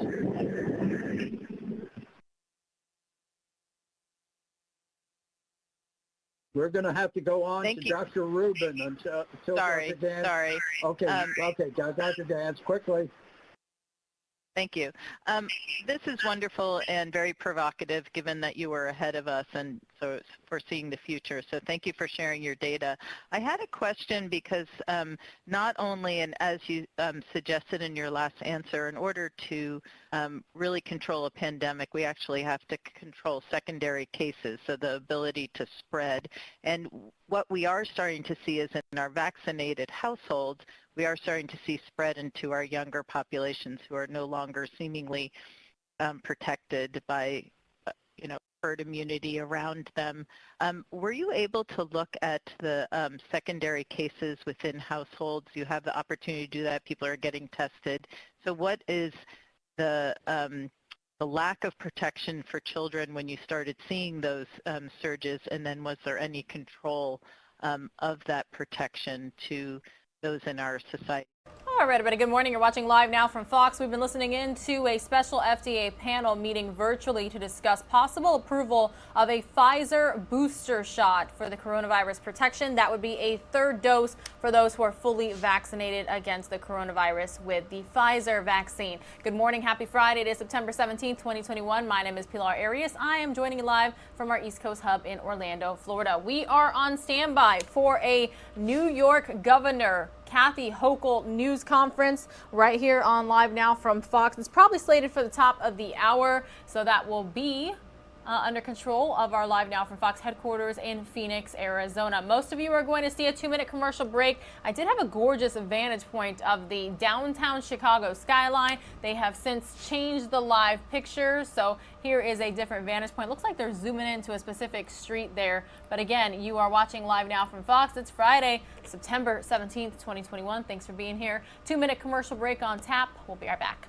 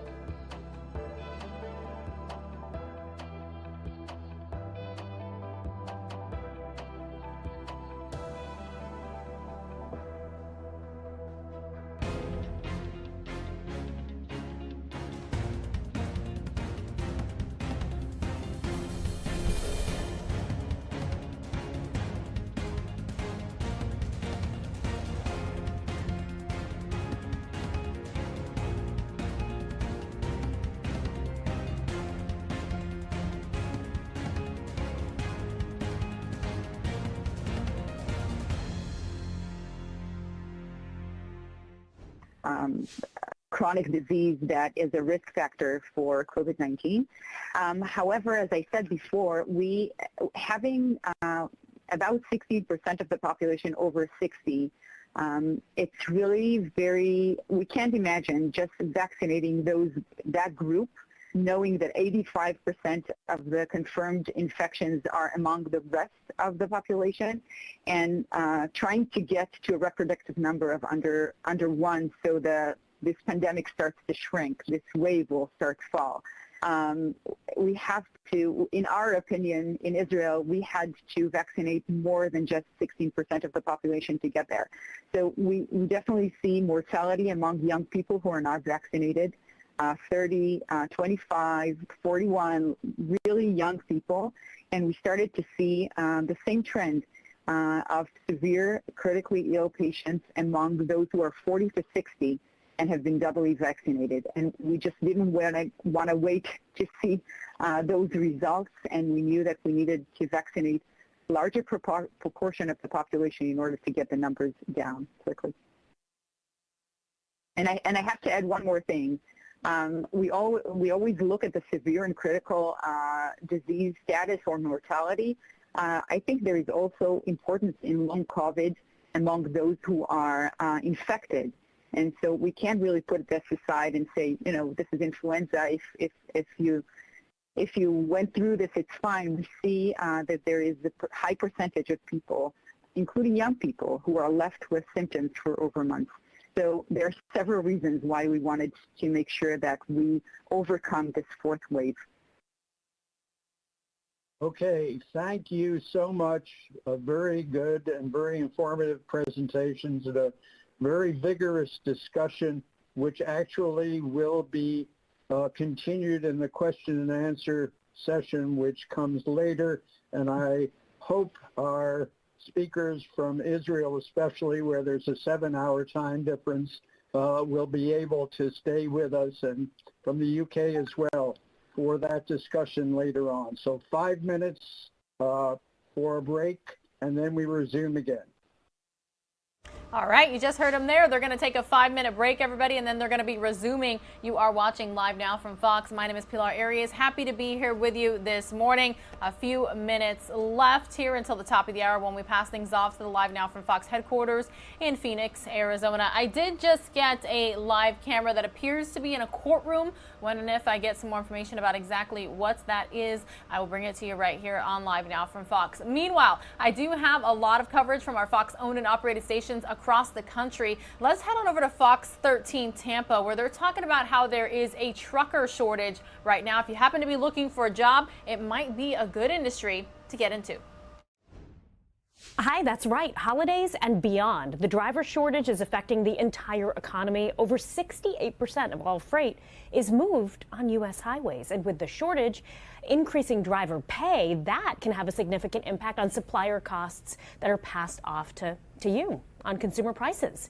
It can also increase shipping delays and shortages at stores. Nationally, we're down 50,000 to 150,000 drivers. And while it might seem early, the holiday shopping season, it is already on the horizon. It's expected to be a busy one. Reports from the consulting firm Deloitte predict holiday sales jumping anywhere from 7 to 9% this year. Online purchases are expected to rack up $218 billion over the holidays. So what does that mean? It means stuff has got to get shipped, and shipping is slow right now. The ships are bigger than they were traditionally, so it takes them longer to be unloaded. 2, there's not enough drivers and containers to remove the products from those ships and get them to their destination and then back to the shipyard to unload another container. People get anxiety of trying to get those products. They're going to order more. Companies are going to try and refill their warehouses, which is going to put further pressure on those boats. And that is causing a trickle-down effect, according to the president of the Arizona Trucking Association. He says currently there are 6 mega ships just sitting at the ports in California, and typically there's only 1 or 2. So that gives you a sense of how slow things are. So how early do we have to be ordering stuff for the holidays? How about now? Retail experts say shoes, clothing, and furniture will take much longer to get to you this season. Electronics are also on that list. And yeah, it's COVID. Yes, it's the labor shortage. Really, it's just the perfect storm of issues. So the lesson here is do not wait to buy. unless you're actually physically going to brick and mortar retail, and that actually might be your better choice at this point. When you see it in stock on the shelf, buy it. Don't wait till the last minute. And exacerbating this trucking problem, the workforce is aging. The average age of a truck driver right now is 55 years old, and many drivers, they opted for early retirement or alternate careers in the last year because of pandemic concerns. Now, the upside of all this is if you're looking for work, many trucking companies are offering nice signing bonuses, and they're even paying for the certifications you need. I'm Sravani Banerjee for Fox 13 News. All right, the New York Governor News Conference has begun. Let's listen in live, raw, unfiltered this Friday on Live Now from Fox. Chained, Kenyatta Thompson, Cattell Center for Equity, Health, and Justice, Zachary Katz-Nelson, Executive Director of the Lippman Commission, Rabbi Hilly Halber, Central Synagogue and Religious Action Center, New York, Marcellus Morris, Reign for Life, Donna Lieberman, Executive Director of NYCLU, NYCLU, and Reverend Peter Cook, Executive Director, New York Council of Churches. Next, I have the honor of introducing our governor, Kathy Hochul.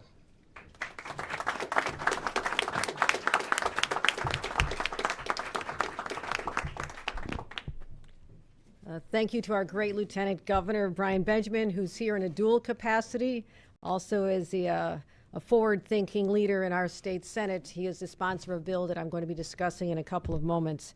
Also very delighted to be joined by our leadership in the legislature, to have Majority Leader Andre Stewart-Cousins and our Speaker Carl Heastie here. I thank you for lending your clout to this event today, because what we're doing actually came out of your two respective bodies, and I'm very proud of the work that was done by your members, the sponsor in the Senate, as I mentioned, Brian Benjamin, but also Assembly Member Farrah Forrest, who is also just a great leader on criminal justice reform, and I thank her.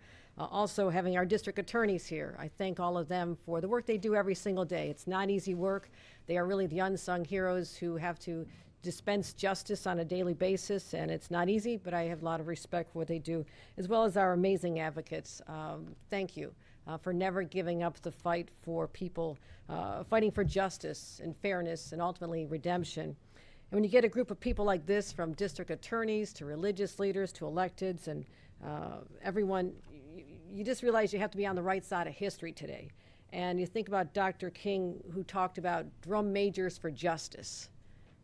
Ladies and gentlemen, this is the band. These are the drum majors for justice that have joined me here on this stage today. So thank you for being here, and I just want to give you a little bit of insights onto why this is so important to me personally.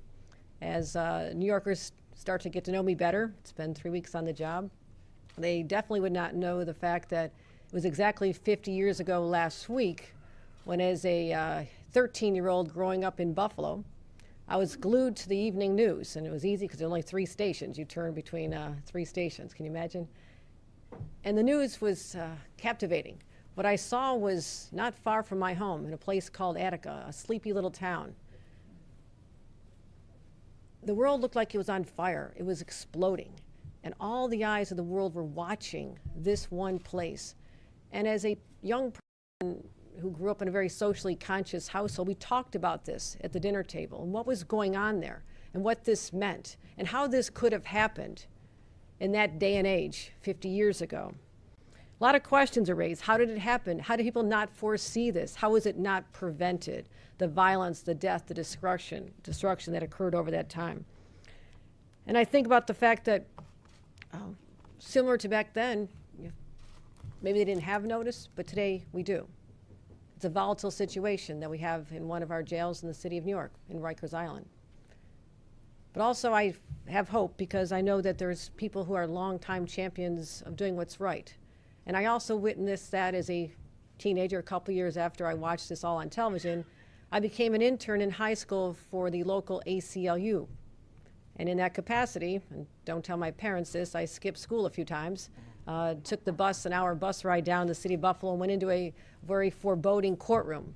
But I knew I wanted to sit there and witness history. And I watched the Attica trials, and I heard the stories come forth. So to me, it was more than watching on television. I saw people's faces, and I heard what went on in those horrific, horrific circumstances. And I am steeled in the resolve that that should not have happened 50 years ago, And it sure as hell shouldn't be happening 50 years later in 2021. So what are we going to do about it? Well, I've been very focused on this, and I want to thank my incredible team, the executive chamber staff, and everyone who's been putting in countless hours to help us unpeel this situation and find out what we can do for a facility that is, no, not run by the state of New York. That's very obvious. It's a city-run facility. But when there's cries for help, it's very hard to just walk away and pretend you don't hear them. And these advocates know what I'm talking about. To see this, to hear this, to witness this. One says, how does this hell on earth exist today? And I also believe that what today is about is protecting human life, the lives of the people who are incarcerated, as well as the corrections officers. It's about protecting human rights, the right to work in a safe environment, the right to live and exist in an environment that is clean, hygienic, and above all, safe.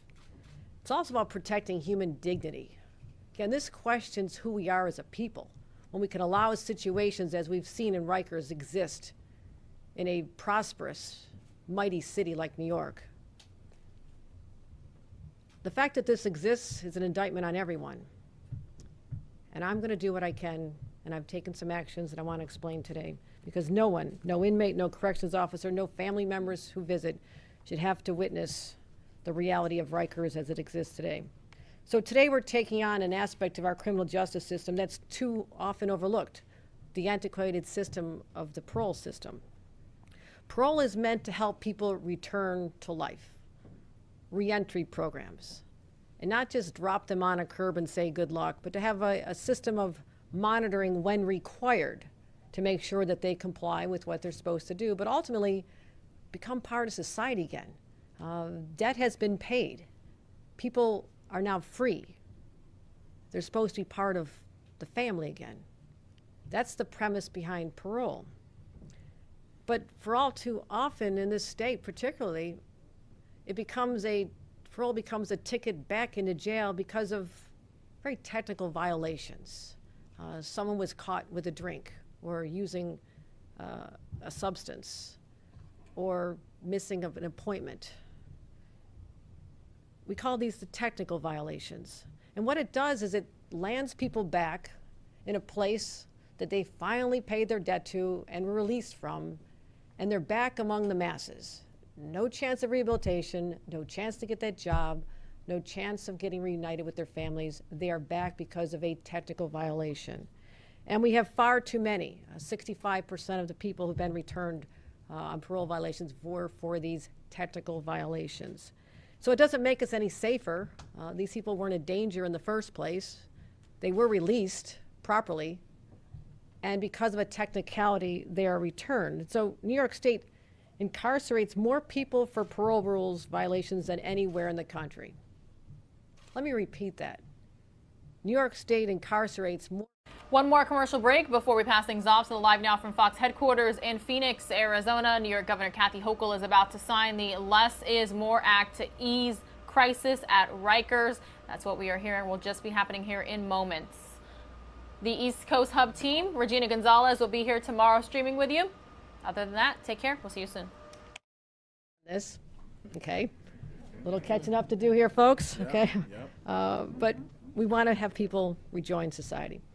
So we have a bill, and again, I commend the sponsors, my Lieutenant Governor and the Assembly member who worked so hard on this, and a lot of people who stood on behalf of people who often are forgotten other than by their families. And thank God we have these people who go out there every single day and put a spotlight on what is occurring behind bars. So the Less is More Act advances critical reforms to make our criminal justice a better and fairer institution. And what we're going to do is bolster due process and have speedier hearings. What has happened is that people will spend more time awaiting after parole, and this is again parole, these are people who've already been released, technicality, they're back in, they'll spend more time waiting for their adjudication under that circumstance than actually the penalty would require. Think about that. They may only get a 30-day time they would have to pay for the parole violation, and they have to wait 120 days to get to that. Think about the cruelty of that dynamic as well. So what we're going to allow for is earned time credit for people who did not violate the conditions of their parole, shifting from a punitive model that locked up people to an incentive-based model to help New Yorkers who re-enter their communities. Again, we've seen it work in other cities, and those of you who are fiscally conscious, I certainly find myself in that category as we deal with the major budget. That also saves money, and that is why there's a lot of support from unlikely sources throughout the state of New York. It is saving money because these people do not need to be incarcerated to protect society. And the states that have done this have seen their recidivism rates drop significantly. So we're going to also take some immediate action on Rikers. And I want to address the fact that these reports are deeply disturbing. And what I was concerned about when I reviewed this legislation that came before me is that the effective date is not until March of 2022. That was written by the legislature. I understand that. But I believe that we also have to take some very swift action and take it right now. So the Board of Parole, under my direction, will have 191 people released today. They have served their sentences.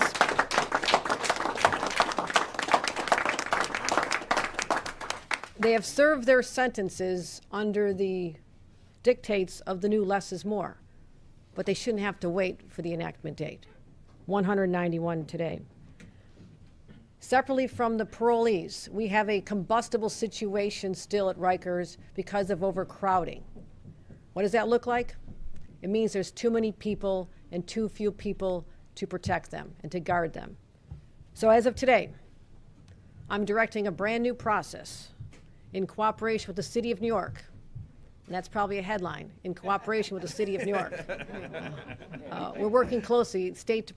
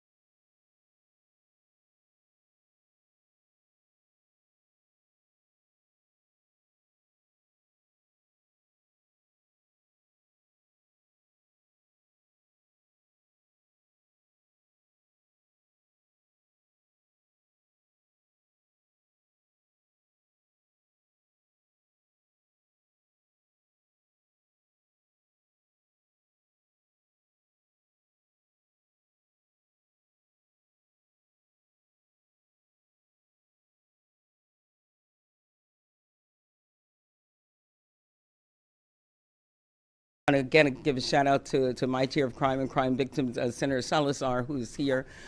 And the reality is that we understand that there are a lot of injustices that we can and must work on. And that is what we're committed to do with our advocates who you'll hear from, the cooperation of our DAs. There's so much to be done. And the Senate is no longer the place where injustice will be allowed to stand. Meek Mill and his story was able to shine a light on what so many people have gone through for so long. People who didn't have the celebrity and the star power to bring that attention on. And you'll hear from maybe one or two of them, but you'll meet them. People spend years longer than they should have because they were constantly thrown back in a system that would not allow them to be free and not acknowledge that they had actually paid their debt to society. This stops today because less is indeed more. And in that system, there was no way to get less. There was only a way to get more. This changes that. This allows people to be reintegrated in society with the support and the acknowledgement that they have paid their debt. I am so proud to have been able to push this through. People said, oh, the Senate, we know it's hard. Yeah, it's hard. But you know what? Our Senate understands that we cannot no longer delay justice. And you'll hear people say, oh, they're letting people out. Yeah, we're letting 191 people out today who shouldn't have been there. So let's keep it up, New York. We will continue to beat Alabama and all those other states. But thank you so much, Governor. Next, we have the Leader of the Assembly, Speaker Carl Hastie. Thank you, Lieutenant Governor. And let me just say a big thank you to our new governor who is off to a fast and wonderful start. And congratulations to you, our new Lieutenant Governor. First, let me thank the advocates, those who have to deal with the everyday stories. To some people and to the naysayers, a lot of times they look at what goes on in our criminal justice system as just merely statistics, but they're real lives. And the people that we're trying to help today are people who've done everything that was asked of them, and then yet a mistake, an addiction, an oversight can cause you to have to go back. And when the governor rattled off the statistics that mentioned that New York State is the state that has the highest number of reincarcerations after technical violations, that's not something that we should ever want to be first in.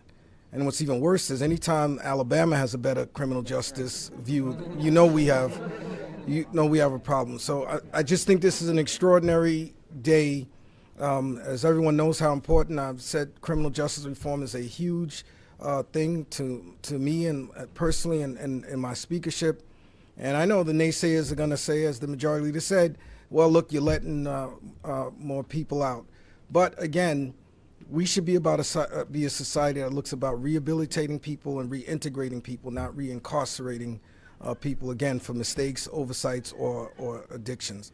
So I, too, want to thank our wonderful bill sponsor, Forrest. She's a freshman, but she took on a huge and a difficult subject. And they said we had never passed this bill before. So I want to thank her for her leadership in getting it across the finish line. She has a wonderful assistant, David, with her as well. And I also want to thank all of the Democratic members of the Assembly for continuing to be, even when people disagree, that we always are focused on what is right. And I also want to acknowledge the great and hard work with our chair of the Corrections Committee, David Weapon. Thank you all. This is a great day.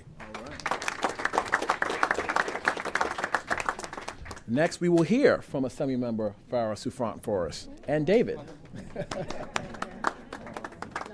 this one. This one goes to you. Mommy's fighting over me. I love it. I love it. She pulled rank on you. Yeah. That Yes. was a rank pull. She's got grandkids. I don't. That's right. Thank you, Governor Hochul, for bringing up less is more, and also for holding my baby. Good morning, everyone. I just wanted to start by saying thank you to everyone here for pushing this, helping pass this bill. When I talk about less is more and the meaning of this bill, as I understand it, I have to speak of it as a nurse. And my theory has always been based on care. So when I was first approached with this bill, and the problems of our parole system, I thought about how can we make this process a more care-centered process. And I had learned that parole itself is a reform to the criminal legal system. So New York was a pioneer by introducing a system where people could, through good behavior, earn back time in their communities. Key to this is the idea that the best rehabilitation is one that happens among loved ones, with opportunities to grow and thrive in the community.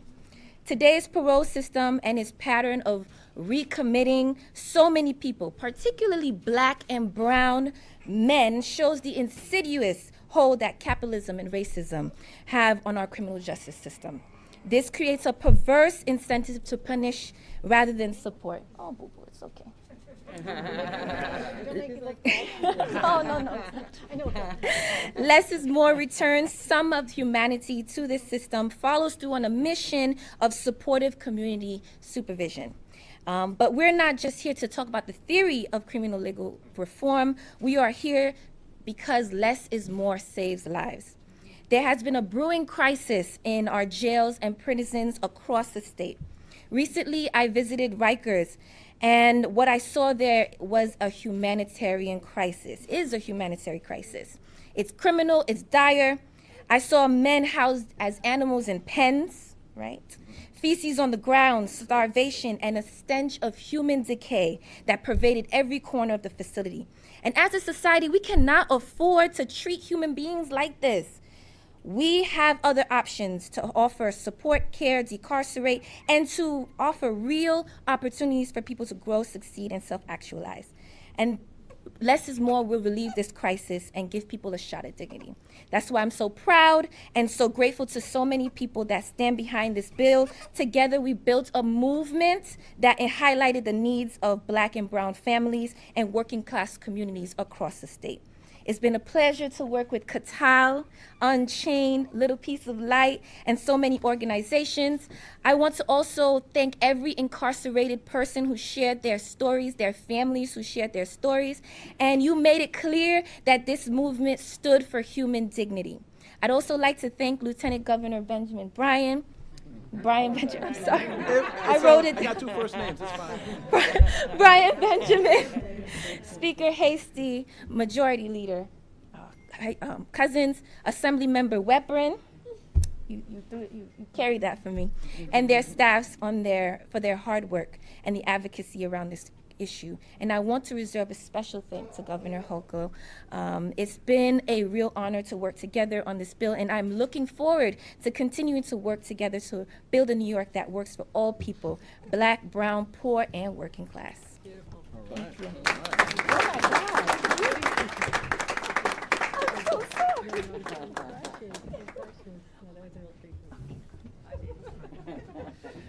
Next, you do a lot of things, Governor Hochul. Next, we have the Executive Director of A Little Piece of Light, Ms. Donna Hilton.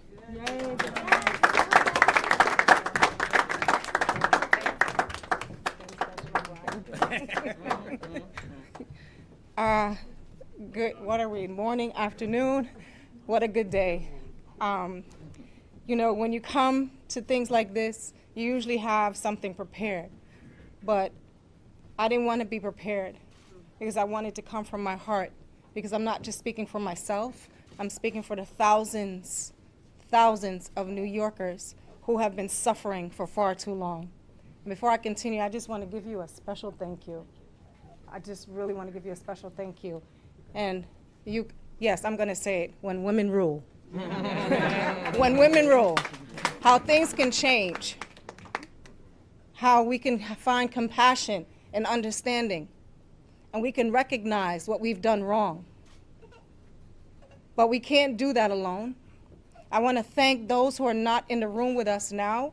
I want to thank the many organizations and supporters who've helped us in these 3+ years to get this bill signed into law. I want to call in Exodus Transitional Community, Women's Community Justice Association, the Justice for Women Task Force. I want to call in all those, New Hour for Children. I want to call in all those who continue to stand beside us. And why am I calling them in? Because I'm a woman that served 27 years in New York State's criminal legal system. I went in Rikers Island as an adolescent, and I was tortured. That was 1985. This is 2021. 36 years later, we are still being tortured and treated like worse than animals. Because I'm sure everyone in this room and under the sound of my voice who has a dog or a cat or a pet, that's your family. And you would never treat them like that. And so I'm thankful that today the governor instituted immediate action because she recognizes the humanitarian crisis that we've been suffering with for decades. This just didn't happen. This did not just happen. And we can't continue to have stuff like this happen.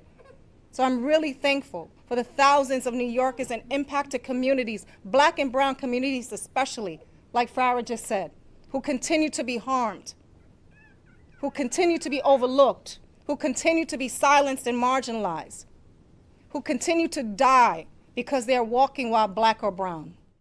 All right, guys, as we continue to listen in here, what I am going to do is step away from New York. We have a lot of other events going on that are live, and we want to get to them. So we're going to step away from New York, get to more events that are taking place across the country after some of us go off into a quick 2-minute commercial break.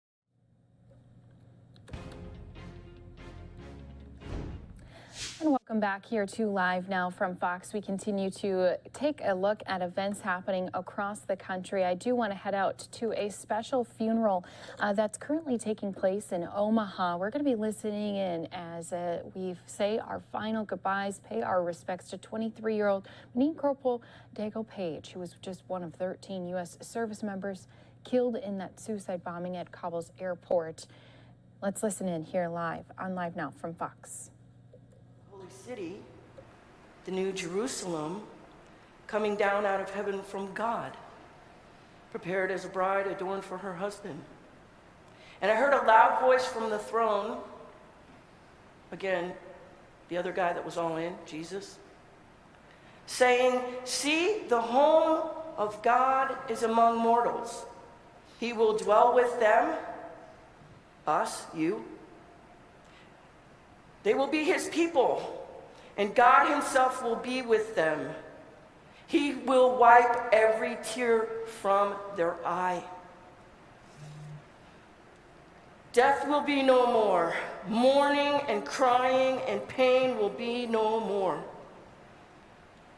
And the one who was seated on the throne said, "See, I am making all things new." Those who conquer will inherit these things, and I will be their God, and they will be my children. And even though we can't see it, Dagan Page has been made new in Christ for eternity. And for that I say, to God be the glory forever and ever. Amen.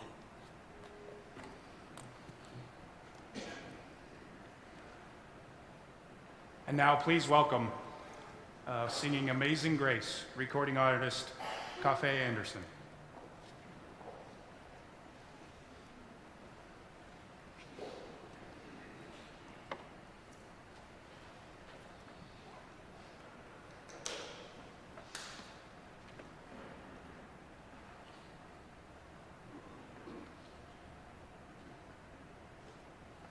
Check.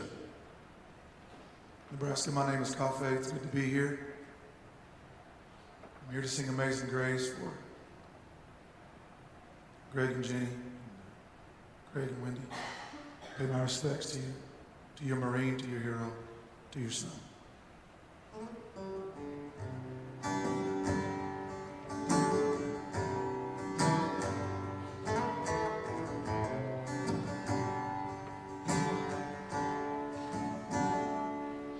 Amazing grace, how sweet the sound that saved. And as we listen in here to part of this funeral earlier,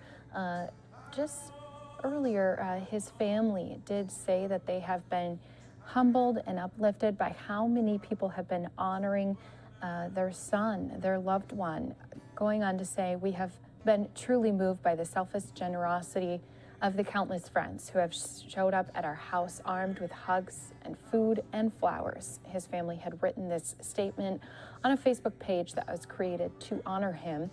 It went on to say, "We know people have planted flags in our yard, in their own yards, and even driven around with them in their golf carts, all for Dagan." Now, Page's family did say that it took a little time, but they did want to plan a tribute upon his arrival back in Nebraska. And the mayor in Omaha said the city is also showing their full support behind this family. Now, Page, who served as the 2nd Battalion, 1st Marine Regiment base at Camp Pendleton, California, is mourned by his girlfriend, his parents, stepmother and father, 4 siblings, and grandparents. So he joined the Marines shortly after graduating Millard South High School. And some of his fellow classmates wrote on Facebook that they were keeping him and his family in their prayers, and he was a great patriot. And after his enlistment, Page planned to return home to Nebraska to go to trade school and possibly become a lineman. And his family did say in a statement to his younger siblings, he was their favorite Jungle Jim, and to his friends, he was a genuinely happy guy who you could always count on. Dagan will always be remembered for his tough outer shell and giant heart. Our hearts are broken, but we are thankful for the friends and family who are surrounding us during this time. Our thoughts and prayers are also with the other Marine and Navy families whose loved ones died alongside him. Once again, we're listening in live here on Live Now from Fox.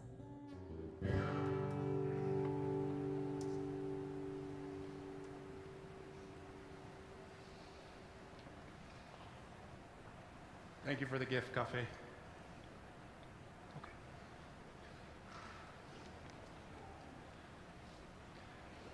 With that gift, we want to thank God for the gift of Dagan, for the 23 years that we've got to spend with him.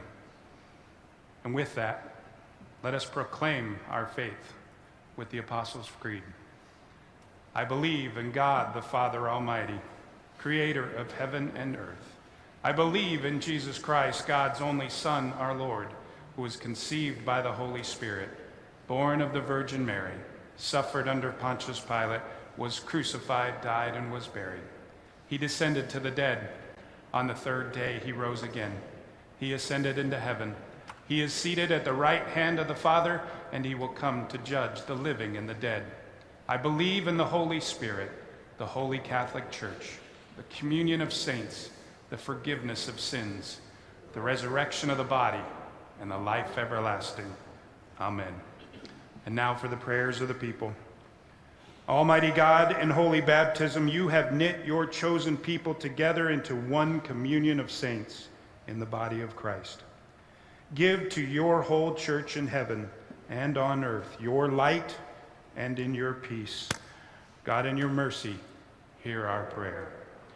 Give courage and faith to all who mourn, and a sure and certain hope in your loving care, that casting all their sorrows on you, they may have strength for the days ahead.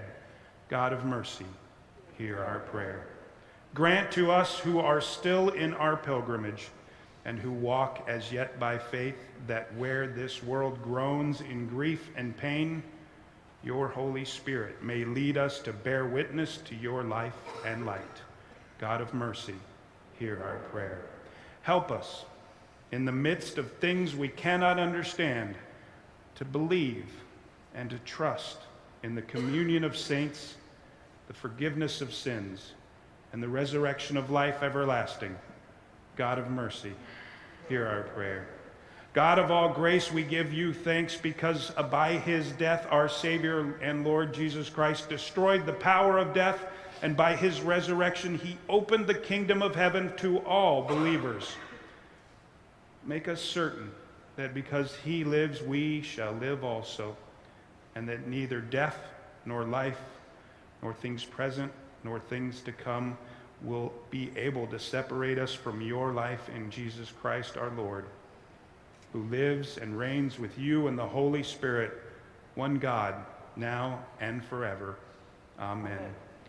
And now please join us in saying the Lord's Prayer. Our Father, who art in heaven, hallowed be thy name. Thy kingdom come, thy will be done, on earth as it is in heaven. Give us this day our daily bread, and forgive us our trespasses, as we forgive those who trespass against us. And lead us not into temptation, but deliver us from evil. For thine is the kingdom, and the power, and the glory, forever and ever. Amen.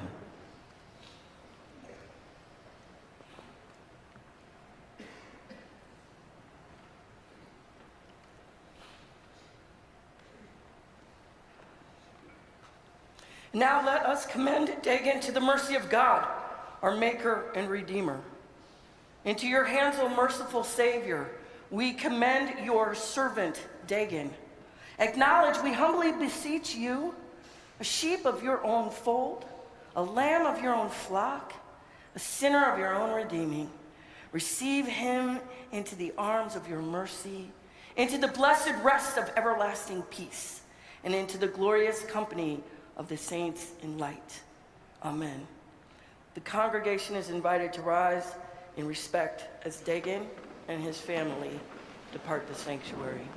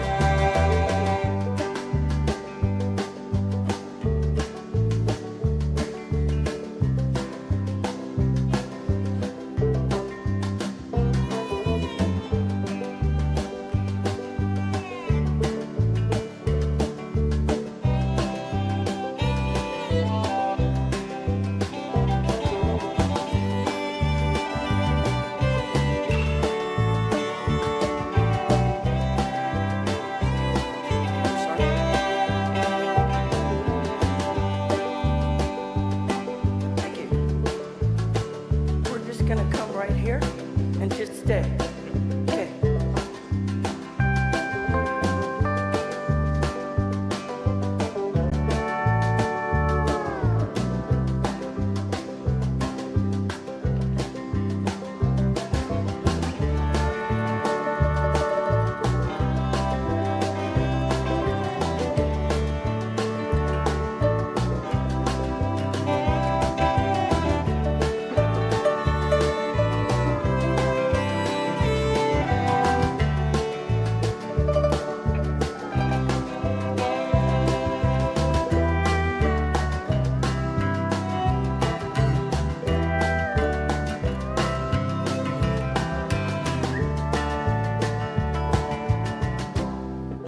So once again, we were here seeing many people step out to pay their final tributes and their goodbyes to Marine Corporal Dagan Page. He's just one of 13 U.S. service members who were killed in that Kabul airport suicide bombing.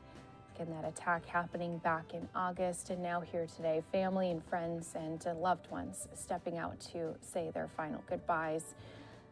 And once more, his family did say a statement on Facebook that they have been truly moved by all of the generosity from their friends who have showed up, shared their food and hugs and flowers. And they did say that to his younger siblings, he was their favorite jungle gym. To his friends, he was a genuinely happy guy that you could always count on. Dagan will always be remembered for his tough outer shell and giant heart. Our hearts are broken, but we are thankful for the friends and family who are surrounding us during this time. Our thoughts and prayers are also with the other Marine and Navy families whose loved ones died alongside Dagan. What we're gonna do is go ahead, step into a break here on Live Now from Fox, give you more stories from across the country when we return.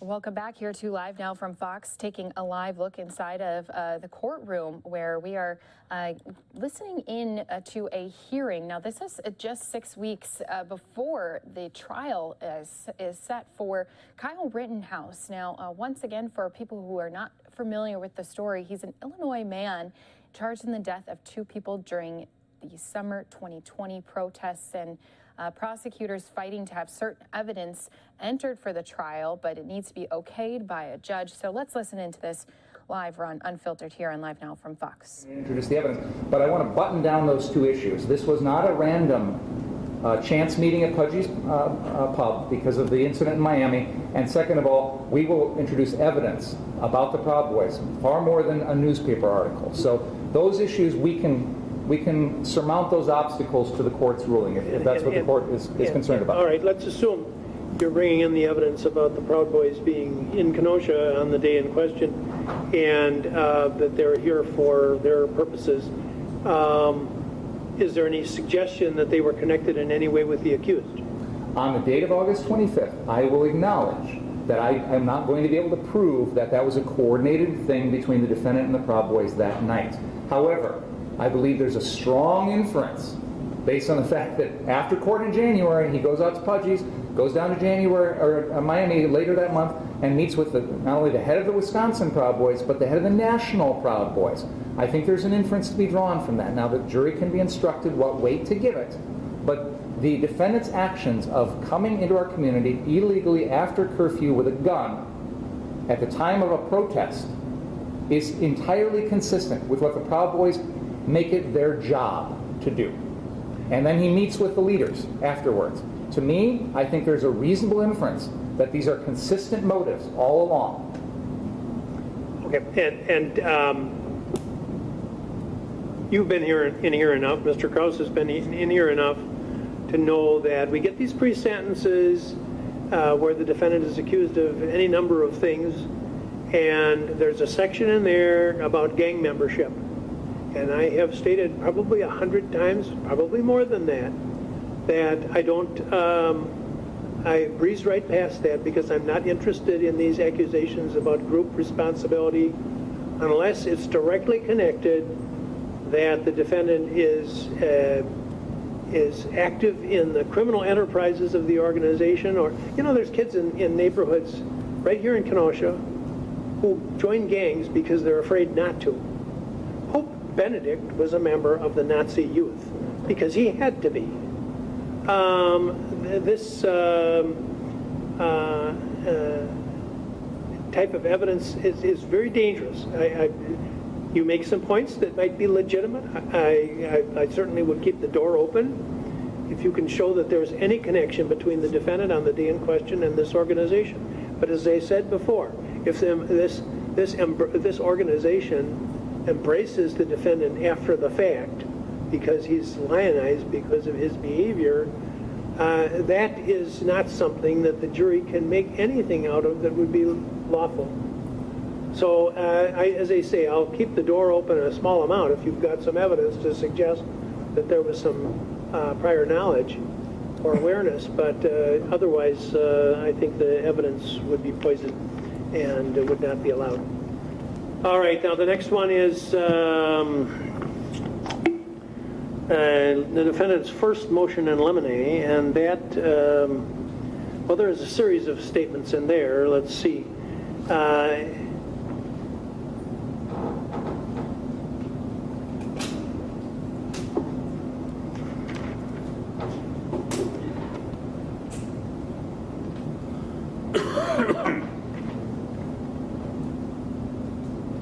He's asking that the state be prohibited from the Pudgy's incident. That's in point 3, and I've already discussed that. The evidence that where the source of the funds with which Mr. Rittenhouse purchased the firearm is that he wants to prevent that from being offered. Is that any reason you want to offer that evidence? Absolutely, Your Honor. The defendant is charged with illegally possessing a firearm. The circumstances under which he possessed that firearm are directly relevant to that charge. So how he obtained it, how he purchased it, the circumstances under which he purchased it, how he paid for it, etc., all of that is relevant. I believe that there will be testimony with regard to this. I don't think there's any dispute that the defendant turned around and used his stimulus check very shortly thereafter to go up to Ladysmith, Wisconsin with his good friend Dominic Black, and essentially gave the money to Mr. Black, who then purchased it on behalf of the defendant because the defendant was 17. He can't legally purchase or own a firearm. What is the source of the funds? How is that relevant? It's relevant, Your Honor, because Mr. Black was working essentially as a straw purchaser here, Your Honor. That's a separate issue. What he's asking and not be allowed is evidence about the fact that he used the stimulus money to buy the gun. Where's the probative value of that? Well, Your Honor, I think it paints the picture for the jury of how this transaction occurred. How does Mr. Rittenhouse come into this money? It's a lot of money. We're not talking about $50 here. We're talking about $800 or thereabouts. So it's a large sum of money. Mr. Actually, Rittenhouse, you're providing the explanation. I would think that you'd want to offer that, where did he get this money? I don't understand. We can leave the question open for the jury, Your Honor, and we can let them try and speculate if they want to, but since we already know the answer, why not tell them the truth? Why tell them anything? I mean, he had money. He apparently had a job as a lifeguard or something, I read. I don't know that he had that job at that particular time, Your Honor. No. I don't want to get into I mean, the defense is going to talk about his work as a lifeguard. We've already heard reference to him, working in our community, although he worked in Pleasant Prairie. But what is the relevance of the stimulus money being used for that as opposed to being used for drugs or for new musical instrument or a boombox, or is it? I don't know. If we want to cut off reference to that, is that a current term, boombox? I don't know. If we want to cut off reference to that, Your Honor, then why don't we just cut off reference to the defendant working in Pleasant Prairie as a lifeguard too? You haven't given me a reason. Well, I think it's the same issue. I think it's the same. It's two sides of the same coin, Your Honor. Yeah, I would tell you that I don't think it's a big deal, but I do think the defense is correct that it doesn't sound to have much relevance. I also don't. You're suggesting that the reason he's trying to do it is to denigrate the defendant for not using the stimulus money for a more altruistic purpose.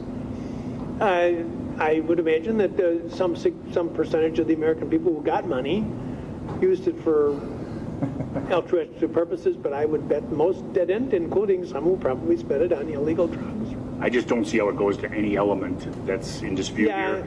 I mean, it's just, I think it is to denigrate him, to try and paint him bad, and that's why they put it in the Washington Post article. I believe that's where it was got, or the New York Washington Post article. I did, by the way, read that New Yorker magazine article that you mentioned, but I didn't read. I don't think it's an issue of denigrating or making him look positive. The stimulus money was intended to stimulate our economy. It was designed to be spent at various locations. Whether you go out and you buy groceries, or you spend it on your rent, or you buy a gun, it certainly benefited the Ace Hardware and Ladysmith to sell that gun. There's nothing wrong with that. Gun ownership is legal in our country.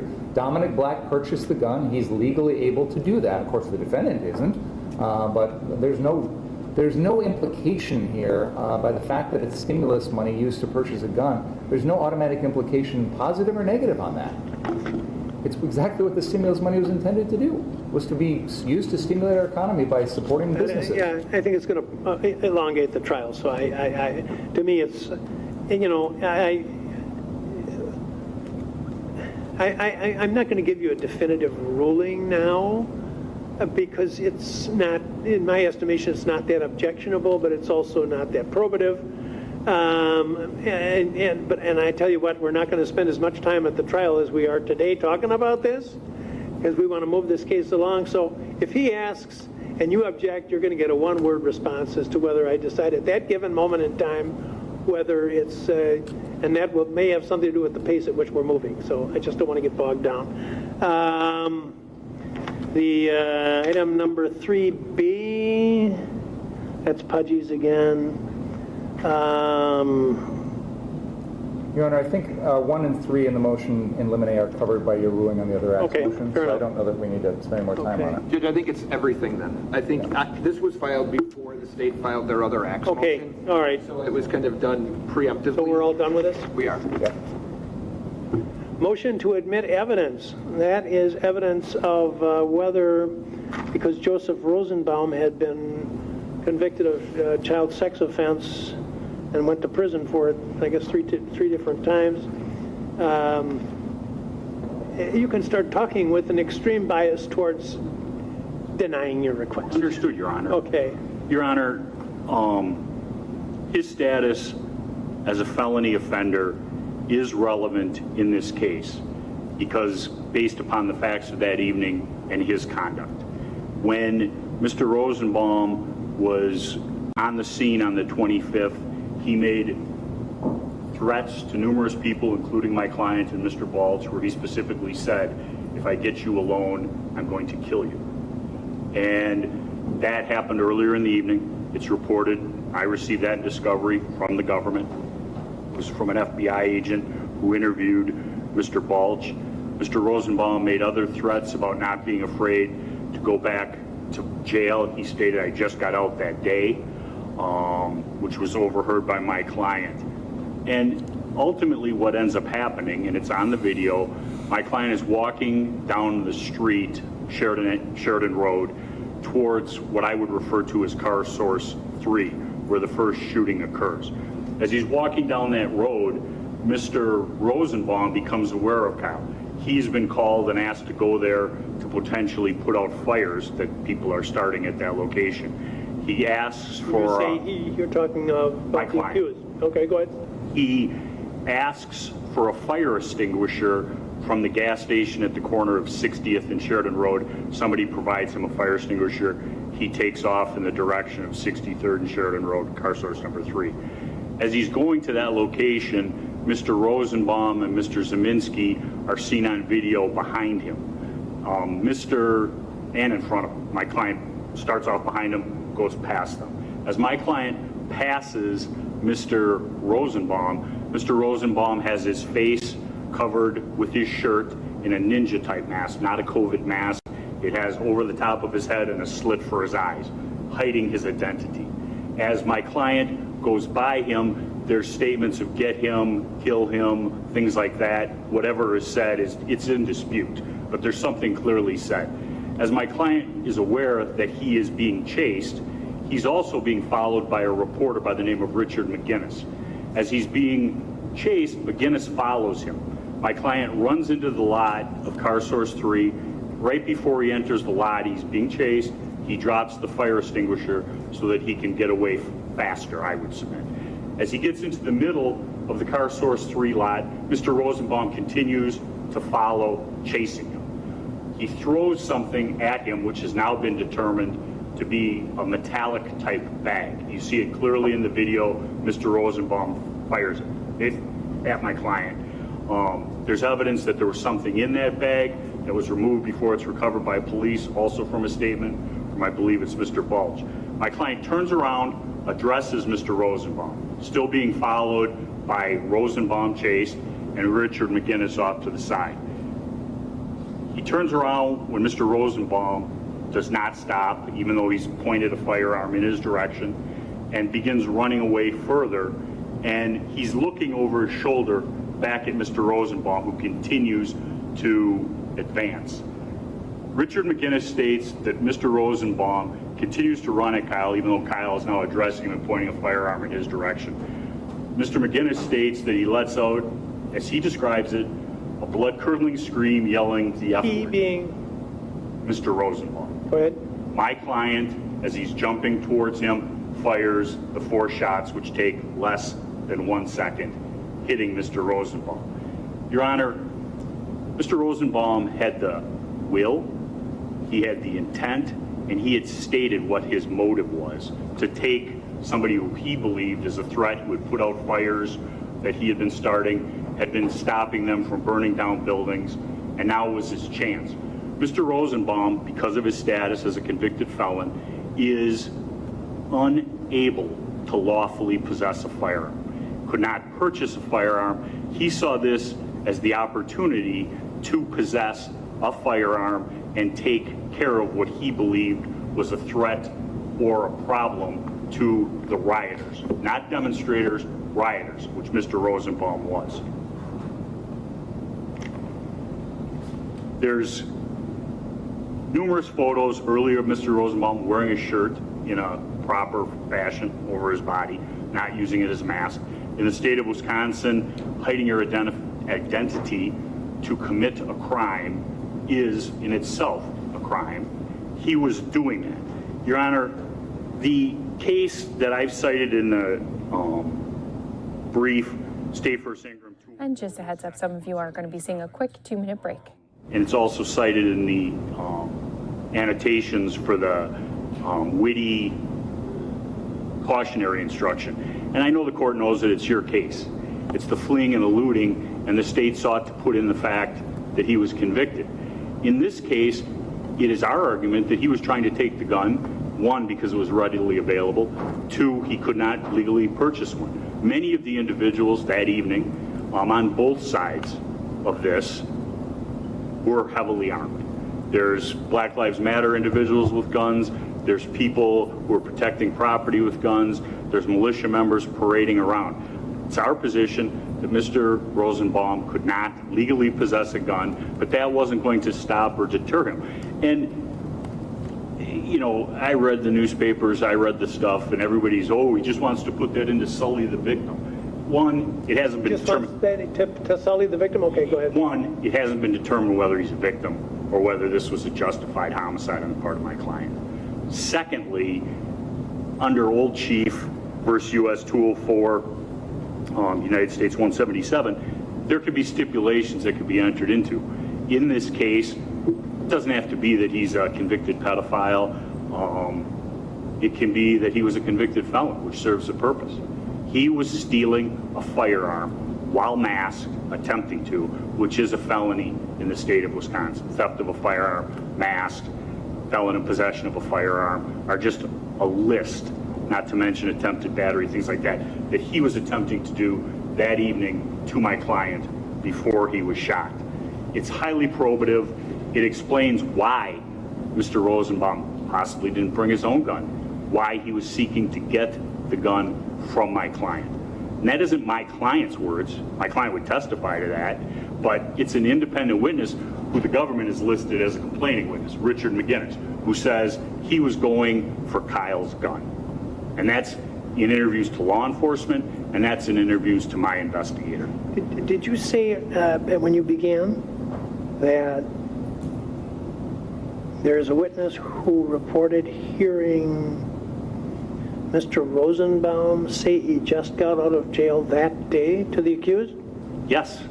He said he was announcing it to the people at Car Source 2 where my client was in the property. And it wasn't jail. He had gotten out of a mental institution, but it was the evidence, I think. Well, what institution he was in was not important. What the what the decedent allegedly said is the important thing. He allegedly said what?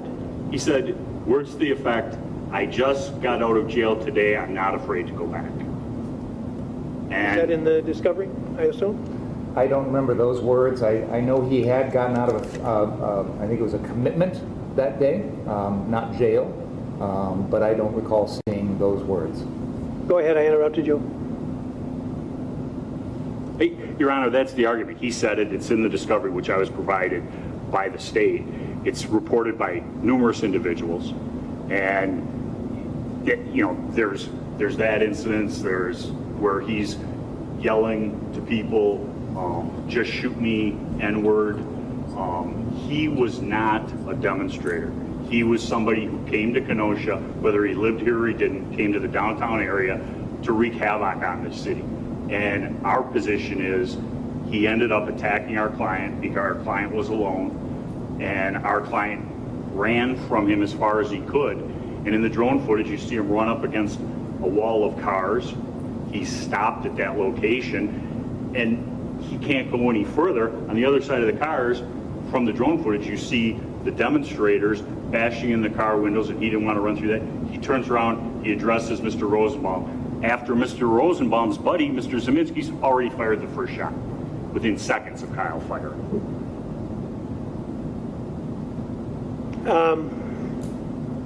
Mr. Binger. Judge, there are a lot of people out there commenting on this case that are happy that Kyle Rittenhouse killed a pedophile. And that's the danger here. We don't want the jury to make a determination that somehow this was justified because it got one child molester off the streets. That is not what was going on here. I want to clarify that Kyle Rittenhouse knew none of this at the time of this incident. Had no idea that Joseph Rosenbaum had ever been convicted of a felon, had no idea he was a sex offender or anything like that. So this doesn't go to Kyle Rittenhouse's state of mind. And that's important for self-defense. This is not a subjective issue. This is not a reasonable issue. It does not go to self-defense at all because there's no evidence Kyle Rittenhouse knew anything about Joseph Rosenbaum's history that night. They had never crossed paths before that night. They'd never met. And I agree with you on all of what those points that you're making. I guess I'm struggling with, and as you recall, I started by saying that I had extreme bias against the defense position. But I'm struggling now a little bit because I'm hearing about this statement allegedly made by Mr. Rosenbaum about having just gotten out that day and not afraid to go back, if that is in fact testimony that's going to be offered at the trial. It does put a different light on it, not about whether he's, I would be surprised if I would admit evidence that he was a sex offender or that he had, the number of times he had gone to prison or the revocations. However, if indeed there's evidence produced that he made the statement about just having gotten out that day, that certainly does put a little bit of a different light about it. So you don't have to convince me that about not what was in the mind of the accused, other than the statement allegedly made that he had just gotten out that day. And so why don't you argue on that point? Sure, Your Honor. With regard to the motive that Joseph Rosenbaum had that evening when he confronted the defendant, because that's where this really goes to. The defense wants to argue that his motivation in confronting the defendant was, among many other things, which counsel's just detailed, a desire to obtain the defendant's gun because Mr. Rosenbaum couldn't get the gun any legal way. That is really what this is. He's a felon, so he can't go to Dunham's or Gander Mountain and buy a gun. He's got to steal it. That's the only reason why this fact of his felony conviction could possibly come in at trial, is to show that motive. So, how plausible is that motive? First of all, we have no evidence that Joseph Rosenbaum wanted a gun that night. None whatsoever. No one is going to testify that he ever tried to get a gun since his last felony conviction, that he ever said he wanted a gun that night, that he ever said anything about wanting to get armed that night. There is nothing in this record as to him saying anything about his motivations with regard to a gun. Second of all, counsel's acknowledged everybody had guns that night. In fact, earlier in this hearing, counsel referenced a racist statement that Mr. Rosenbaum said. That is on video. Everybody's seen it here in the court. And it's clear Mr. Rosenbaum is walking up to individuals that are similarly armed to Mr. Rittenhouse, that are openly carrying AR-15 style assault rifles slung around their shoulders. He gets in their face and he is challenging them. This happens on the videos. Now, does Mr. Rosenbaum at any point reach for anyone's gun in that situation? No. Does he try and take it away from anyone? Does he say, let me have that gun? Does he say anything about a gun? No. All right, so once again, we're listening in live to this hearing. Again, this is just ahead of the trial, which is set to begin on November 1st. And we're listening as prosecutors are fighting to have certain evidence be entered in ahead of this trial. It does need to first be okayed by the judge. So we're just 6 weeks, just over 6 weeks until this trial is set to start again. The Illinois man facing charges in the death of 2 people during protests in the summer of 2020. Now in August, prosecutors obtained a 29-second video clip they say features Rittenhouse, who was 17 at the time, talking about firing his assault rifle at customers outside of a CVS because he thought they were shoplifting. The video was taken 2 weeks before the fatal shootings he is now charged in with connection in for last summer. So prosecutors believe this evidence will help prove intent. They're also requesting for a list of everyone who donated to the fraud that helped pay for Rittenhouse's $2 million bond. In the meantime, Rittenhouse's defense attorneys arguing that he was acting in self-defense during last summer's protests. Now, again, this motion hearing is taking place live in Wisconsin. We're listening in here on Live Now from Fox. We do have a number of other events that are also taking place. We'll be jumping into some of those a little bit later here in this hour. So once again, listening in live, again, as evidence is being debated whether it should be entered in ahead of this trial. An irrational notion, this unreasonable notion that Mr. Rosenbaum decided this was the night that I need to go get myself a gun illegally on the street, and that's the person I'm going to take it from. I mean, Mr. Rosenbaum, to say that the best way for him to go get a gun that night is to approach an openly armed individual carrying an assault rifle slung around his shoulder and take it from him by force, it strains credibility, Your Honor. Now, in their motion, the defense has suggested that there's some evidence Mr. Rosenbaum was reaching for Mr. Rittenhouse's gun. Now, they didn't mention that here in the hearing, but it's in their motion. Well, let's talk about the circumstances of that interaction. Yes, it is on video that at some point Mr. Rosenbaum is running through the 63rd Street car source, chasing after Mr. Rittenhouse. He throws a plastic bag. It's not a metallic bag. It's a plastic bag. Towards Mr. Rittenhouse, which lands harmlessly 10 feet behind Mr. Rittenhouse as they're running. I've read that over and over again about the plastic bag being thrown at somebody. Now, if I throw a plastic bag at you, I guarantee it's not going to hit you. And that would be true if you're standing 2 feet ahead of me. So I guess I'm interested in what the images show about the course of the plastic bag. I mean, did it just project a foot and then drop to the ground? Or No. did it act like a missile in the direction of the accused? There was something inside the plastic bag. There was something inside of it. We've never been able to determine exactly what it was because it was not recovered in evidence. This was a scene where, obviously, because of all of the chaos and situation. The point is that it's shown on video. It flies into the air. This is not just a plastic bag, which is what the complaint says, a plastic bag. Sure. It flies into the air. It lands about 10 feet behind the defendant as the defendant is running away. I don't think anyone can reasonably argue that it was a risk to cause bodily harm at any level to the defendant. I suspect Mr. Rosenbaum threw it out of frustration or anger, but it's not a reasonable threat to the defendant's safety. My question has been answered. Okay.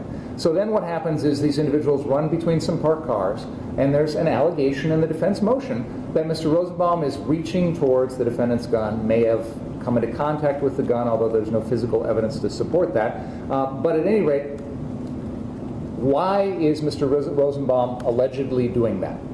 We don't know. We don't have any statements from him. We have speculation from witnesses. We can speculate by watching the video, but that is all that is pure speculation. Now, I submit that in that circumstance, the most reasonable explanation why Mr. Rosenbaum may have been doing that is the same thing any of us would do if someone pulled a gun on us, is probably try and defend ourselves by pushing the gun away or knocking it away or anything like that. But the notion that in that moment he thought to himself, I'm a felon, I can't go to the store and buy a gun, so I'm going to take it away from this random individual on the street, is utterly preposterous, Your Honor. So I don't think there's any plausibility here. I don't think there's any evidence as to the Sullivan factors of motive, intent, knowledge, anything along those lines here, because we simply don't know. And Mr. Rosenbaum, obviously, is not in a position to answer any of these questions because he's deceased. So we're talking about the motives of someone who can't defend themselves, can't respond to any of this, and that is completely improper. Your Honor, just briefly in response to some of the more interesting points Mr. Binger made. One, the evidence is timely. It's part of what happened that evening. Two, Mr. Binger talks about there were other incidences where he was with individuals going at them who were armed with AR-15s. The very distinctive thing between those incidents at the gas station on 60th and Sheridan Road and the situation between my client and Mr. Rosenbaum are, my client was alone, it was not well lit. At the gas station where Mr. Rosenbaum is going nuts, yelling, shoot me in, repeatedly, he has to be held back from those individuals with guns. And there are numerous individuals. It's no individual standing alone, he's going at them. The threat regarding I just got out of jail and I'm not afraid to go back was earlier in the evening at Car Source 2. The bag incident, the state can talk about it not being or meaning anything. It was a metallic bag. You can clearly see it fly through the air, lit up from the lights that were in that area. And the client will testify that he had seen Mr. Rosenbaum, this is on video, right in front of car source number 2, walking down the road with a huge chain that had been taken off a trailer that Mr. Rosenbaum and other individuals had threatened. So he knows he has something metallic. And he talks about Mr. Rosenbaum defending himself and it being rational. Your Honor, it's not rational to chase somebody unarmed with a firearm. But he chose to do that. And he lives or dies with the consequences. In this case, he died with the consequences, trying to take a firearm from an armed individual. And we can say, the state can say it's speculation, and I can say it's not speculation. He wanted a firearm. That's why he was masked, and that's why he attacked someone who was by themselves, who was on the other side. Well, I certainly you're welcome to pursue the evidence and attempt to prove that the decedent was attempting to take the gun from the accused. But I think that he was there are a universe of motivations that Mr. Rosenbaum could have had, and to invite the jury to speculate that it was because he couldn't legally acquire one, that's too much for me. So I'm gonna grant the. I guess it comes in here as a request on your part to admit that evidence, and I'm going to deny that request.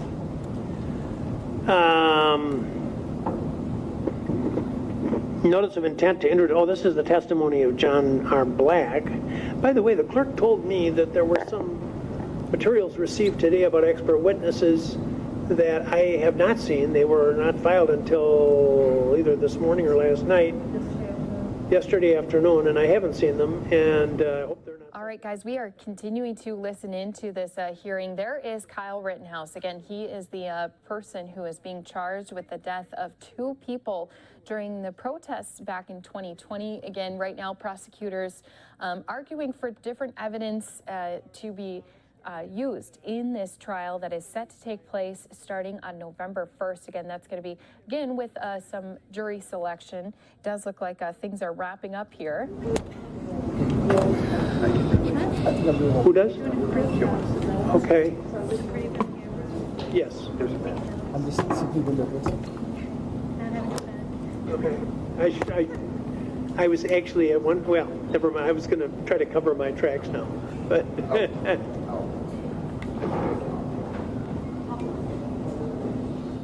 So once again, Kyle Rittenhouse sitting here in the courtroom as they get prepared for what evidence will be allowed to be used during his trial. Again, set to start November 1st. That's when they're going to be doing jury selection. And again, some prosecutors saying some of this evidence, including a 29-second video clip who features Rittenhouse, who was 17 at the time, talking about firing his assault rifle at customers outside of a CVS because he thought they were shoplifting.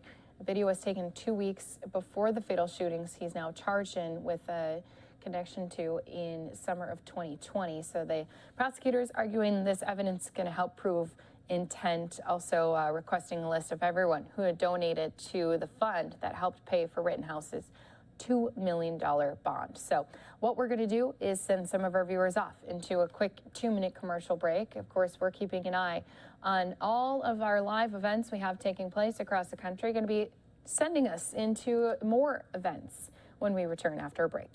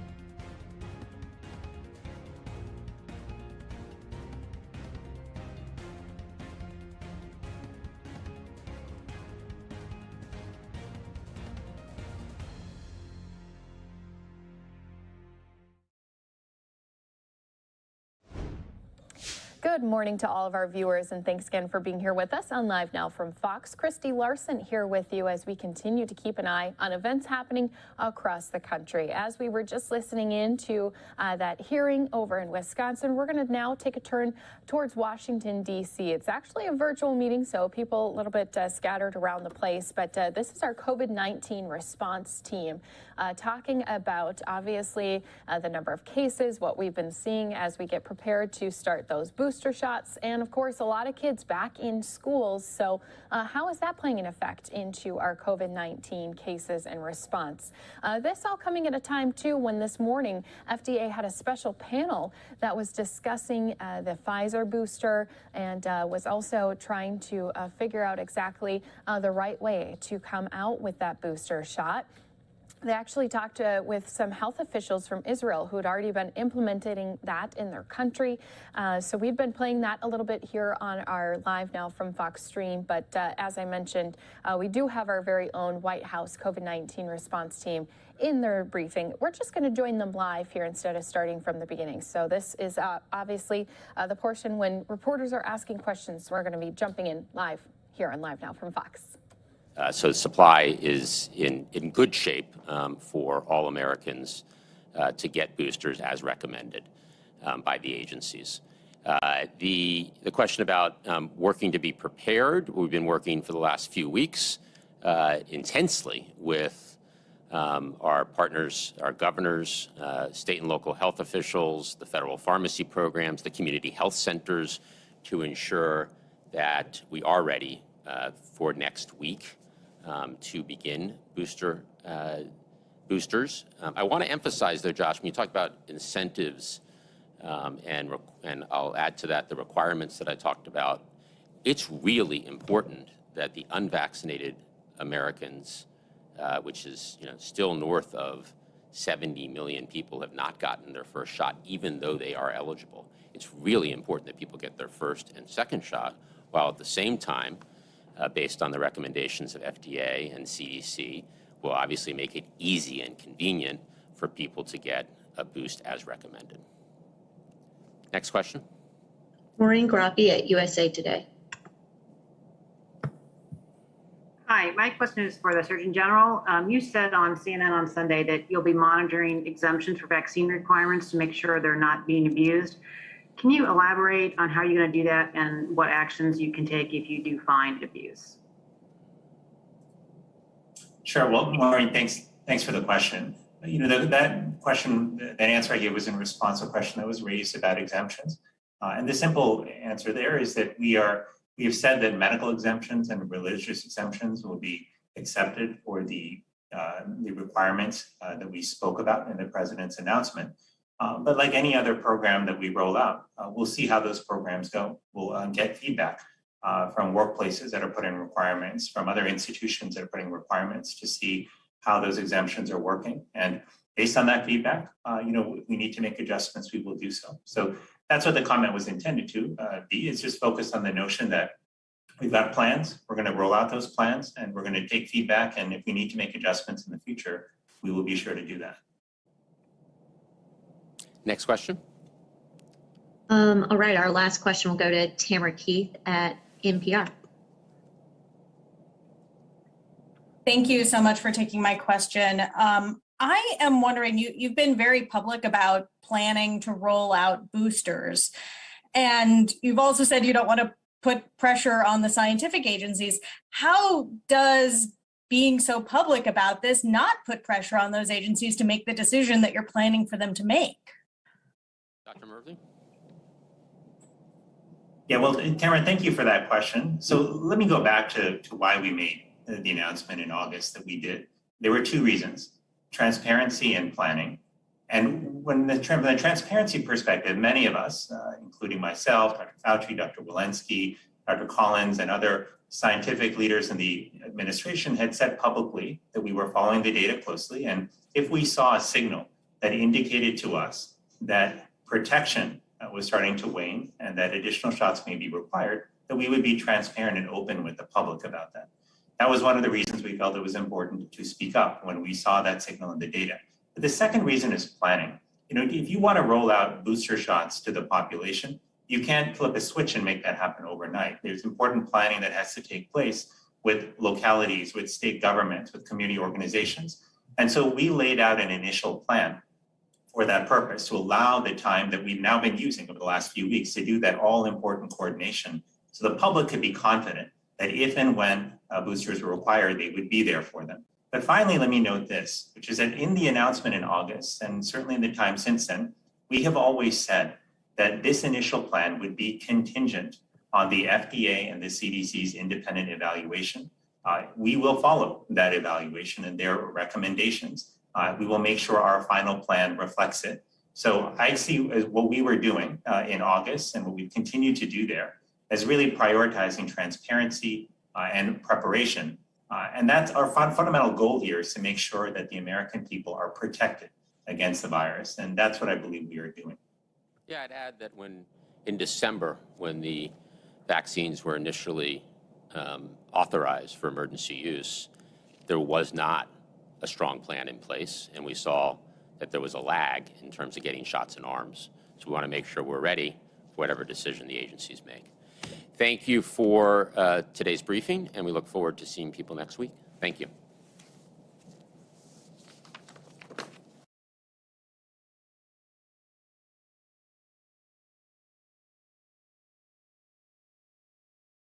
All right, so COVID-19 response team again wrapping things up. And as I mentioned earlier this morning, a big, lengthy discussion was happening with the FDA. They had a special panel talking about getting prepared for these Pfizer booster shots. So once more, we do know that these are going to become available. They're requesting people who have had both doses of their vaccine to then get this booster shot as well. They have had a little bit of varying times, but they did say about 8 months after that second shot was introduced, and that is to begin here very shortly in the fall. So we continue to have you covered right here on your COVID-19 news. But let's go ahead, take a look at the big board at this time. We're seeing a lot of red, unfortunately, here on this Friday as we're down over 150 points. But of course, if we see more green, that would be a good way to end the week.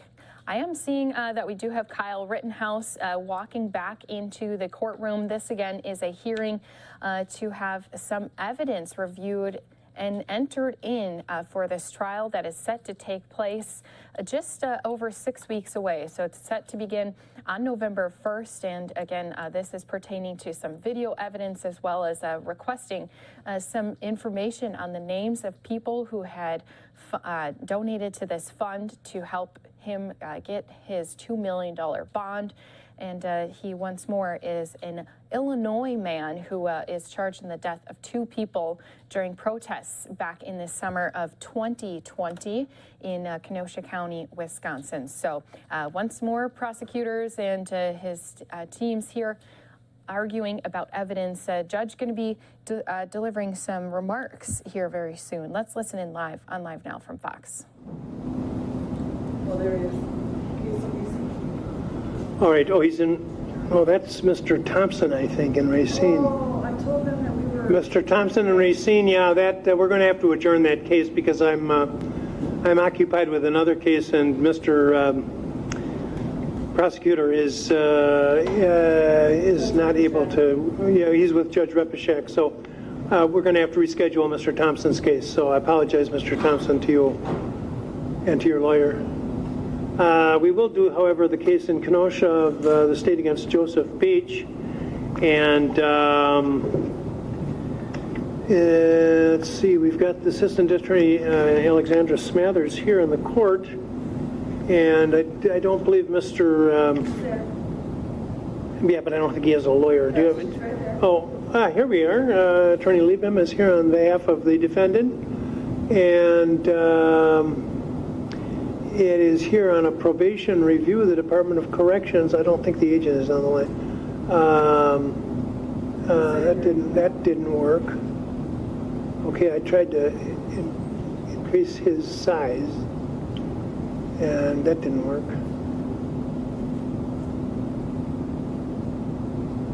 Okay, in fact, no, I can't find him at all. I hope he's not.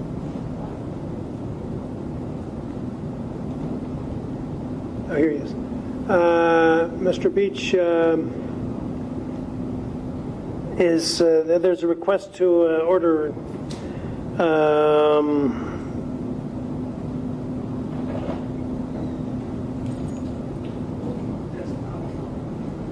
an additional disciplinary confinement on his probation. He's had 2 prior custody periods, one in May and one in July and August for violating the no contact order for the victim and consuming alcohol. And agent reports just 3 days following his release, Mr. Beach was arrested on 8/23 for again violating his no contact order with the victim in these cases and for consumption of alcohol. Did you want to comment on that at all, Ms. Smathers? No, Your Honor. Ms. Labum? Just briefly, Your Honor, Mr. Beach obviously was here prior for a no contact order violation. As he explained then, the victim did reach out to him. He was not attempting to have contact with her at that time. In this particular instance, when Mr. Beach was released from custody last time, he did not have anywhere to stay and was set up to stay with a mutual friend of the victim. They had gone out that night and the victim was there. Mr. Beach understands, though, that whether or not she wants contact or whether he wants contact, he understands that obviously he cannot keep violating the conditions of probation. As stated in the agent's letter, he had previously worked to try to get that no contact order lifted, but understands that the department does not feel that that is appropriate at this time. The only reason that he did have contact with the cops that night was because they were both helping their mutual friend back into his apartment, who's handicapped, and someone had called the cops because they were being loud. But there were no new charges, and he has been trying to keep in contact with his agent while he was released, and is willing to do any programming or treatment that his agent does find necessary. He's been working with Eddie Hartnell and KCDC to connect him to these services when he's released, so he does have somewhere to stay and does have other resources in the community, so he does not have to keep having contact with the victim. This has been a huge wake-up call for him, and he understands the seriousness of these violations, and we're asking for no additional jail time. Thank you. Thank you. What's the history prior to this case, Ms. Smathers? I'll pull it up, Your Honor, and just to note, the probation agent is now present.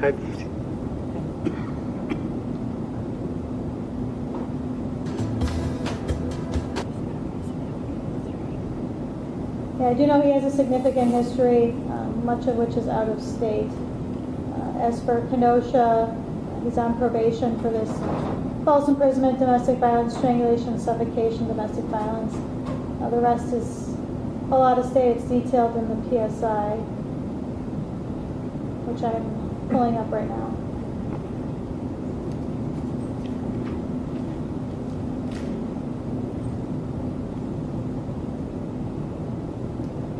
Uh, 2020 possession of drug paraphernalia out of Windbrook Harbor, Illinois. 2007, unauthorized use of animal/vehicle/ETC larceny out of Suffolk, Virginia. 2003, entering property of another with intent to damage, also out of Virginia. Also 2003, breaking and entering grand larceny, also out of Virginia. All right, did you want to add anything, Ms. Starr? We don't have a specific recommendation with regards to conditional time, but we do feel that it would be appropriate considering the ongoing lack of cooperation with regards to his supervision and with the contact with the victim, despite knowing that he's not supposed to, and then given also his history of behavior when under the influence and committing offenses. We would like for the court to take that into consideration. Thank you. Did you want to say anything, Mr. Beach? Yes. I now understand that I messed up a lot of times in a short amount of period of time. I have, in the past, such as the last time, I was just, I didn't have really any stability, and Tracy the victim was trying to help me, and I and we both understood that we shouldn't have been there with each other. But we were trying to get our relationship resolved and everything, but I do understand that this is a big wake-up call, considering the fact that I don't want to keep on living this jail life, especially over something I can take control of, and hopefully with the courts or with my probation officer, eventually the time get it lifted, upon, on her standards. I'm done seeing the victim. And I know I've said this many times, but this is a big wake-up call for me.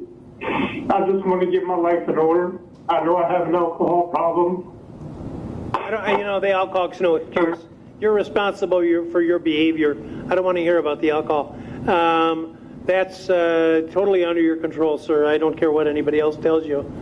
It's under your control. I know. You don't like the jail life? Stop committing violations of the court's orders. Those orders were put in place. We don't put them on everybody. We put them on you because you were slapping a woman around. You've got a criminal history, and you're now adding up enough time on disciplinary that the next step for probation may be revocation, and then you'll risk going to prison. So you'd better shape up accordingly and do exactly what is expected of you, and stop if the alcohol is causing, you're not supposed to drink. That's probably a condition by the department, and I will enforce it if you violate that. So no more episodes. You're to be confined in the county jail until the 21st of December. I think that's November. I think that's a total of 90 days from the day of his arrest. The number of days until the 21st of November. Anything else? No, thank you. May I ask a question? Go ahead. No, you can't have contact. I know. I was just wondering, is this the additional jail time that you're giving me? And It is, because you haven't done what you were told to do. Okay, and just one more thing. Am I being what you call revocated, or? No, you're not being revoked right now, but you're cruising that way because you're using up all your disciplinary time. So stop violating. I put you on probation. Yes, I put you on probation because you were going to do better, and I'm not seeing it. So do what you were committed to doing, and then you'll avoid having to make further visits to see me. Anything else? I promise, Your Honor. And upon November, whenever I get released, what happens after I get released? Talk with Ms. Starr. Just do what you're told, and you won't have any problems. I've got to go, sir. I've got another case going. Thanks, Mr. Beach. Would you tell the officer your hearing is over, please? All right, guys, what we're going to do is send some of our viewers off into a quick 2-minute break. Switching gears when we come back, more news is happening live across the country. We'll be getting into some more stories again after a quick break.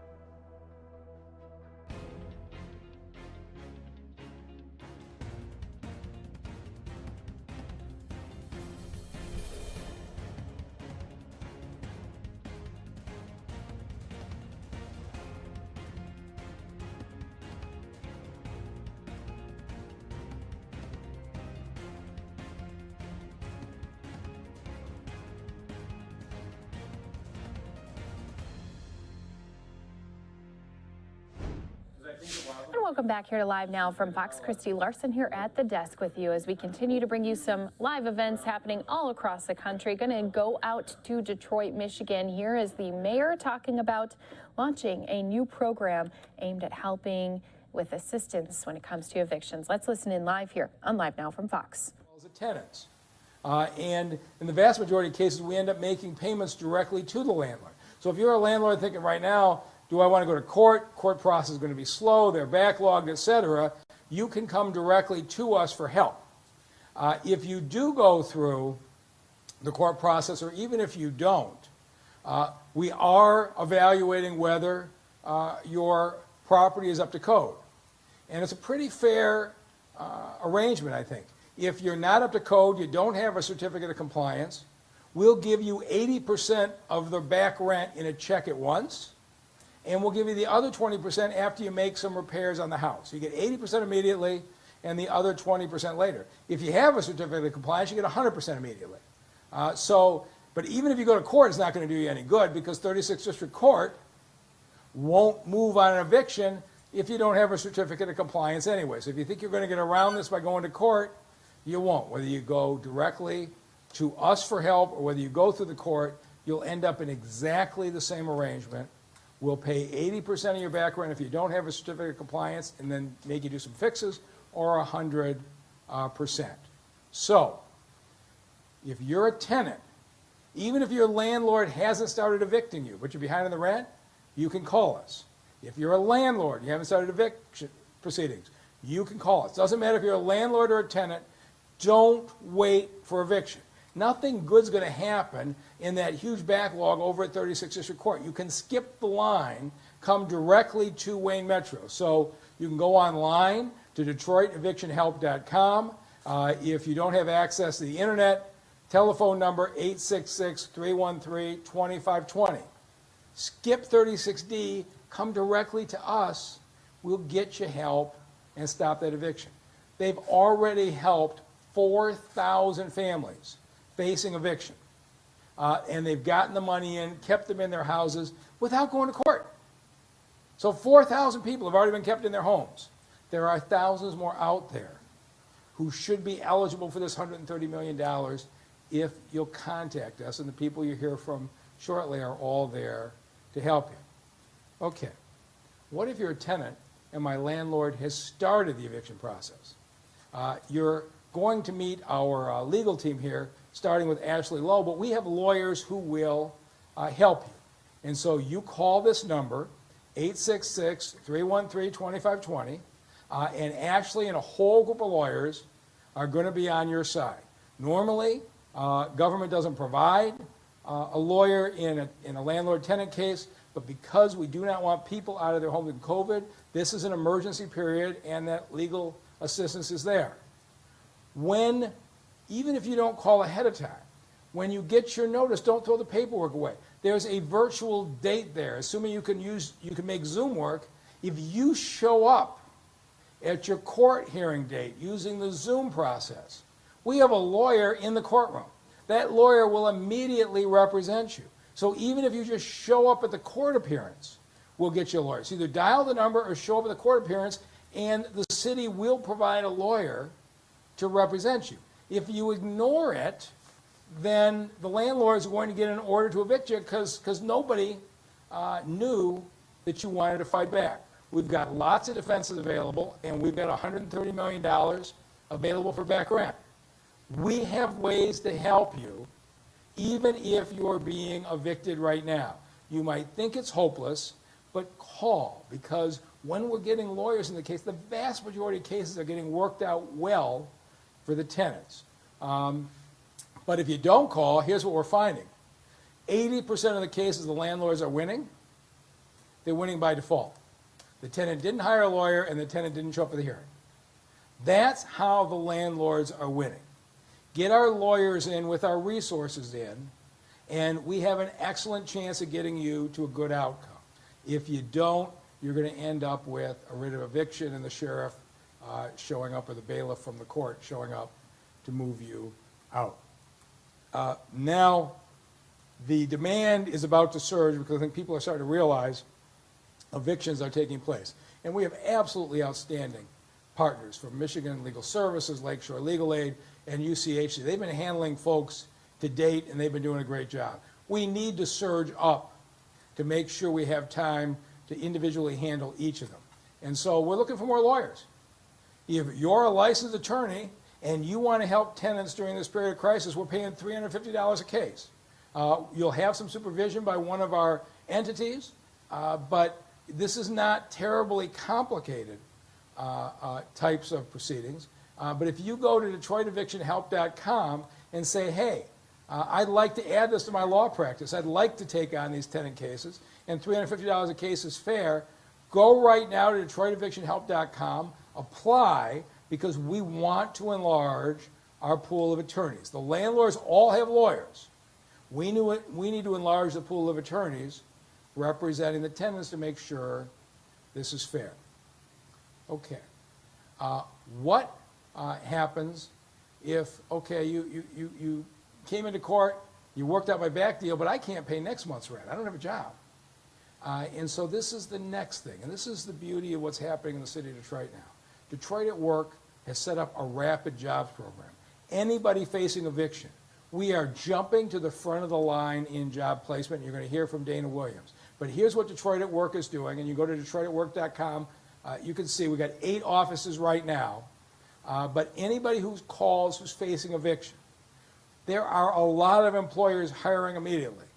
They are employers that don't need a high degree of skills, and in many cases we can get you hired in as little as 24 hours. So if you're sitting home thinking it's hopeless, why do I want to deal with a background I can't pay next month anyway? We can help you with the background, and we can get you fast-tracked into a whole range of job openings. And so if you go to DetroitEvictionHelp.com or call Detroit at Work and tell them, I'm in danger of eviction, I want the Rapid Jobs Program, you will be put to the top of the list to make sure we can get you some economic security. So, and for anybody who's looking to employ those facing eviction, DESC, my works right now, we'd love to have you step forward and help, because we can use employers as well. So, this is really simple. I gave you a lot of information. Here is boiled down to its simplest terms. If you need legal help, if you need financial help with background and utilities, or you need job placement help, you need those things to stay in your home. All you have to do is go to DetroitEvictionHelp.com or call 866-313-2520, and we will track you to your lawyers, to your financial assistants, and to your job placement. This is what the city of Detroit is doing, because we don't want any more vacant houses in the city. We want to keep you secure where you are. And so that takes you through the overview.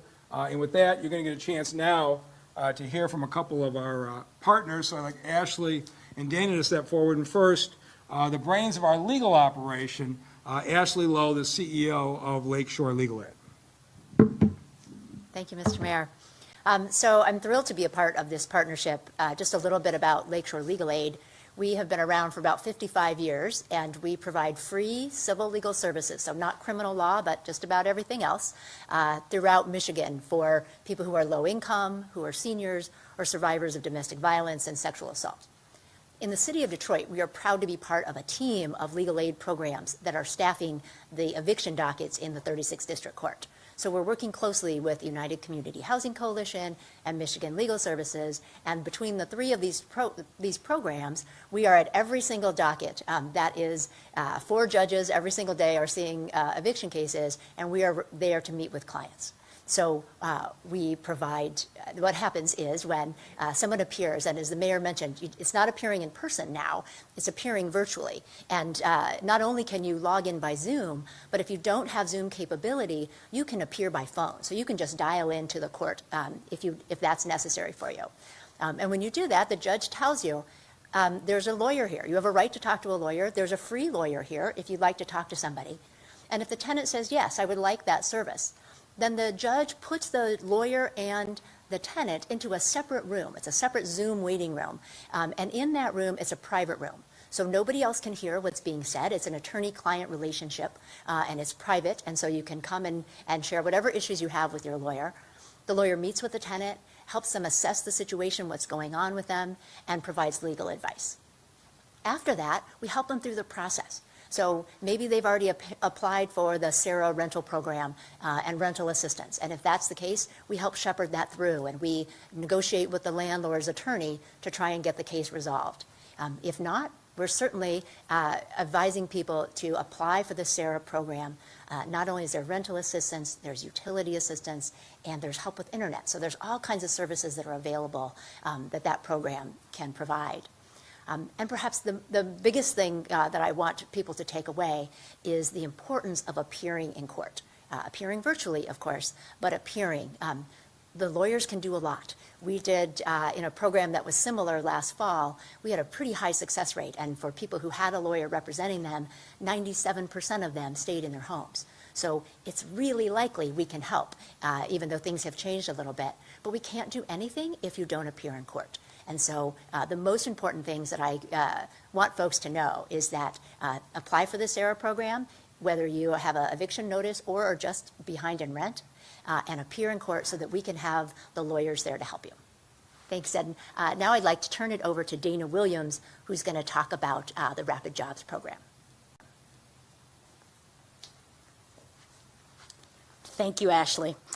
So I am here to talk a little bit about the Rapid Jobs program. So once you get the legal help that you need, we know that employment is going to be a critical component to Detroiters being able to stay in their homes.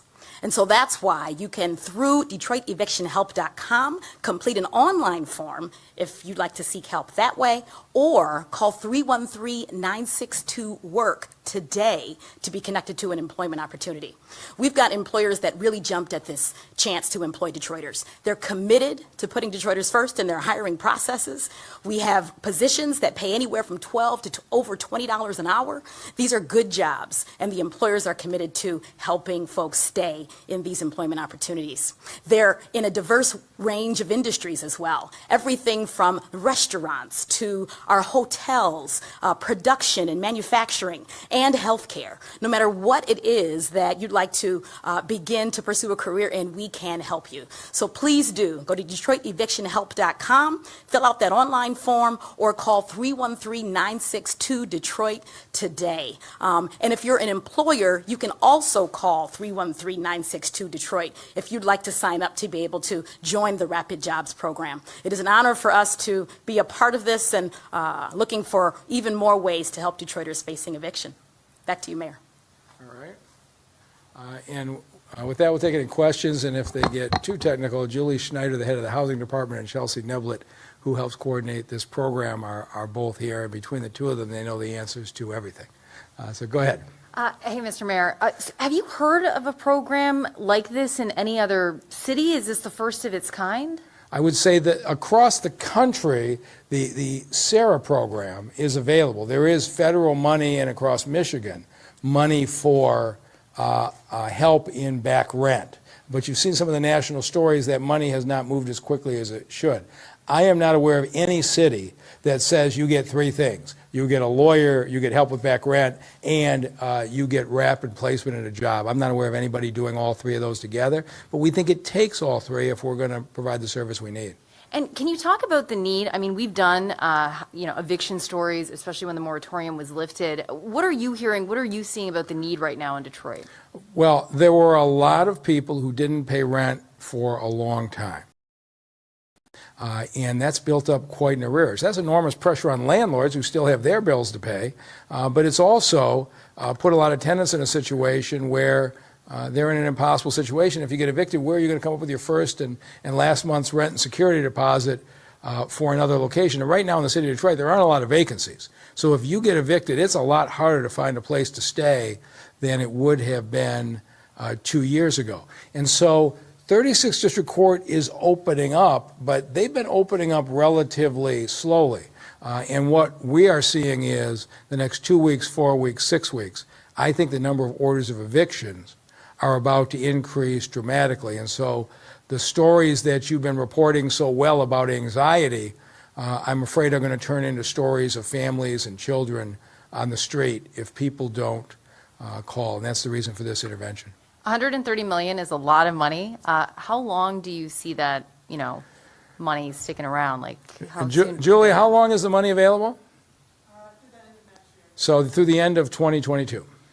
And if it runs out earlier and folks... Yeah, it's not going to run out earlier. At the rate we're going, that's not been an issue. It's been just the opposite. Okay. Is that people have not come forward quickly enough because the evictions haven't been happening. I don't know what it is about human nature and procrastination, and this is the point we keep making. You don't have to be evicted for this money. You don't have to have the landlord send you a notice. If you're behind and you were affected by COVID, we'll help you today. If you're a landlord and you don't want to be a jerk and start the eviction process, but you want to get your back rent, call us and we can help get money to you today. And that's really our point, is there's $130 million there available to you to protect both the tenants and the landlords, and we're waiting by the phone to help.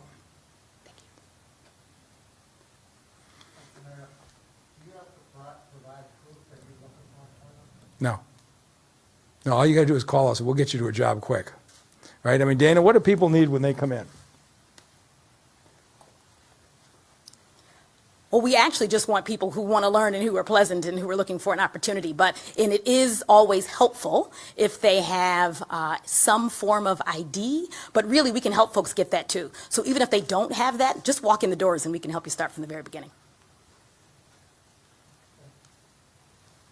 Mr. Yes. Mayor, Laura Herberg from WDET. Just a couple quick questions of clarification. So the lawyer assistance, has that already gone into effect, or when will that begin? Yeah, so it has been going on for a while. We're ramping it up now because the writs of eviction can be entered. And Ashley, why don't you talk about when we started and how it's been working?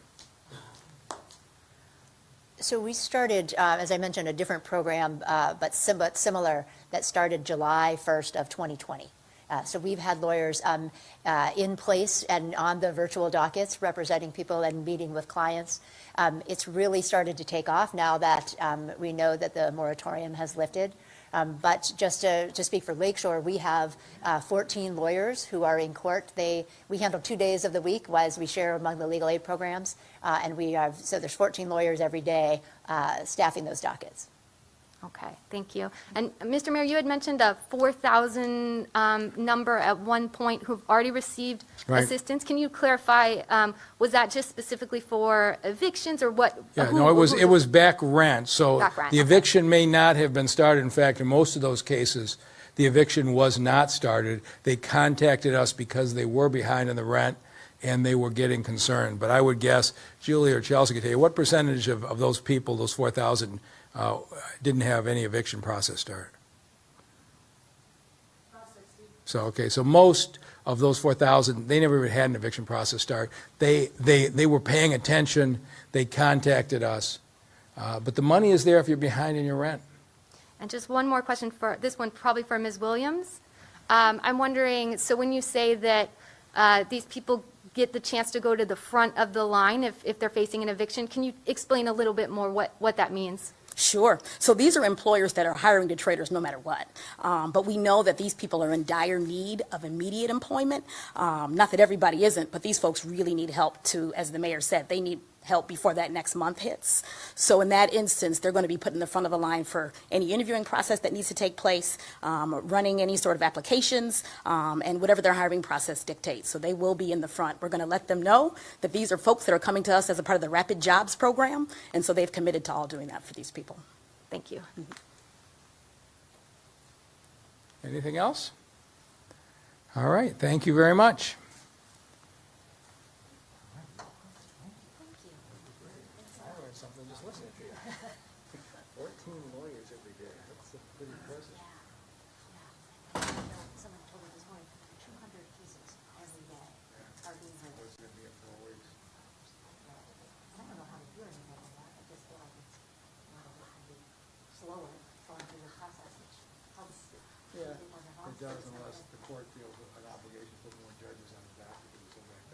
All right, and as this wraps up, did want to let everyone know we're keeping an eye on a couple of different live events. So here's a live look in D.C. Now, this is going to be a press conference with officials out of our nation's capital as they get prepared with security ahead of Saturday's rally called Justice for J6 rally. Now, this has been a situation where lawmakers have been advised to avoid the complex this weekend.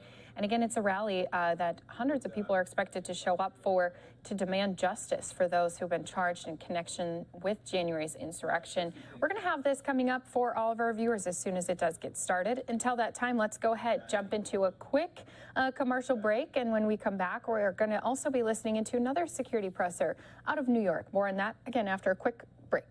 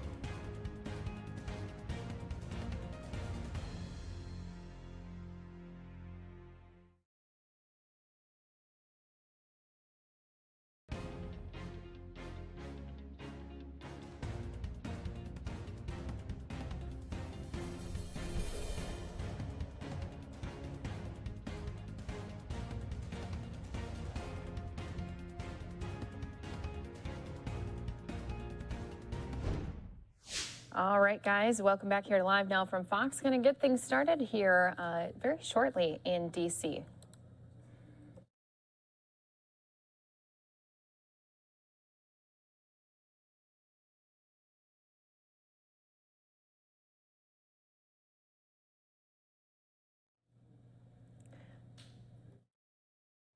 And good morning. Thanks so much for being here with us on Live Now from Fox. We're taking a live look this morning at a press conference which is set to get underway here any moment, running a little bit behind, but the nation's capital getting prepared for Saturday's rally that's being held to demand justice for hundreds of people who have been charged in connection with January's insurrection. So they already have had protective fencing that's been surrounding the Capitol for months after rioters stormed the complex. Now it went back up in D.C. U.S. Capitol Police have extra personnel that are going to be on the grounds near the Capitol and throughout the area, as well as other law enforcement posted throughout the D.C. area. Members of Congress and staff being asked to avoid the complex this weekend, and increased security is being available for those lawmakers who are traveling as well. So again, authorities continue to try to track intelligence indicating far-right extremist groups like the Proud Boys and Oath Keepers that may be planning to attend this rally. There's also going to be some road closures and, of course, other things that people are going to be dealing with here as well. So as I mentioned, this press conference is set already to have been taking place. You can see, though, we are waiting here for just some last few media personnel and then, of course, our security officials to come step out. And let's just go ahead, take a look at just some of that video that we had showing that that fencing was going back up around our nation's capital. And again, the downtown area is placed under just a little bit of road closures in the area from 5 a.m. on Saturday until midnight. So January 6th, again, a mob had pushed its way past an overwhelmed police officers and broke through the windows and doors before ransacking the Capitol as Congress was voting to certify Joe Biden's electoral win.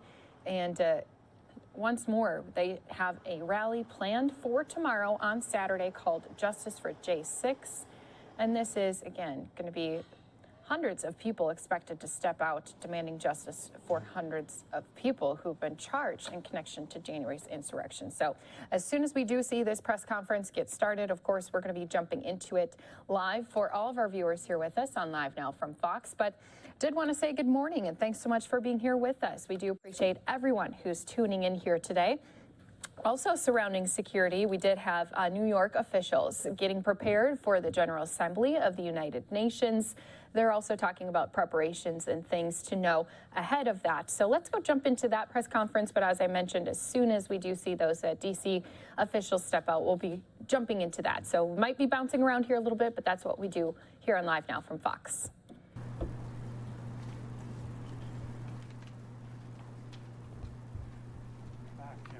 Good morning, everyone. So thank you for coming out this afternoon. Another New York institution is back. This week, the 76th UN General Assembly is kicking off. We're expecting it to run through September 21st. We are happy to be here and facilitating all the world leaders coming in. It's anticipated that we're going to be close to normal this year. As you know, last year we took off with the COVID, but it's great to be back to having world leaders come to Manhattan and experience everything that Manhattan offers. We're expecting this year that President Biden will be in.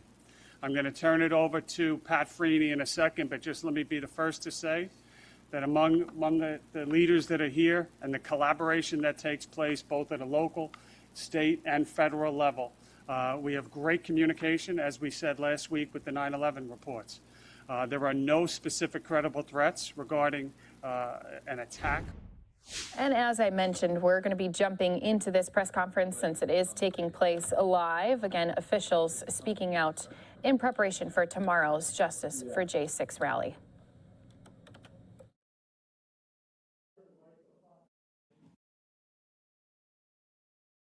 How about now? There we go. Okay. Good afternoon, everybody. I'm Tim Barber. I'm one of the public information officers for the United States Capitol Police.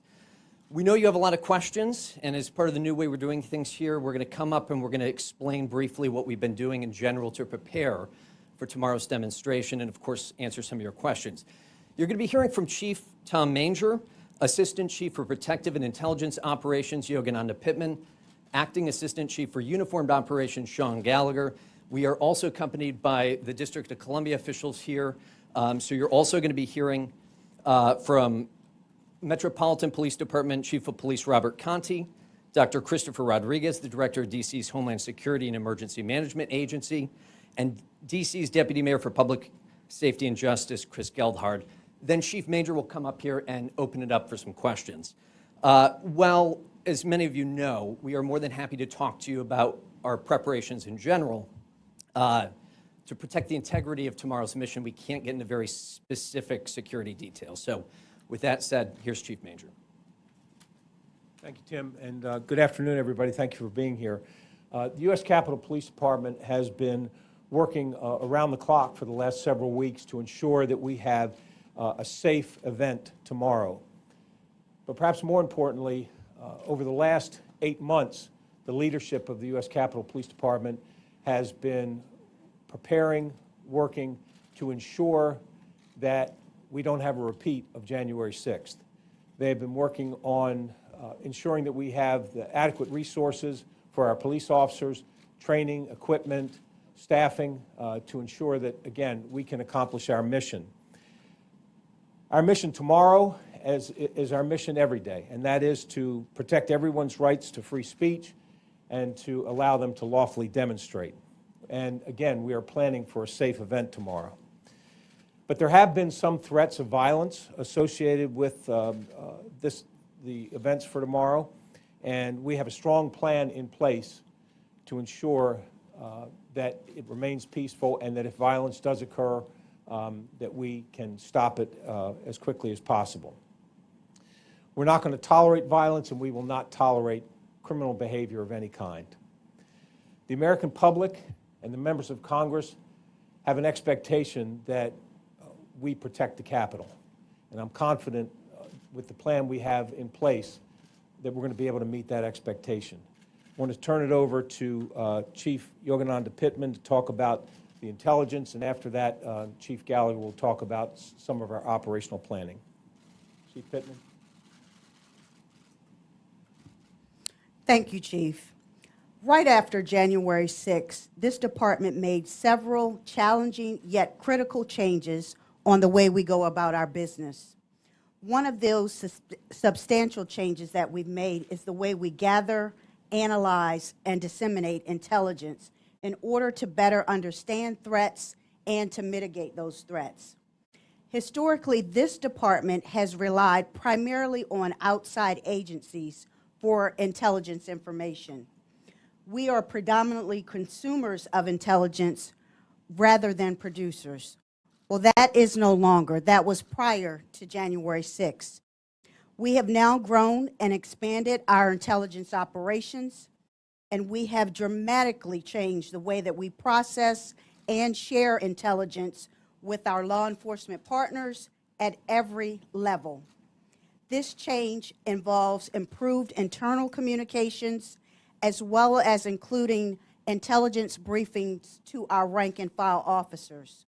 We do feel that these improvements, coupled with the other existing efforts, will help transform our department operationally as well as from an intelligence-driven perspective agency. And with that, I'll turn it over to Chief Gallagher.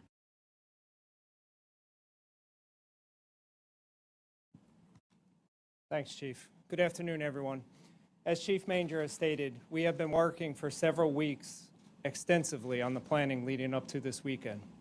The internal planning that we've done has included multiple training exercises for our civil disturbance units, scenario exercises for our command staff, as well as detailed briefings for all of our officers.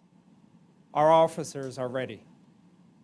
We have already transitioned into an enhanced security posture on Capitol grounds, as you can see by the security fence and various other security measures that are in place. Externally, we have been working with over 25 of our partnering agencies on a seamless, integrated plan for this weekend. The United States Capitol Police will have on-site support from a number of our local, state, and federal partners. We have also conducted a large multi-agency tabletop exercise in order to test and validate our integrated operational plan for this weekend. In addition to the on-site support that we'll have on Capitol grounds, we will also have contingency plans in place for additional law enforcement, as well as support from our partners at the DC National Guard, if needed. We have extremely strong partnerships with all of our local, state, and federal law enforcement partners, and we are appreciative for their assistance and their collaboration going into this weekend. We are hoping and expecting a peaceful event this weekend, but our operational plan is scalable so that we will be ready to handle anything that occurs. Thank you. Chief Conte.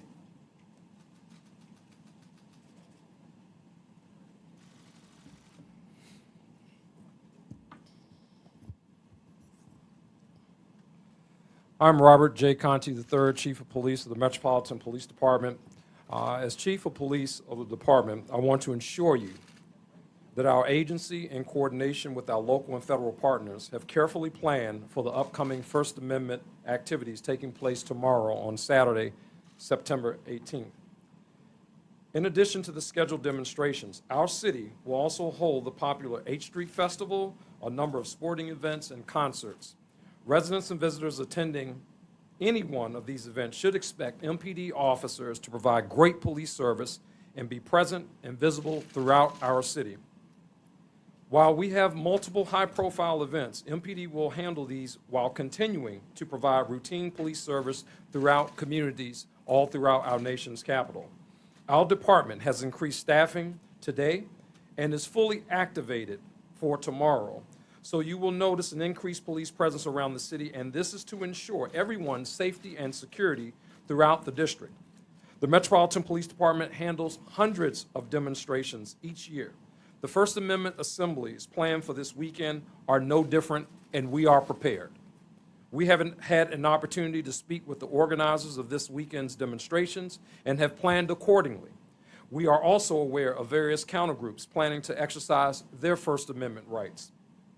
As a reminder, the district's gun laws will be enforced, and in the event we observe individuals in possession of a firearm, we will take police action. DC Code expressly prohibits anyone from carrying a firearm within 1,000 feet of any First Amendment assembly, to include members of the public who have been issued a concealed carry permit in the District of Columbia. Earlier this week, we posted no gun zone signage around the demonstration area. We're also asking the public to be patient and be prepared for disruptions to roads, parking, and getting around the city, as a number of road closures will be in effect. There are a number of road closures around the Capitol and Constitution Avenue that all residents and visitors should be aware of on this day, and the possibility that additional intermittent closures go into effect to safely facilitate all activities. To see a complete list of these closures and to stay up to date while the events occur, please check our 2 Twitter accounts, at DC Police Department and at DC Police Traffic. And as always, if you see something, please say something. Please report any suspicious activity to law enforcement immediately by dialing 911. Thank you and have a safe weekend. Chris Rodriguez, Dr. Christopher Rodriguez, DC's Director of Homeland Security and Emergency Management Agency, will now provide brief remarks.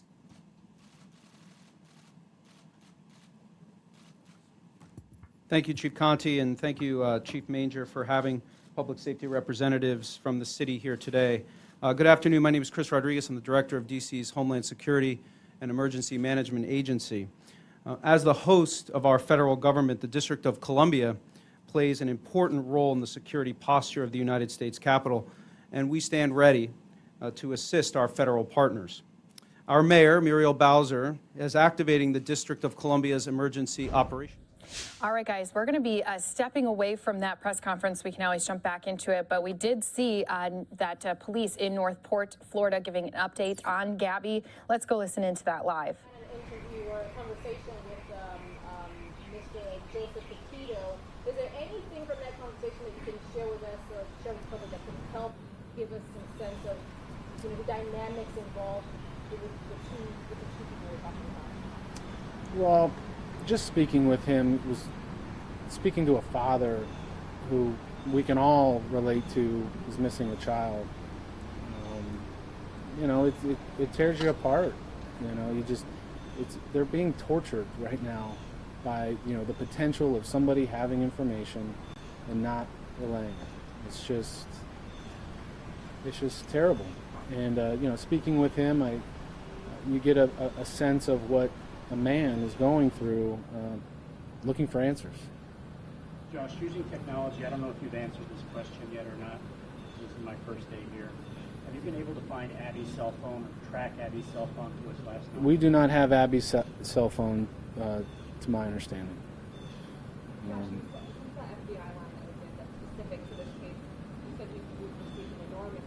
Yeah. I am comfortable with saying more than 1,000 tips. It is. It's the vast majority of them are not helpful, but it's those nuggets. It's those little pieces in there that might be somebody who, you know, obviously that vehicle drove a couple thousand miles to get back here to Northport. It didn't do that on one tank of gas. What can you say about the possible connection with the double homicide? Yeah, a lot of questions about that. I continue to ask those questions. Nothing has been ruled out. However, I have heard of no definitive connections betwbetween those two crimes.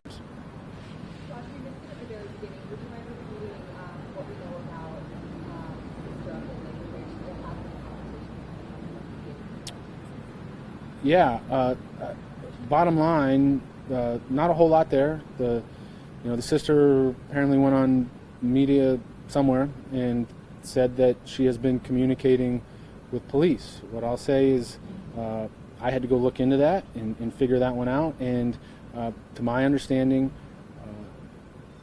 she has spoken with law enforcement, but there was nothing of aha. You know, I mean, this was okay. Nothing of substance. And this is your agency that she spoke with? She spoke with law enforcement.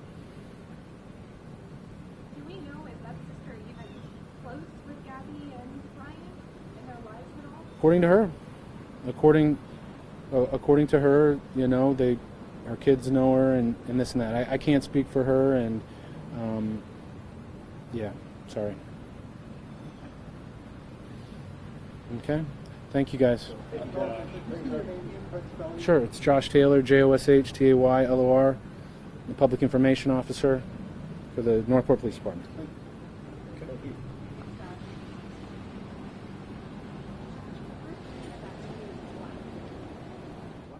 All right, so a very brief update, and it was unexpected by some people, but again, officials saying here that they have received an enormous amount of tips, and officials also saying that they have had about more than 1,000 tips, and unfortunately, her father just being tortured by not being able to know where his daughter is located.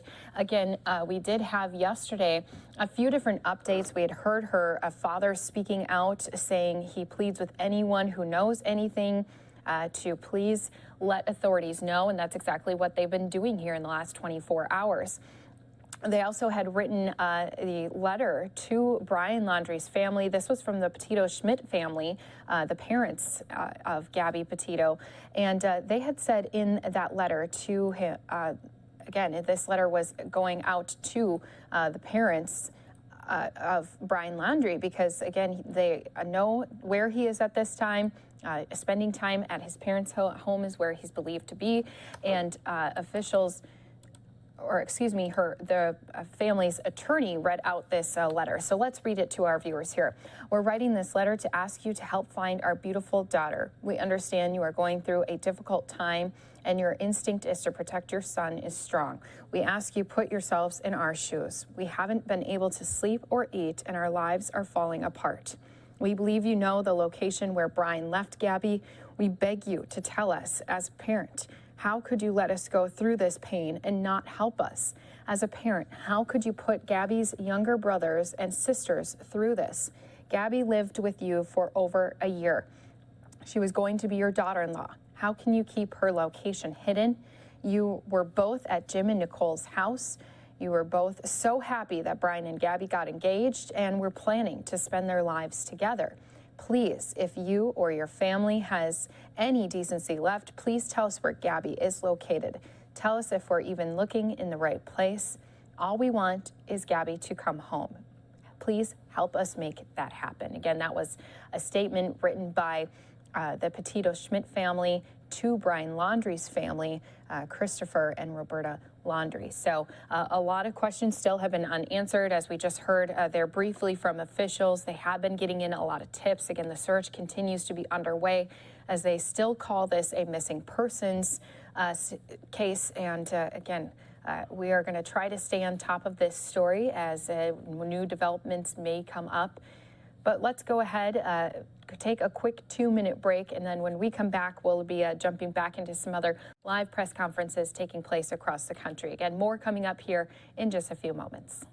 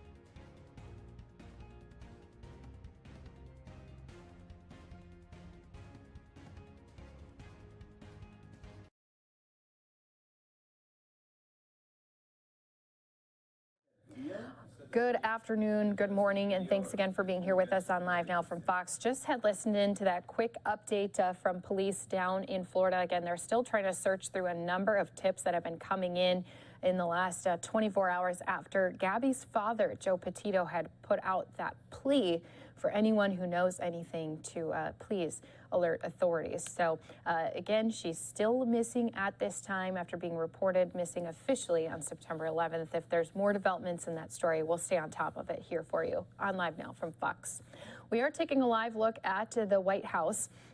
Right now, President Biden is headed towards Delaware to spend the weekend there, but we do have our police officers and law agents in the D.C. area speaking to tomorrow's planned rally. It's called the Justice for J6 rally. Let's listen into their security preparations press conference.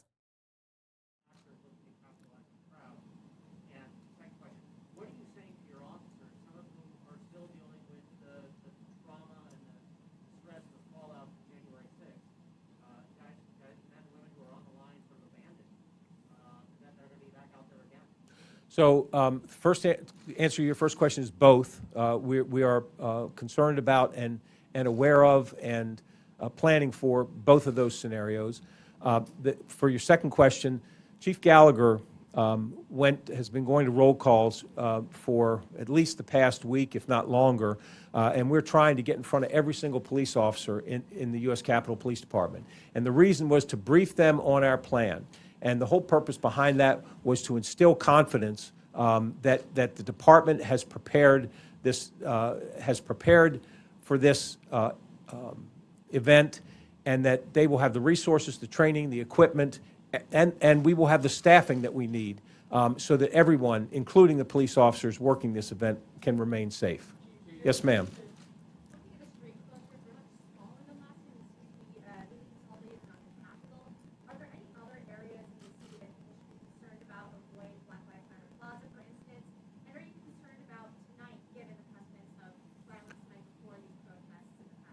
So I'll let Chief Conte talk about the rest of the city, but obviously we have heard chatter about, heard a lot of chatter about when and where things might happen. But our operational plan began 2 days ago. So we have an operation ongoing tonight as we've had the past couple of days. Yes.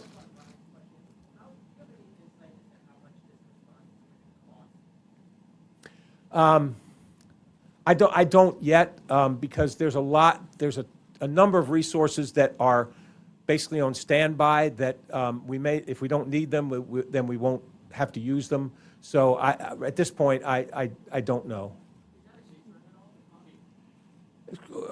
There's a lot of people that are concerned about the cost. And I'm not. I understand that's a concern, and that I have to pay attention to that. But my bigger priority is the safety and security of the folks demonstrating, the safety and security of the Capitol. Yes.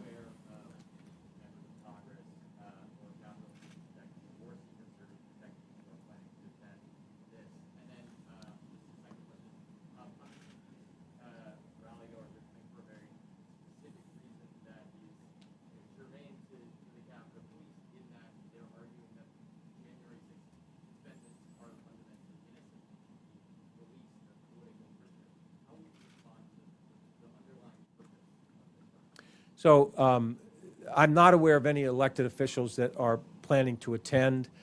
There were a few that were invited. To my knowledge, all of them have declined. And as far as your second question, everybody, and you're not going to like my answer, but everybody's got the right to free speech. They can believe what they want to believe. I'm there to uphold the rule of law and make sure everybody's safe. Yes, ma'am.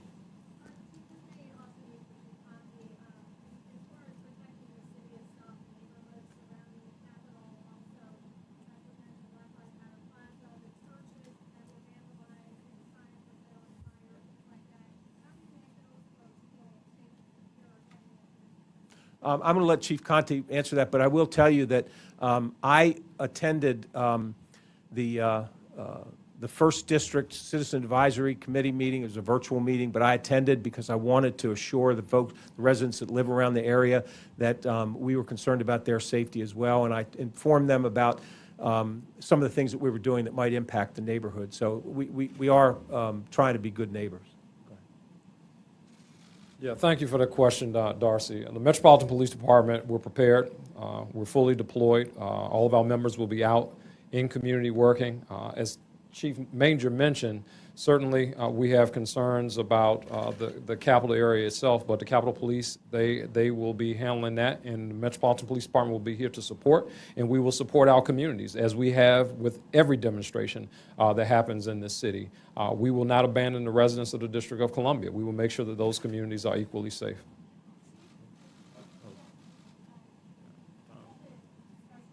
I can't, I'm sorry.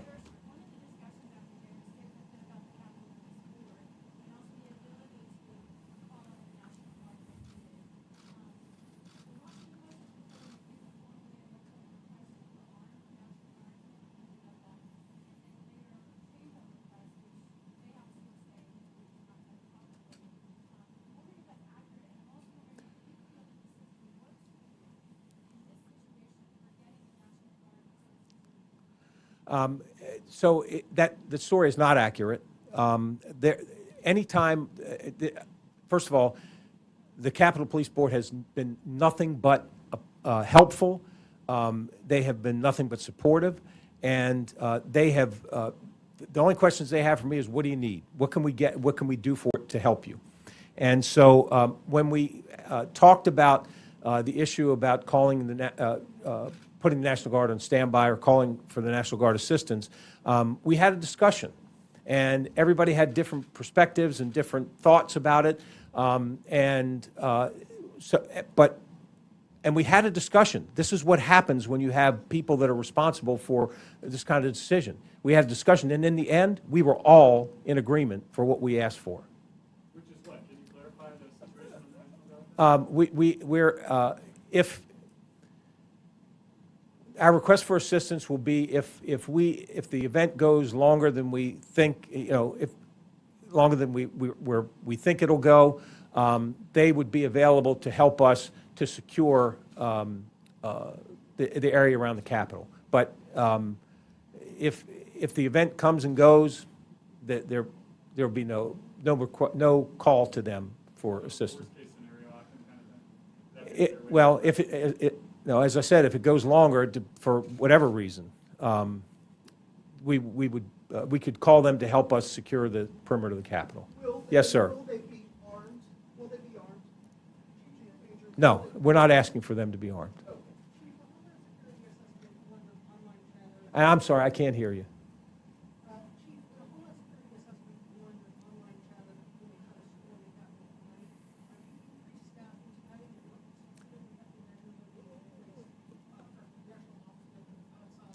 So that's a great question, but my apologies. I am not talking about numbers, tactics, just because I want my cops to be safe, and I don't need to necessarily tell folks that might want to do something unlawful, give them the advantage of knowing what we're doing.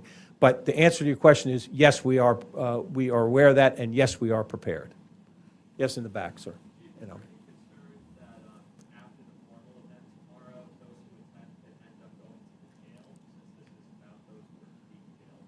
I think we're all aware that after the event they could go anywhere they want to in the city, and again we're aware of that. So I'll just keep it at that. Yes, sir. And then.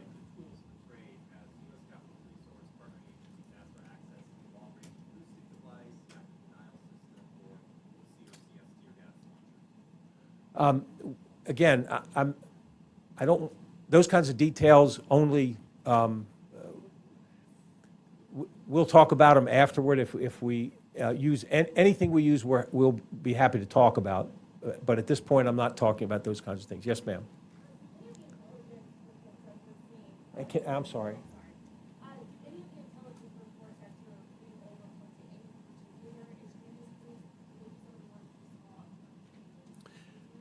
I think that there have been, many of the intelligence reports talks about some of the organizations that were here on January 6th, and so we're seeing those kinds of things, but we're also seeing mixed messages about whether folks are coming or not coming. So,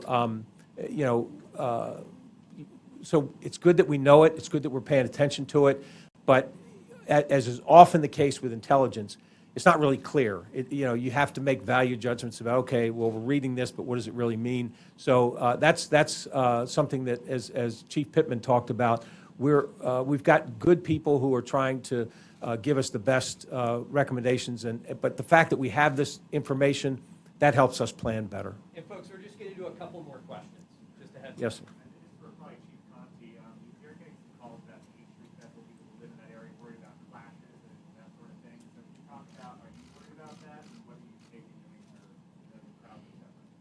Well, the 8th Street Festival is a festival that's been happening in the District of Columbia for several years now. We expect it to go on, and then people who attend are going to enjoy themselves. Again, we're prepared.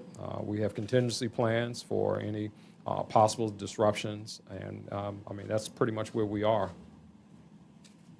Yes, sir.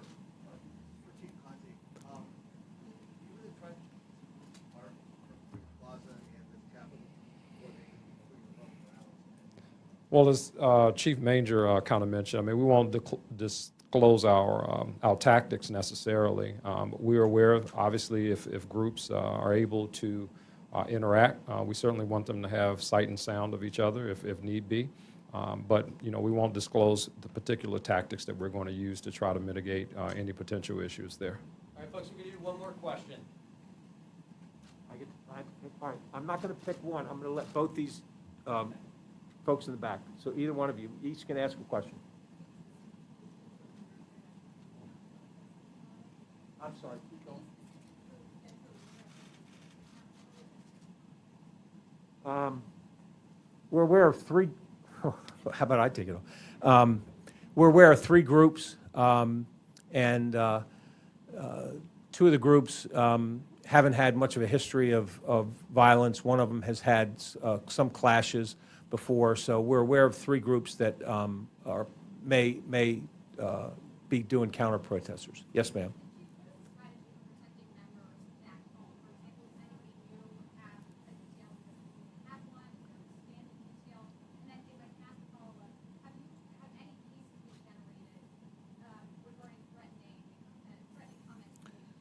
So there are threats against members of Congress, another thing we deal with every day.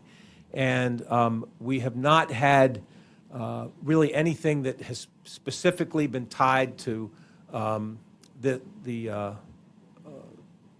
rally tomorrow, but there have been, we have, just in the last few days, we've had a number of threats, specific threats come in against specific members of Congress. So we're going to handle those the same way we always handle those. And there's nothing different about the way we're going to deal with those because of the rally tomorrow. Thank you all very much. Appreciate it. All right, folks, so right now our plan is to not hold another news conference over the weekend unless something newsworthy happens in which the same thing that we've done over the last couple incidents will continue. All right, so things wrapping up here as officials head out of the conference room. They're just speaking to the media about a few more things to know about. But again, they are planning on seeing, they estimate about 700 people coming out to this rally. It is set to take place, scheduled from noon until 1:30 p.m. That's Eastern time. And again, officials just getting prepared, and they have warned lawmakers in the area, to avoid and not be around if they can, just in case there are incidents that do happen once again. So there have been several other rallies scheduled by the group in upcoming weeks in different parts of the country. But again, this one being prepared for in D.C. tomorrow. What we're going to do is go off into a quick 2-minute break. When we come back, more news across the country when we return.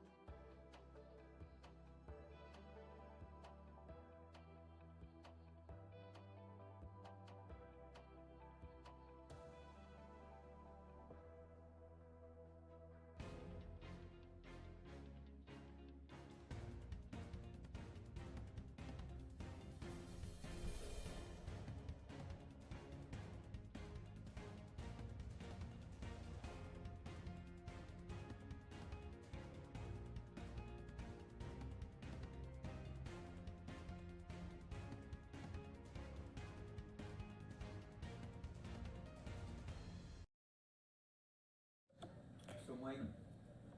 We've got Tampa again. And here's a live look at the White House again. Oh, as our shot just changed. President Biden not there, going to be spending the weekend in Delaware. But earlier this morning, he did have an event talking about climate change. Let's go listen into what he had to say just again earlier this morning.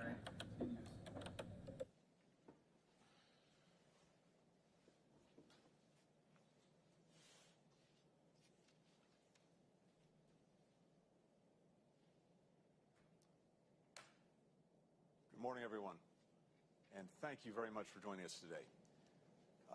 Our purpose, as you know, is to strengthen our collective response to the climate crisis.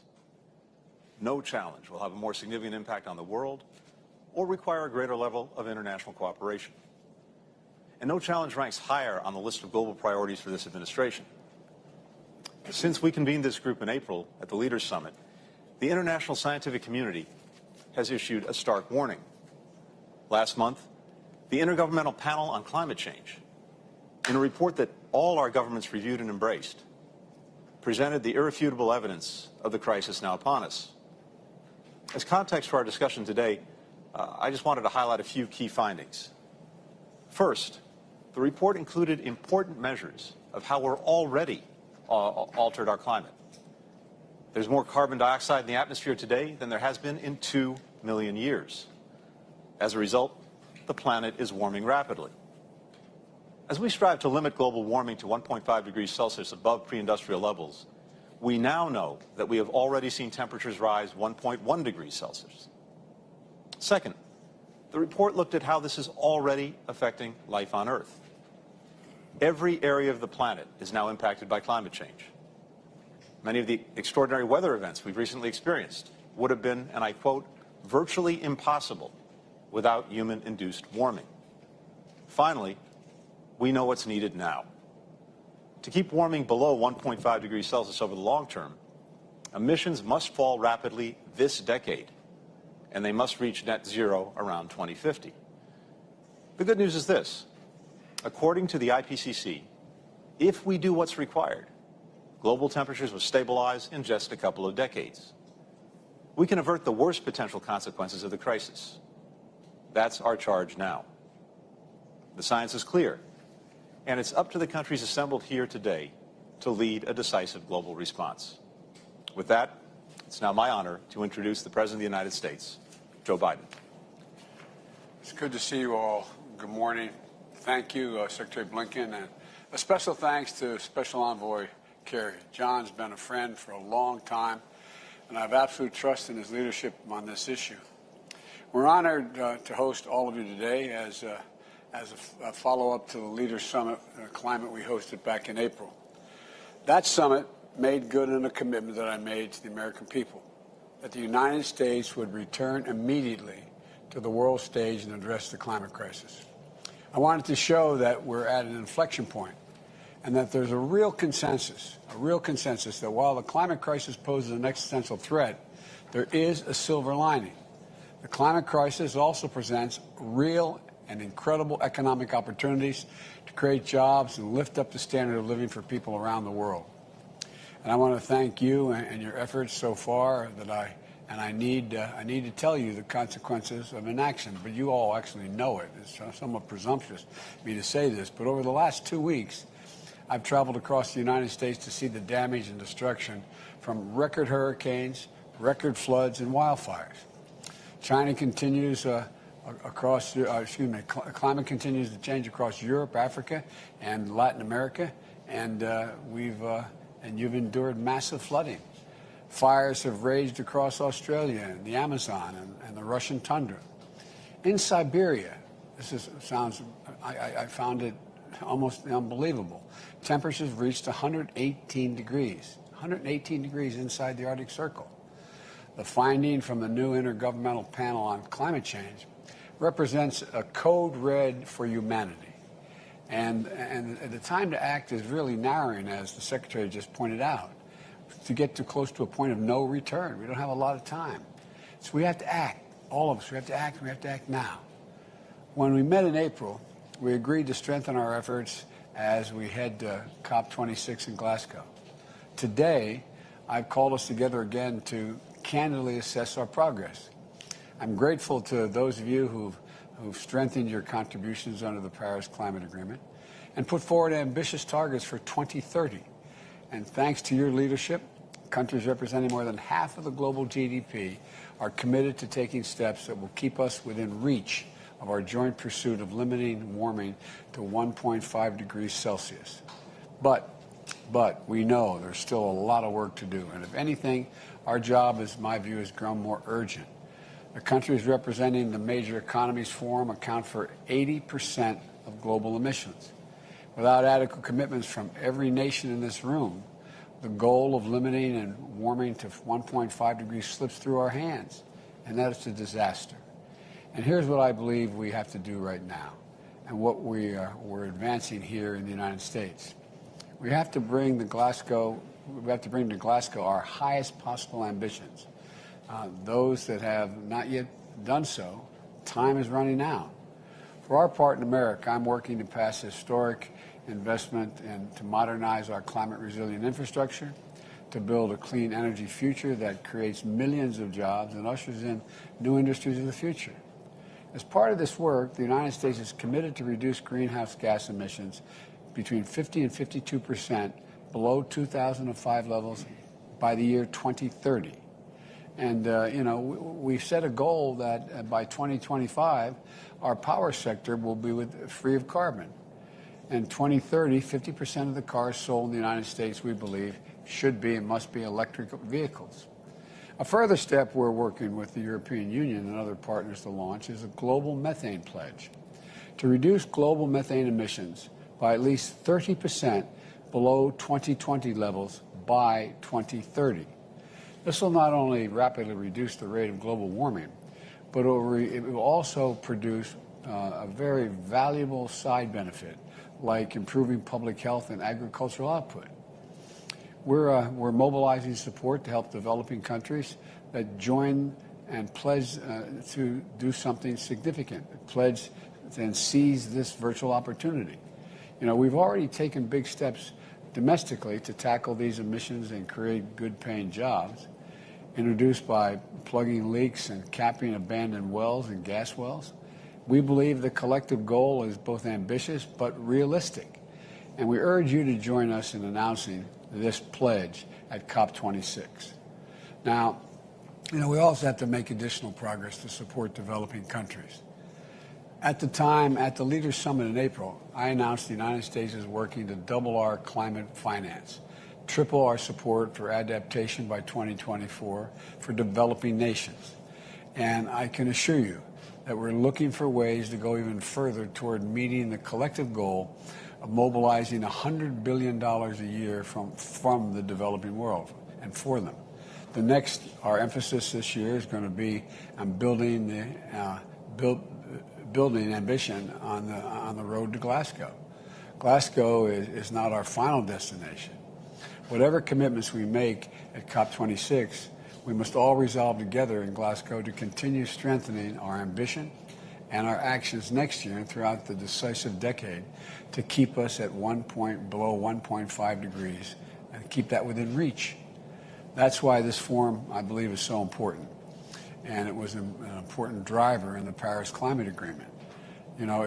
We got to continue to play a vital role going forward. At this critical juncture, the start of a decisive decade, I'd like to use this forum to forge a political momentum and consensus to drive concrete actions in 4 key spheres of energy: industry, land, the ocean, and I want to be clear, this forum will complement, not substitute, for other forums.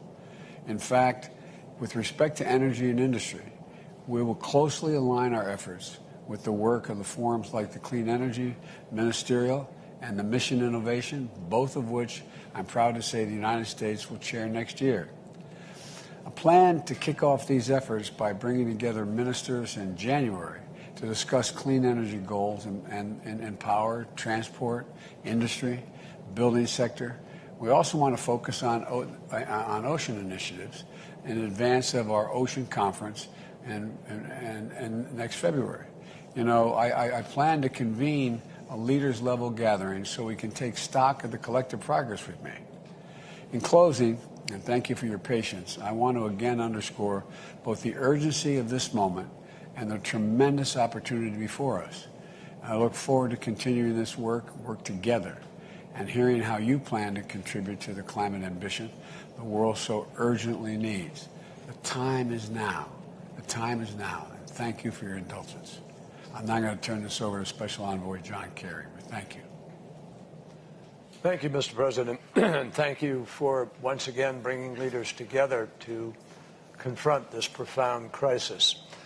As you've traveled our country in the past few days, Mr. President, visiting communities devastated by the climate disasters, all of us have seen your tremendous commitment to rallying our nation and indeed the world to step up to this challenge. All right, and that was the only portion we were able to get of that press conference. What we're going to do is go ahead, take a quick 2-minute break. More to come here on Live Now from Fox when we return.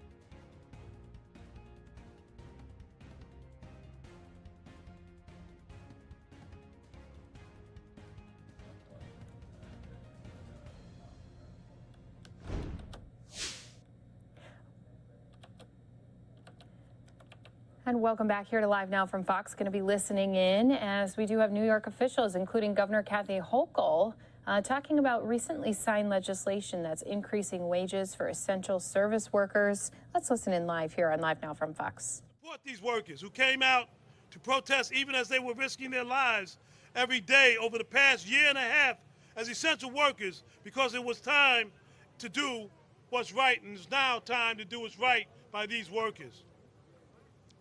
And thanks to elected leaders such as Senator Brian Benjamin, our new Lieutenant Governor, Assembly Member Carmen De La Rosa, Senator Majority Leader Andrea Stewart-Cousins, and Assembly Speaker Carl Hastings, who recognize this injustice. We can now say to the more than 2,000 workers covered by this law, you did it. You fought for your families, and you won your respect.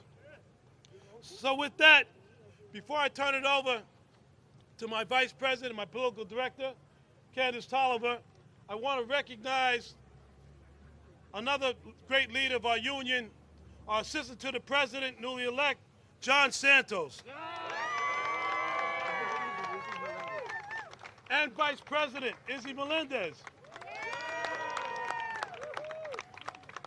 And now, I've turned the podium over to my brilliant Political Director and Vice President, Candace Tolliver. All right. 32! DJ! 32! DJ! 32! DJ! Yeah! Yeah. Good afternoon. My name is Candace Tolliver. I'm the proud Political Director here at 32BJ. In this very difficult period, our union members, who were all classified as essential workers, went to work every single day. They went to work to keep our city moving and to keep our city safe. And we have to continue to fight, not only to protect workers and those they serve, but to improve conditions for more workers, those in our union and those that are not. An important part of that work has happened thanks to the support of our elected officials at the state and city level. With strong support from state legislators, we want meaningful access to health benefits for thousands of workers at airports through the Healthy Terminals Act.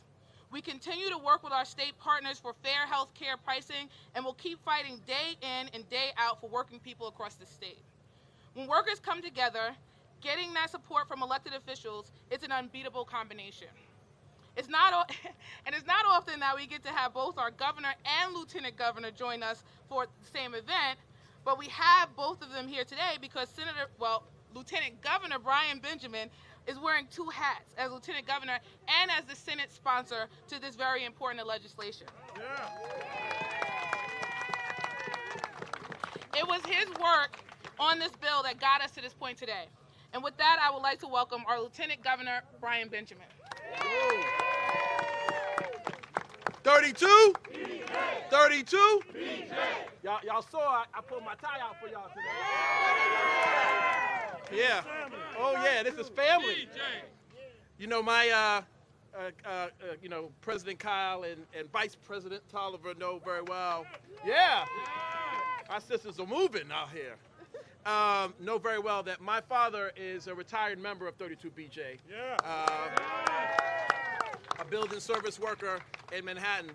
And one of the things that I felt so deep to my core was that it was important that someone like me, who is the beneficiary of what labor does in this country. You know, I was able, neither of my parents have a college diploma. They just had hard work, and they were fortunate enough to be members of the labor movement. So both my parents, my mom's East 37, my dad's 32BJ. Woo! Yeah. Both of my parents were able to retire with pension and benefits that otherwise wouldn't have happened for them. And if they didn't have the salaries and the abilities that they had, then I wouldn't have been able to study, and my sister and my brother, and go to school, and to be standing up here as lieutenant governor. Yeah. This is how the labor movement works. So when Governor Hochul says labor is going to be all right in our administration, it's because she understands the full circle nature of how this works, and I'm honored to be a beneficiary standing here today, having have been the Senate sponsor and working so closely with a fierce Latina in the Assembly, Carmen De La Rosa, who fought hard. She fought so hard for this bill because these are her constituents. These are her fellow brothers and sisters. And let me just say lastly, if the state gives tax abatements to luxury co-ops and condos, the least we should expect is that there are prevailing wages and benefits for those who work in those buildings to keep everybody safe. And let's go ahead and take a quick 2-minute break. Going to be switching gears when we come back.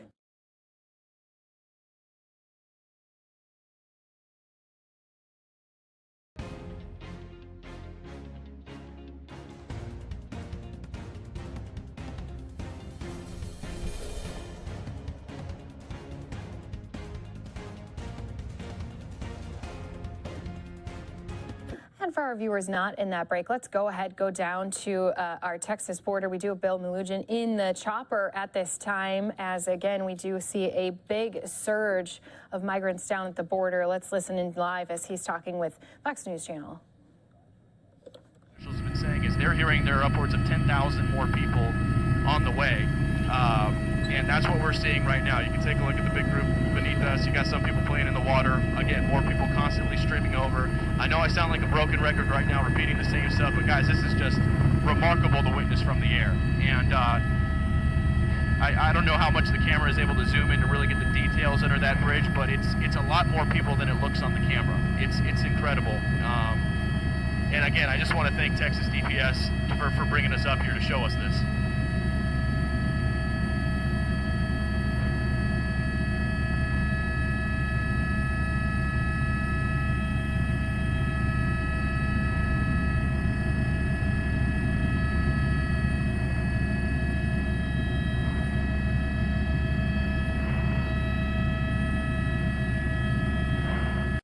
Guys, do you need us to keep the shot up, or are we clear for a bit?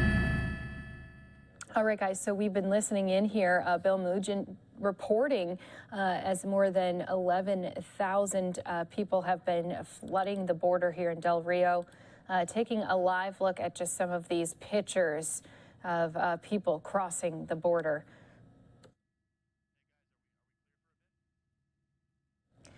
So welcome back to our viewers who were in that commercial break. We're taking a live look in Del Rio, Texas, where we have a big border crisis happening. We've been seeing images, and these are coming to us live. Bill Nugent up in the chopper for Fox and was speaking to the channel, just explaining at what they were seeing down here. But they do say there's more than 11,000 migrants now down at the border, and Custom and Border Protection says there's again a number that continue to surge past that 10,000 mark. So our chopper was just giving us that live look. We had shown you also some of those pictures of some drone video we had taken, and again, this is a live in the chopper with Department of Public Safety, showing us just how big this problem really is. And again, a lot of people were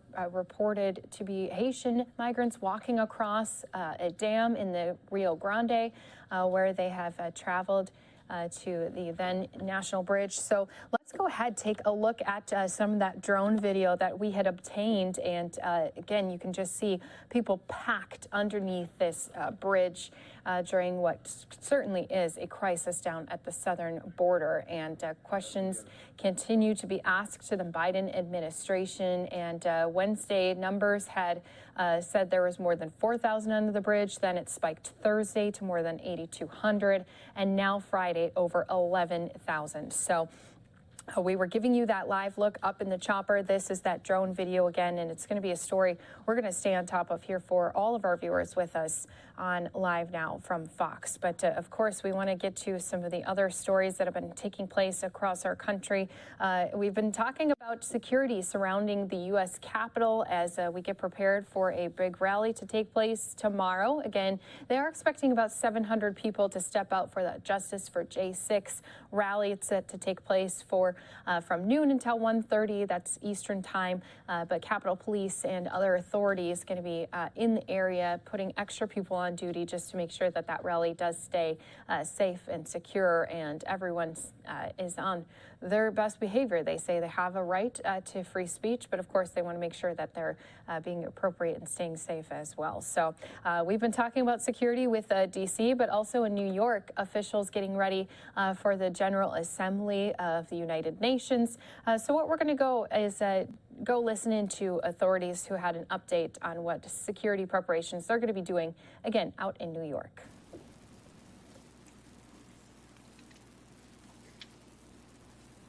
Back, Jim. Good morning, everyone. So another, thank you for coming out this afternoon. Another New York institution is back. This week, the 76th UN General Assembly is kicking off. We're expecting it to run through September 21st. We are happy to be here and facilitating all the world leaders coming in. It's anticipated that we're going to be close to normal this year. As you know, last year we took off with the COVID, but it's great to be back. To having world leaders come to Manhattan and experience everything that Manhattan offers. We're expecting this year that President Biden will be in. I'm going to turn it over to Pat Freeney in a second, but just let me be the first to say that among the leaders that are here and the collaboration that takes place both at a local, state, and federal level, we have great communication, as we said last week with the 9/11 reports. There are no specific credible threats regarding an attack or terrorism regarding New York City at this time, but we know the world that we live in, and we remain, again, vigilant to deter any attacks that could occur. I'm going to turn it over to my good friend. Where are you, Pat? Pat Freeney from the Secret Service now, and we'll be taking questions when it's all over. Thank you, Commissioner. Like Commissioner said, my name is Pat Freeney. I'm the Special Agent in charge for the New York Field Office for the Secret Service. The 76th session of the United Nations General Assembly is a recurring national special security event, thereby authorizing the U.S. Secret Service to assume its mandated role as the lead agency for the design and implementation of the operational security plan. Our goal is to work alongside our public safety partners here in New York to develop and implement a seamless security plan that will create a safe and secure environment for our protectees, other dignitaries, event participants, and the general public. We are aware that an event of this size will cause inconveniences to the city. The U.S. Secret Service and our partners will make every effort to anticipate and minimize those disruptions for the people of New York. I would like to recognize and thank the public safety members in attendance today. Commissioner Dermot Shea and the executive team from the New York City Police Department, Special Agent in Charge Keith Byrne of the Diplomatic Security Service, and Chief Michael Brown of the Security and Safety Service of the United Nations. This undertaking is truly a collective effort, and I know all of our partners involved in the planning have worked tirelessly to prepare for this event. Thank you. At this time, I'd like to turn it over to Special Agent in Charge Keith Byrne of the Diplomatic Security Service. Thank you, Pat. Again, my name is Keith Byrne. I'm the Special Agent in Charge of the U.S. Department of State Diplomatic Security Service here in New York. I just want to reiterate what Pat and the Commissioner already said. But specifically, though, in regard to the Diplomatic Security's mission, we are responsible for providing a safe and secure environment for the conduct of U.S. diplomacy. In addition to providing security for the Secretary of State and the U.S. Ambassador to the United Nations, the Diplomatic Security Service also will be protecting a host of visiting foreign dignitaries. The UN General Assembly is the Diplomatic Security Service's largest protective detail mission of the year, and it is the culmination of year-round planning and work that we could not do without all of the partners here today. And again, special thanks to all those partners, to include NYPD, the Secret Service, the United Nations Security, to the U.S. Marshals Service, and to the ATF, who will be augmenting the Diplomatic Security Service throughout the UNGA, and in order to create a safe environment for all of those who will be participating. This couldn't happen without closely collaborating with our partners, as it's very crucial to do so for a successful UNGA operation. Now at this time, I'd like to turn it over to Chief Michael Brown of the UN Security Service. Thank you and good afternoon. My name is Mick Brown. I'm the Chief of the Security and Safety Service at UN headquarters, and I'm very honoured to be here this morning representing the service. The mission of our 300-strong service is to provide a secure environment for the conduct of United Nations General. All right, guys, we do have live events taking place. Here's Ben Carson making some remarks at the National Symposium on these days. Patriotic Education. We just love this place, you know, particularly because there's a tendency here to teach our real history and to give the students a foundation. And you know, your history is what gives you your identity. And your identity is that thing upon which you base your beliefs. And that's why it's so dangerous, the atmosphere we live in right now, where people are trying to destroy our history. You know, America doesn't have the worst history of anybody. You would think that by listening to some people. Do we have some warts? Of course we do, because we're inhabited by human beings. And human beings have warts. That's why we need a savior. But when it comes to a place that has provided people with opportunities and given people the highest degree of lifestyle, America is that place. You know, I have been to 68 countries, and I have lived overseas. And I can tell you, there is no place like America. And I am grateful every day to be an American. Now, you know, a lot of people give disclaimers before they give a public address. So I'm going to give a disclaimer too. I am not politically correct. Okay, so don't expect political correctness from me. You know, I actually dislike political correctness because I think it's antithetical to the concept of free speech. You know, and it keeps progressing further and further. Now it's progressed to the point of you have to be woke, and if you're not woke, then you can be canceled. I mean, is this America? And some people say, well, it's not really suppression of freedom of speech because it's not imposed by the federal government. Well, I got news for you. If the media and big tech impose consequences for what you have to say or what you think, and the government is complicit, it is every bit as detrimental as if the federal government imposed it themselves.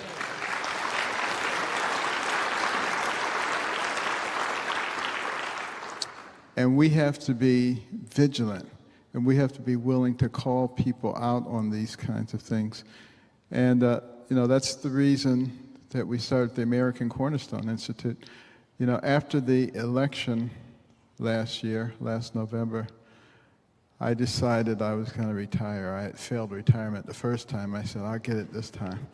But about 3 weeks later, noticing how rapidly the country was moving in the wrong direction, I said, you would never be able to enjoy yourself on the golf course watching our country deteriorate. So several members of my staff at HUD and I got together and we created a think tank / do tank that emphasized the cornerstone principles that made America great. Number one, our faith. Faith is so vital to who we are. Our faith teaches us how to react with our fellow man. It teaches us to love your neighbor. And when you get rid of that faith, what do they teach? Cancel your neighbor if they don't agree with you. And then liberty and freedom. We just talked about that. A key pillar, one of the reasons that people from all over the world dreamed of coming to this country so they could live the lives that they wanted to live without the heavy foot of government trying to control every aspect of their lives. And then the community. One of the reasons that this country accelerated the way it did is because we were able to work together. We had people with different talents and skills in little communities, and yet those communities thrived because everybody worked together for a common goal. Now we've allowed ourselves to be separated to the point that if the person who's lived peacefully across the street from you for the last 20 years has a different yard sign, they're your enemy. That is not who we are as Americans. And we don't have to think all the same thoughts. We don't have to say the same things in order to still be part of the same big family. I always say, if two people think the same about everything, one of them isn't necessary. And I think everybody is necessary, and we really should start thinking about that. But, I have always wanted to help people, even as a youngster. I loved hearing the stories in church and Sabbath school about missionary doctors who at great personal expense and sacrifice traveled all over the world to bring not only physical but mental and spiritual healing to people. They seemed like the most noble people on the face of the earth. So I concluded at age 8 that I would be a missionary doctor. And that was my dream until I was 13. At which time, having grown up in dire poverty, I decided I'd rather be rich. So, missionary doctor was out, and psychiatrist was in. Now, I didn't know any psychiatrists, but on TV, they seemed like rich people. They lived in fancy mansions, they drove Jaguars, They had these big plush offices. All they had to do was talk to crazy people all day. Seemed like I was doing that anyway, so I said, this is going to work out extremely well. And I started reading Psychology Today. I was a local shrink. Everybody brought me their problems. I would sit them down and stroke my chin, say, tell me about your mama. And I majored in psychology in college and had interesting professors. One of my professors was Anna Freud, Sigmund Freud's daughter. And, you know, I was really into this stuff. And then off to medical school, and I did advanced psych. But then I started meeting a bunch of psychiatrists. Need I say more? No, I'm just kidding. Some of my best friends are psychiatrists. But what I did discover in medical school is that I had this great affinity for the brain. I just loved the human brain. Everything about it just fascinated me. And listening to the lectures by the neurosurgeons just captivated me. And I changed my mind. I said, I want to be a neurosurgeon. A lot of people thought that was a strange thing, because at that time there had only ever been 8 black neurosurgeons in the world. And they said, you don't want to go into neurosurgery. You shouldn't do that. But I'll tell you a secret. When God distributes talent, he doesn't do it on the basis of race. You know.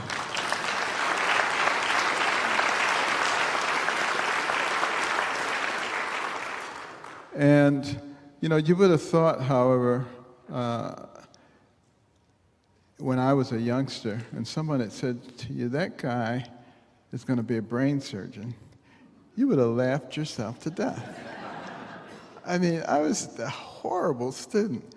And everybody used to tease me and call me horrible names. And I would try to act like it didn't bother me, but it did. It bothered me a lot.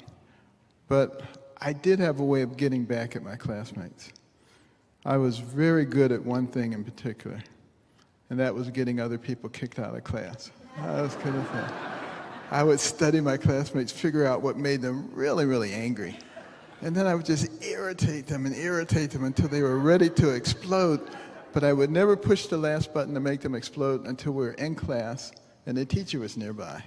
And then I would do it, they would explode, the teacher would kick them out, and I would say, yeah! This is great, because I wouldn't be the only one who didn't learn anything that day. But there was this one girl, and you all know this girl. Some of you were her. Miss Goody Two-Shoes. Everything perfect, pristine, made everybody else look like a jerk. I said, wouldn't it be great to get her kicked out of class? And lo and behold, she came down and sat right down in the seat in front of me. I said, the Lord is good. And I started irritating her, and she was mad. I mean, the steam was coming out of her ear. She was about to explode, but I didn't push the last button. I waited till the teacher was nearby, and then I pushed the last button, but she didn't explode. She just quietly turned around and said, you and me on the playground at recess.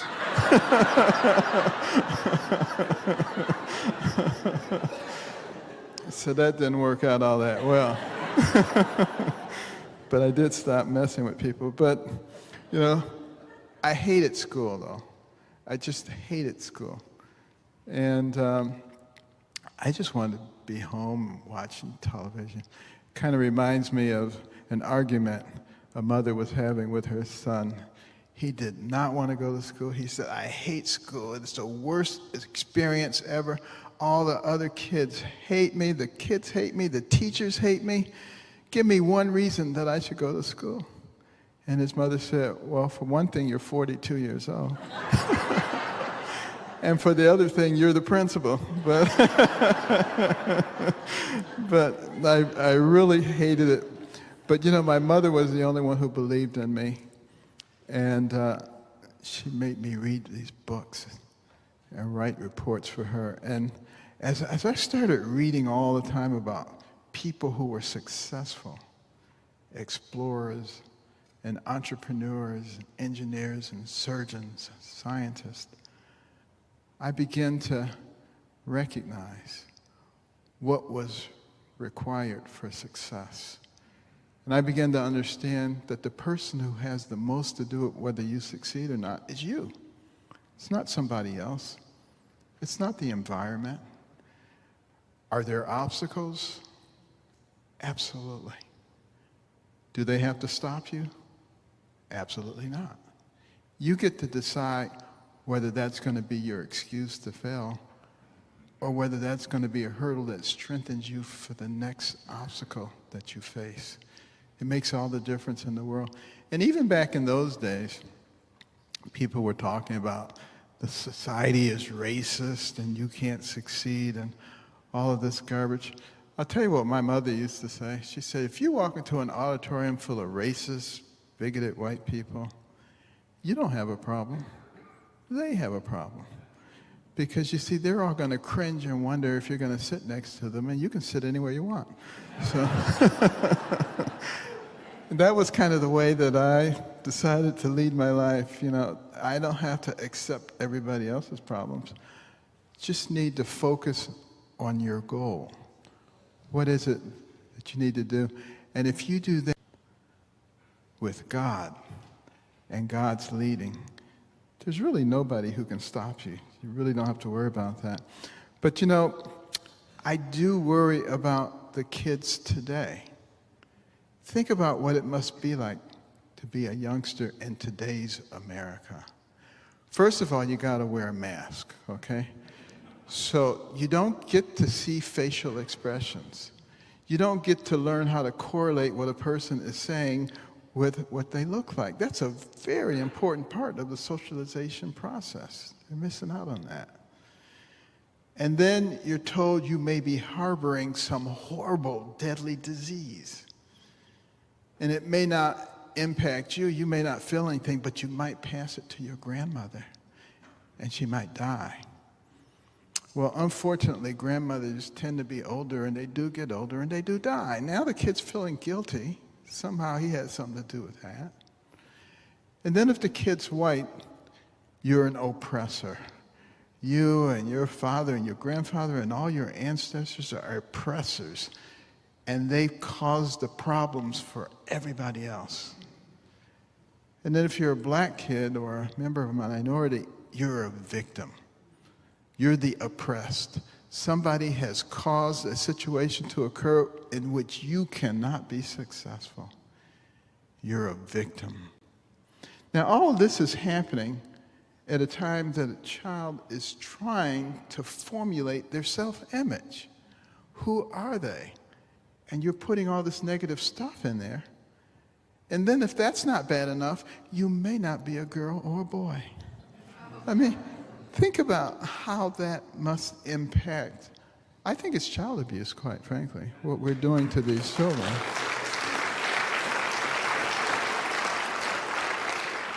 And, you know, teaching people critical race theory and teaching them that the United States of America is uniquely evil because of slavery, this is so dishonest.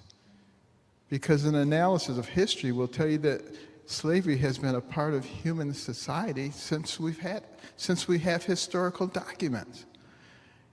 And if there's anything that's unique about America, it's the fact that there were so many people here who were against slavery that we were willing to fight a civil war and lose a large portion of our population. That's what's unique. And that's probably something that really should be emphasized. It is a horrible institution, but what you may not know is that there are more slaves in America today than there were in 1863 when the Emancipation Proclamation was put forth. We have sexual trafficking going on, and the lives of those young people, it is the most miserable thing that you can possibly imagine. There's a movie that'll be coming out next year called The Sound of Freedom about human trafficking.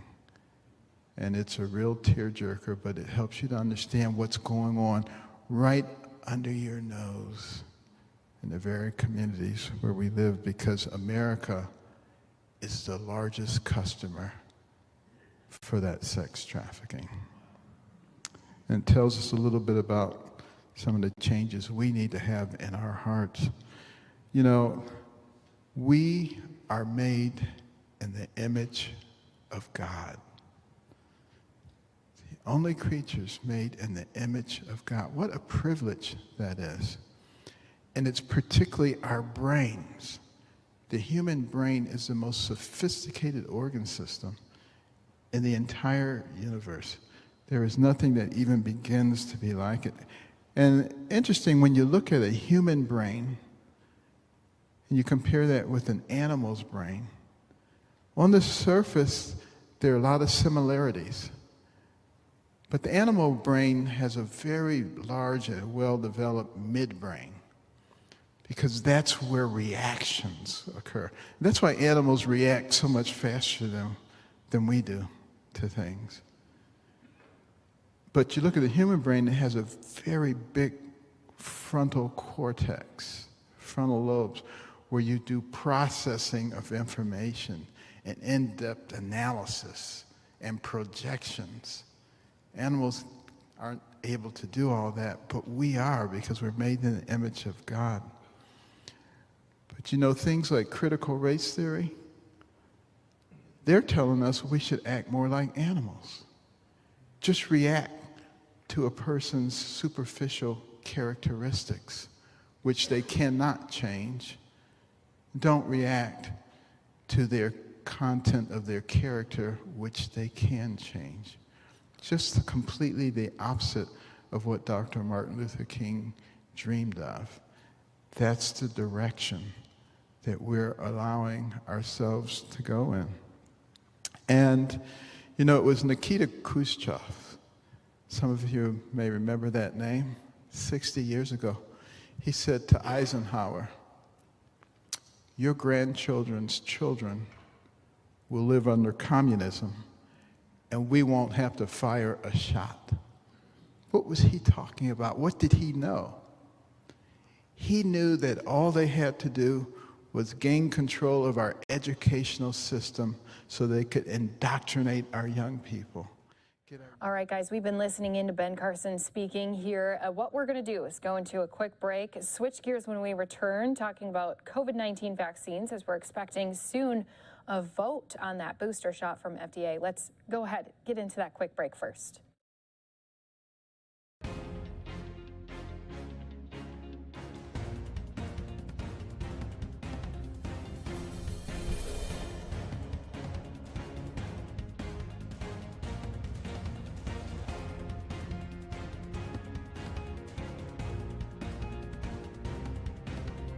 The rate of getting these adverse events from the actual infection as opposed to getting the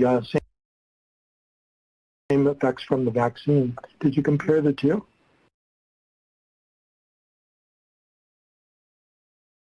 I'll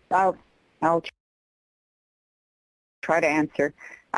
So I think the third dose reduces your risk to get an infection. So it reduces significantly your risk of getting adverse events or reaction or complications from the disease itself, because you are more protected now, and you're getting back basically to what we saw after the second dose pre-waning effect. I have to say that I was pretty surprised with Retta Flevy's comment that Israel doesn't follow adverse events. It's our data. I'm in charge of it. So I know exactly what is being reported to us, and I set our reservation. But we actually have two very large studies from our biggest HMOs that covered 75% of the population, and they looked into adverse events in Maccabi and Clalit. They looked at adverse events 1 week following the third dose in those who are 60 plus, and they saw the same thing we saw, that there was there was some local and systemic adverse events, but not serious adverse events. Most people said that they felt like they felt after the second dose. Between 80 to 90% said they felt like after the second dose, and about 10% said they felt worse. so there was no adverse event, and about 1% went to seek medical help because they didn't feel well. So it's really not significantly different than what we saw in the second dose. So the adverse event from the third booster dose, based on our 3 million vaccinees, and I have to say again, part of them have we haven't followed for 30 days because we just rolled for the younger adults recently. But for the older people, we have passed 30 days, and this is the profile that we're seeing, pretty safe. And we saw an increase, a dramatic increase in their protection against disease. So the risk of them having disease with complication reduces significantly. So the adverse events might have been less than the risk of getting those same events if they were not vaccinated and they just got the disease. So what we saw prior to our booster campaign was that the 60% of the people in severe and critical conditions were immunized, doubly immunized, fully vaccinated. And as I said, 45% of the people who died in this fourth wave were doubly vaccinated. So there was a huge importance of this booster effect, not to just reduce confirmed cases, but actually to save lives for those who are getting the disease and getting into severe and critical conditions. Thank you. We're moving to Dr. Levy. Hear me? Dr. Yes, we Levy? can hear you, Dr. Levy. We can hear you. Up so late, particularly on the Sabbath. Shabbat Shalom. I know you in your prior answer, but I specifically wanted to drill down on males, where that group appears to suffer the highest risk of vaccine-associated myocarditis, and specifically around the booster doses. Do you have data, do you have numbers to say whether the risk, I'm particularly thinking 16, 17, 18 years of age, whether that number is similar to that after the second dose? How does that compare with the third dose, specifically in that group? Thank you, and Shabbat Shalom. Thank you for the question. So you can pull up the slide, I think one before the last, from my presentation. But basically what we did in the first and second doses back then, when we had a signal of myocarditis, and we actually heard it from, from people in the hospitals, that they're seeing epidemiological analysis of that by 3 different groups trying to figure out if this is a true signal. And the article is about to be published on that topic. And we did see a signal after the second dose, as I said, with a rate of about, the highest rate was about 1 to 6,000 vaccinees among 16 years and up, to 10,000 in the older group, age group between 20 and 29, and over that when you go up by the age. We have vaccinated more than 6,000 people at the age we're talking about, and we haven't seen the same adverse event. And I want to emphasize again that for myocarditis, we're actually doing active surveillance. We're calling the hospital every week to find out about new cases, regardless of vaccination. They're supposed to report to us all cases of myocarditis. And so we're really on top of the myocarditis issue. On the only report that we had so far was of 1 case, 30 years of age, that I showed. But I want to be very, very clear that we have not followed them yet for 30 days. So we'll continue, obviously, to follow, but the results that we have so far from the active surveillance are reassuring to say that, at least for now, we have a lower rate of myocarditis than we saw on the second dose. Thank you very much. And I think we can excuse our speakers now, because we're in transition to our next session, which will be led off by Dr. Peter Marks.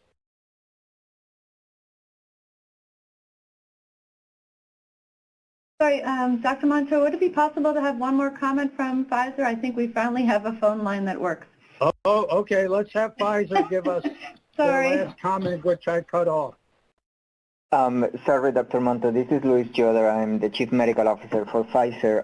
I just wanted to give perhaps a little bit a different interpretation, or I do not necessarily think that the epidemiological patterns that you're seeing in Israel are significantly different to what you're seeing in the United States or elsewhere. I mean, I actually think that Israel saw it first because, as Dr. Sharon Roy-Prey said, they were just 3 months ahead. And if you look at the epidemiological patterns, and I'm not discussing about the Kaiser Permanente, I'm discussing about the CDC, I'm discussing about the Public Health England, discussing about Qatar, you'll see that epidemiological pattern of reduction in all the other countries, starting with infection, and it's not only infection, I would just say it's infection and symptomatic disease, going down to 60–50% in all these countries. And again, if you look at the MMWR reported today here in the United States, you start to see even hospitalization going down 77%. So the conclusion is that the epidemiological patterns around the world are remarkably similar to what you've seen in Israel so far. It's just that Israel, as again has said before, they've just vaccinated many more people much earlier. So I just want to make that precision. Thanks. Thank you. And now to Dr. Marks.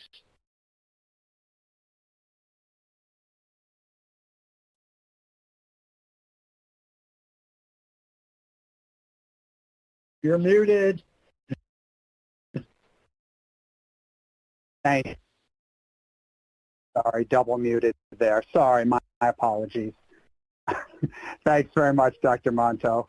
I want to take this opportunity to again thank the committee members and chair and our invited speakers and the FDA staff from the Office of Vaccines, along with the advisory committee meeting staff who've made this meeting possible. I also want to take this opportunity to deeply thank Drs. Gruber and Krause for their incredible work over the past decades in the service of public health, and particularly during the century's worst pandemic. As I noted this morning, the decision that FDA needs to make is based on complex data that's evolving in front of our eyes. There are different views of the data, and the discussion of differing opinions is critical to assist us in making our regulatory determination. It's no secret here that there is still debate over the need for an additional COVID-19 vaccine at this phase of the pandemic. But the emerging evidence, such as that from our Israeli colleagues, is very helpful. We also know that breakthrough infections, including some that are severe, are occurring in the United States, and FDA is tasked with reviewing an application that shows data highlighting the need and potential benefit of a third dose for the prevention of COVID-19 due to SARS coronavirus 2. And in this regard, I want to bring 2 points to the attention of the public and to the committee. And if I could have the slide.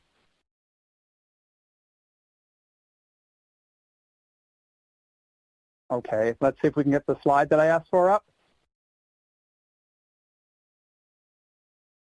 While they're doing that, I'll just go ahead.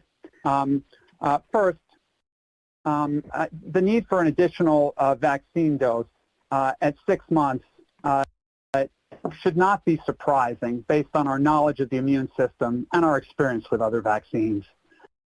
I think this was already referred to by Dr. Koala. As shown here on the CDC's ACIP adult immunization schedule for 2021, nearly half of the non-influenza, non-live virus vaccines require a second or third dose, including a dose at 6 months. Therefore, the need for an additional dose at 6 months to provide longer-term protection should not come as a surprise, as it's likely necessary for the generation of a mature immune response.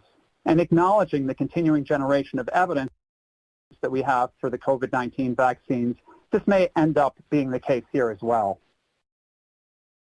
Second, the vaccines for other diseases noted here that are given to adults are not only indicated for the prevention of severe disease or hospitalization. Realizing the benefits of reducing disease occurrence or transmission, these other vaccines are indicated for various severities of disease prevention in the attended populations. Similarly, the question of safety and effectiveness for the third dose of Comirnaty before us today may not just be related to preventing severe disease requiring hospitalization, but also to preventing cases of COVID-19 that are associated with significant morbidity, including debilitating symptoms such as long COVID. There's also the issue of preventing the continued spread of COVID-19 to vulnerable populations, particularly children who are of an age where they cannot yet be vaccinated. So to conclude, as you enter your deliberations, I greatly appreciate the work of the committee members helping to sort through the data and make a recommendation, which is a critical step as the agency moves to act on the application and does its best to ensure that the rationale for its decision is clear, not only to healthcare providers, but also to the American public. We look forward to your deliberations, and thank you so much all once again for taking the time. We introduce the voting question and have some clarification about what we are to consider in responding to the vote. I will turn this over to my FDA colleagues who will bring up the voting question.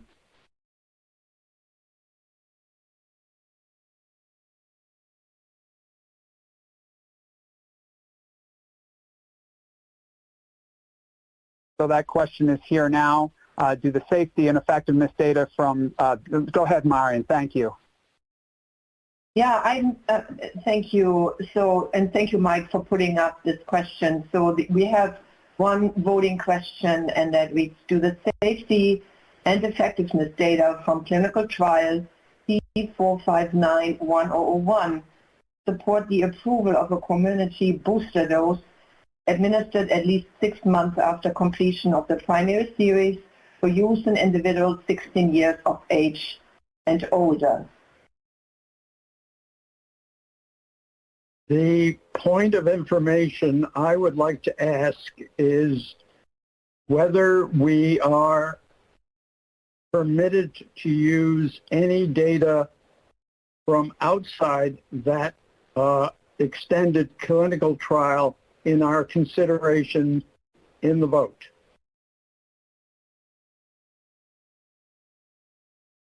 Well, we do make a regulatory decision, of course, based on the safety and effectiveness data that are derived from the clinical trials with that very product. However, as I mentioned in my introductory remarks this morning, we also look at the benefit and risk of this additional booster dose when making a decision as to whether this dose is safe. And the benefit-risk consideration, of course, will look at the benefits. And in this regard, of course, the data and the presentations that you've heard today will also be considered in making this decision. So in other words, if you're doing your vote, please look at the data derived from the clinical trial. But if you look at benefit risk, of course, that supportive information will certainly factor in. Over. Yeah, this is Peter. I just want to summarize here very, very clearly. You are allowed to look at the totality of the evidence in order to make your recommendations for us. That is the totality of the evidence before you, just like we will. We are a science-based regulatory agency, and that means the person that ignores data is the one that's surprised. We're not going to ignore data, just as you don't have to. And let's go ahead and take a quick 2-minute commercial break. Again, committee voting here, and we'll be listening in live or on Unfiltered on LiveNOW from Fox. Thank you for that clarification. Okay, we have hands being raised now. Dr. Hildreth, is that a new hand being raised, or is that the old one? Well, since it's raised, I will take this opportunity. Is that all right? That's fine. Well, I have three considerations that are important to me. One is I was hoping to hear from either Pfizer or the folks from Israel that there was a neutralizing titer that correlated with protection, because that would allow us to determine whether or not antibody levels had waned enough to make boosters necessary. That'd be a very objective way to make that decision. I have a serious concern about myocarditis in young people. If it's related to the immune response and the booster shots induce a very strong response, is that going to amplify the risk for myocarditis in those individuals? And like Dr. Meisner, I also wonder whether or not boosters would be best if they matched the variants that are causing so many challenges now. And the mRNA technology should make that reasonably easy to do. So those are my three considerations in all of this. Thank you, Dr. Monto. Thank you. Dr. Levy.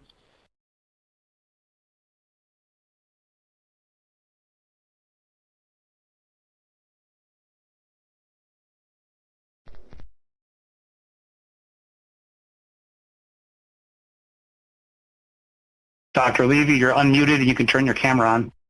Oh, no, sorry, that was an error. All right. Okay, Dr. Gantz, is your hand raised again?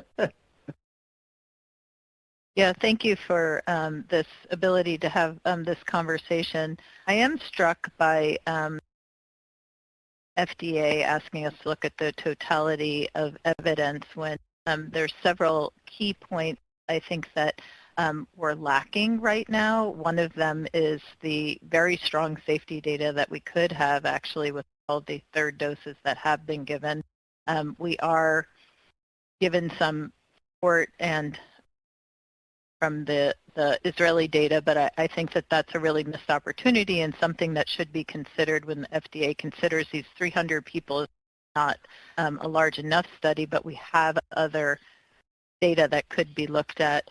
The other thing along with Dr. Hildreth that I think is very important is another missed opportunity that I think the FDA could have asked for is actually looking at those pre-third dose both humoral and T-cell immunity and really trying to parse out what happens in that, plus the fact that we have a lot of breakthroughs. So we really could have the answers, and to be asked that they're complicated assays or to be told that it's up and coming feels that we're making decisions when there's data out there that I think that it's very important what the Israeli study showed, if it truly does show that secondary infections have been reduced by the ability to, because I think that is one of the, since I'm encouraged by that, those are my considerations. But I just wanted to put that plug in. The other piece that I would like to put in a plug for is that Pfizer should be looking at alternative schedules as well. It is true that we sometimes do prime boost, but we really haven't seen other vaccines that use 3. So there should be some consideration not only to looking at different variants, but looking at different schedules. Thank you. Dr. Alford.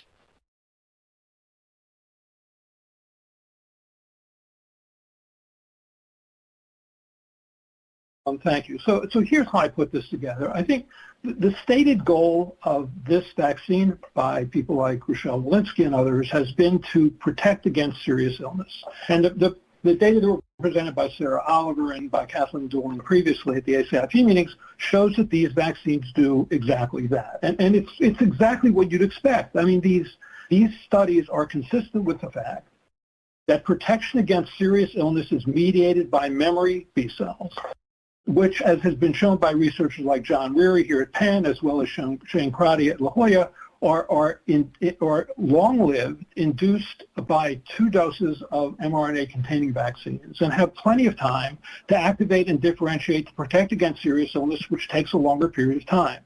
It's hard for me to understand at some level the Israeli data, which are at variance with these studies. But it's especially hard for me to buy the fact that because they started, say, doing their immunization schemes 3 months before us, that's why they're seeing what they're seeing. Because all the data are that the longevity of memory T cells is far longer than that. Unless what we're arguing is that those who are greater than 60 or 65 have a lower frequency, much lower frequency of memory B and T cells, and therefore are more fragile and more quickly seen as being susceptible to severe disease. It's also clear, however, that the third dose of mRNA vaccines increases the titer of virus-specific neutralizing antibodies and will likely decrease the incidence of asymptomatic or mildly symptomatic infection, which is associated with contagiousness. So then the question becomes, what will be the impact of that on the arc of the pandemic, which may not be all that much. I mean, certainly we all agree that if we really want to impact this pandemic, we need to vaccinate the unvaccinated. And then my last point, and then I'll stop, is just to sort of underline Dr. Hildreth's comments that, you know, we're being asked to approve this as a 3-dose vaccine for people 16 years of age and older without any clear evidence of the third dose for a younger person when compared to an elderly person is of value. If it's not of value, then the risks may outweigh the benefits, and we know that the 16 to 29-year-old is at higher risk for for myocarditis, and now we have an even greater booster response, and that's seen after the second dose. So I guess in summary, I would say that while I would probably support a 3-dose recommendation for those over 60 or 65, I really have trouble supporting this as written for anyone greater than or equal to 16. Thank you. Thank you. Dr. Kurilla.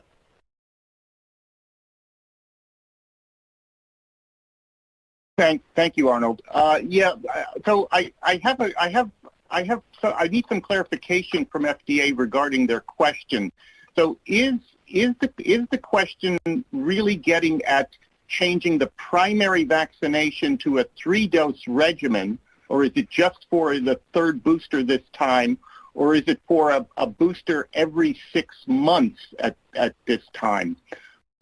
Going forward. That's one. And then, so I'd like the FDA to comment on that. I agree with a lot of what Dr. Offit said with the caveat that I was a little surprised at the response by the Pfizer team that they find they have very good B and T cell immunity, and yet they're saying that they don't see good durability, so they need to have a boost.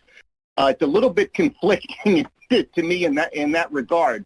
I can understand where certain populations, as Dr. Offit mentioned, the elderly, I think also the immunocompromised, there are some very clear populations that have impaired or diminished good cellular responses, and a boost may be very appropriate for them. It's not clear to me that the data we're seeing right now is applicable and necessary for the general population. Dr. Marion Gruber, to answer. Yeah, I just wanted to clarify for Mike, going back to his initial question. The reason why we posed the question the way we did is because Pfizer did ask for an indication for an additional, not an additional dose, for a booster dose, a single booster to be administered 6 months following the primary series. And I know there are different perspectives whether the third dose can be seen as part of the primary series or not. I think the perspectives do differ here, but that's really beside the point right now. What Pfizer has asked is for a single additional dose, which is a booster dose administered 6 months after the primary series. And that is because that was the request from Pfizer. That's why we phrased the question whether the safety and effectiveness data would support approval about of a booster dose administered 6 months after the primary series. But would the expectation for people who are unvaccinated at this point, were a third booster dose to be approved, the expectation is that they would be told the primary vaccination scheme would include 3 doses, and how does that impact the pediatric indications? All right, guys, as we continue to listen into this discussion, again, FDA debating about the COVID-19 Pfizer booster, we did want to let everyone know we are hearing reports, this one coming from Lucas Tomlinson from Fox News, that General McKenzie is expected to make remarks and announce that no ISIS-K fighters were killed in that U.S. drone strike in Kabul back on August 29th. Instead, there was 10 civilians killed, including 7 children in Toyota, and no disciplinary action is expected, officials say. U.S. military does stand by intel leading to this strike. So again, that's why we do have that watch box up for you in that lower right-hand corner, as because we're expecting a lot of questions to be surrounding that U.S. drone attack. So let's go ahead, go into our last 2-minute commercial break here in this hour. And again, as soon as we do see the Pentagon officials stepping out, we'll be jumping into that press briefing again as soon as it does start. With complications. Secondly, I think one of the arguments in favor of giving a booster dose is the data on sterilizing immunity. That is, if a third dose does in fact reduce the risk of transmission, then that's a significant observation. But I'm not, it still sounded as though it's premature to come to that conclusion. In terms of what Dr. Mark said, I think it's very reasonable that for most killed vaccines, indeed, we do need to have an interval of time and a booster dose months after the primary series.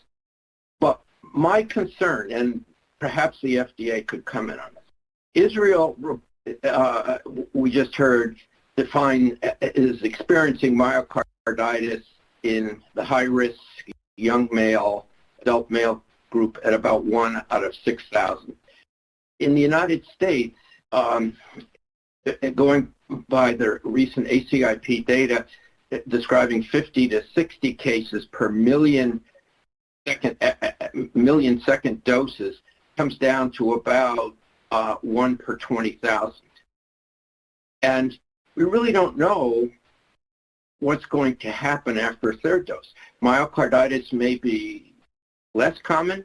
It may have similar rates of occurrence, or it could be more common. We understand so little about the pathogenesis that it seems to me we need to know that data before going forward with a booster dose for the general population. And one of the thoughts that has come up is, why can't Pfizer check troponin levels, for example? Might there be subclinical myocarditis that occurs after third dose? Could they look at troponin levels or another parameter before and after administering that third dose to give us some reassurance that that we're not causing a problem? So, Dr. Fink, I see you've come on. Do you have the answer?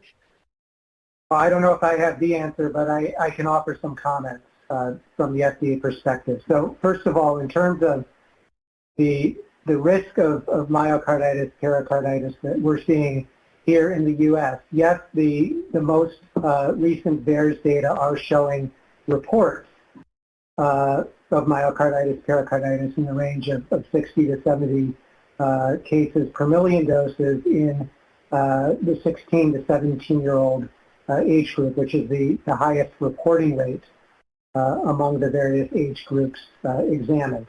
And that is numerically lower than the 1 in 6,000 rate that you just heard about from Israel. On the other hand, we do know that VAERS is a passive reporting system, and when we query healthcare claims databases such as Optum, as has been summarized in our clinical review and summary basis for regulatory action for the original BLA from Pfizer, what we find is actually an estimate with some fairly wide confidence intervals, but an estimate of around 200 cases per million doses in the 16 to 17-year-old age group, which, if you do the math, is about 1 in 5,000. So that actually is fairly similar to what the Israelis are finding. As you stated, we really don't have enough data yet to know what the risk of myocarditis or pericarditis would be in any specific age group following a booster dose. It is an important question. It is likely one that can only be answered in the context of post-licensure or post-authorization use. But also we agree with you completely that it is important to study whether initially subclinical cases of myocarditis may be occurring, and if so, what the outcomes of those cases are. We have discussed the need for such investigations with vaccine manufacturers, and perhaps Pfizer would like to explain what their plan is for investigating that possibility. And to continue the discussion, is it possible to say at what age myocarditis seems to not become a problem? To put you on the spot. So if you look at the healthcare claims data, you see that there is evidence of some attributable risk at all age groups. Although the older you get, the higher the risk for complications from COVID that then offset the risk of myocarditis. So when you look at the balances of risks versus benefits, where you really start to see a risk of myocarditis being higher is in males under the age of 40, and that's what is written in the warning.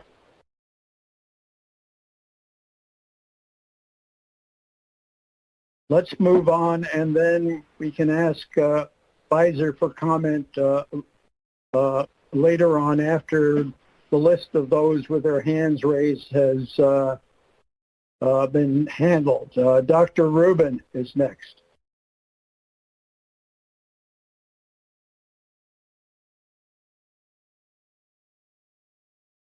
Hi, thanks. Thanks, Dr. Monto. I'm going to echo something that most people have said, but I want to just make it said in a slightly different way.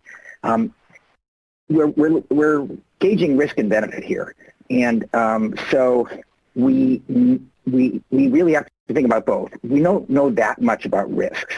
The truth is, a very small number of people under 60 have received the vaccine.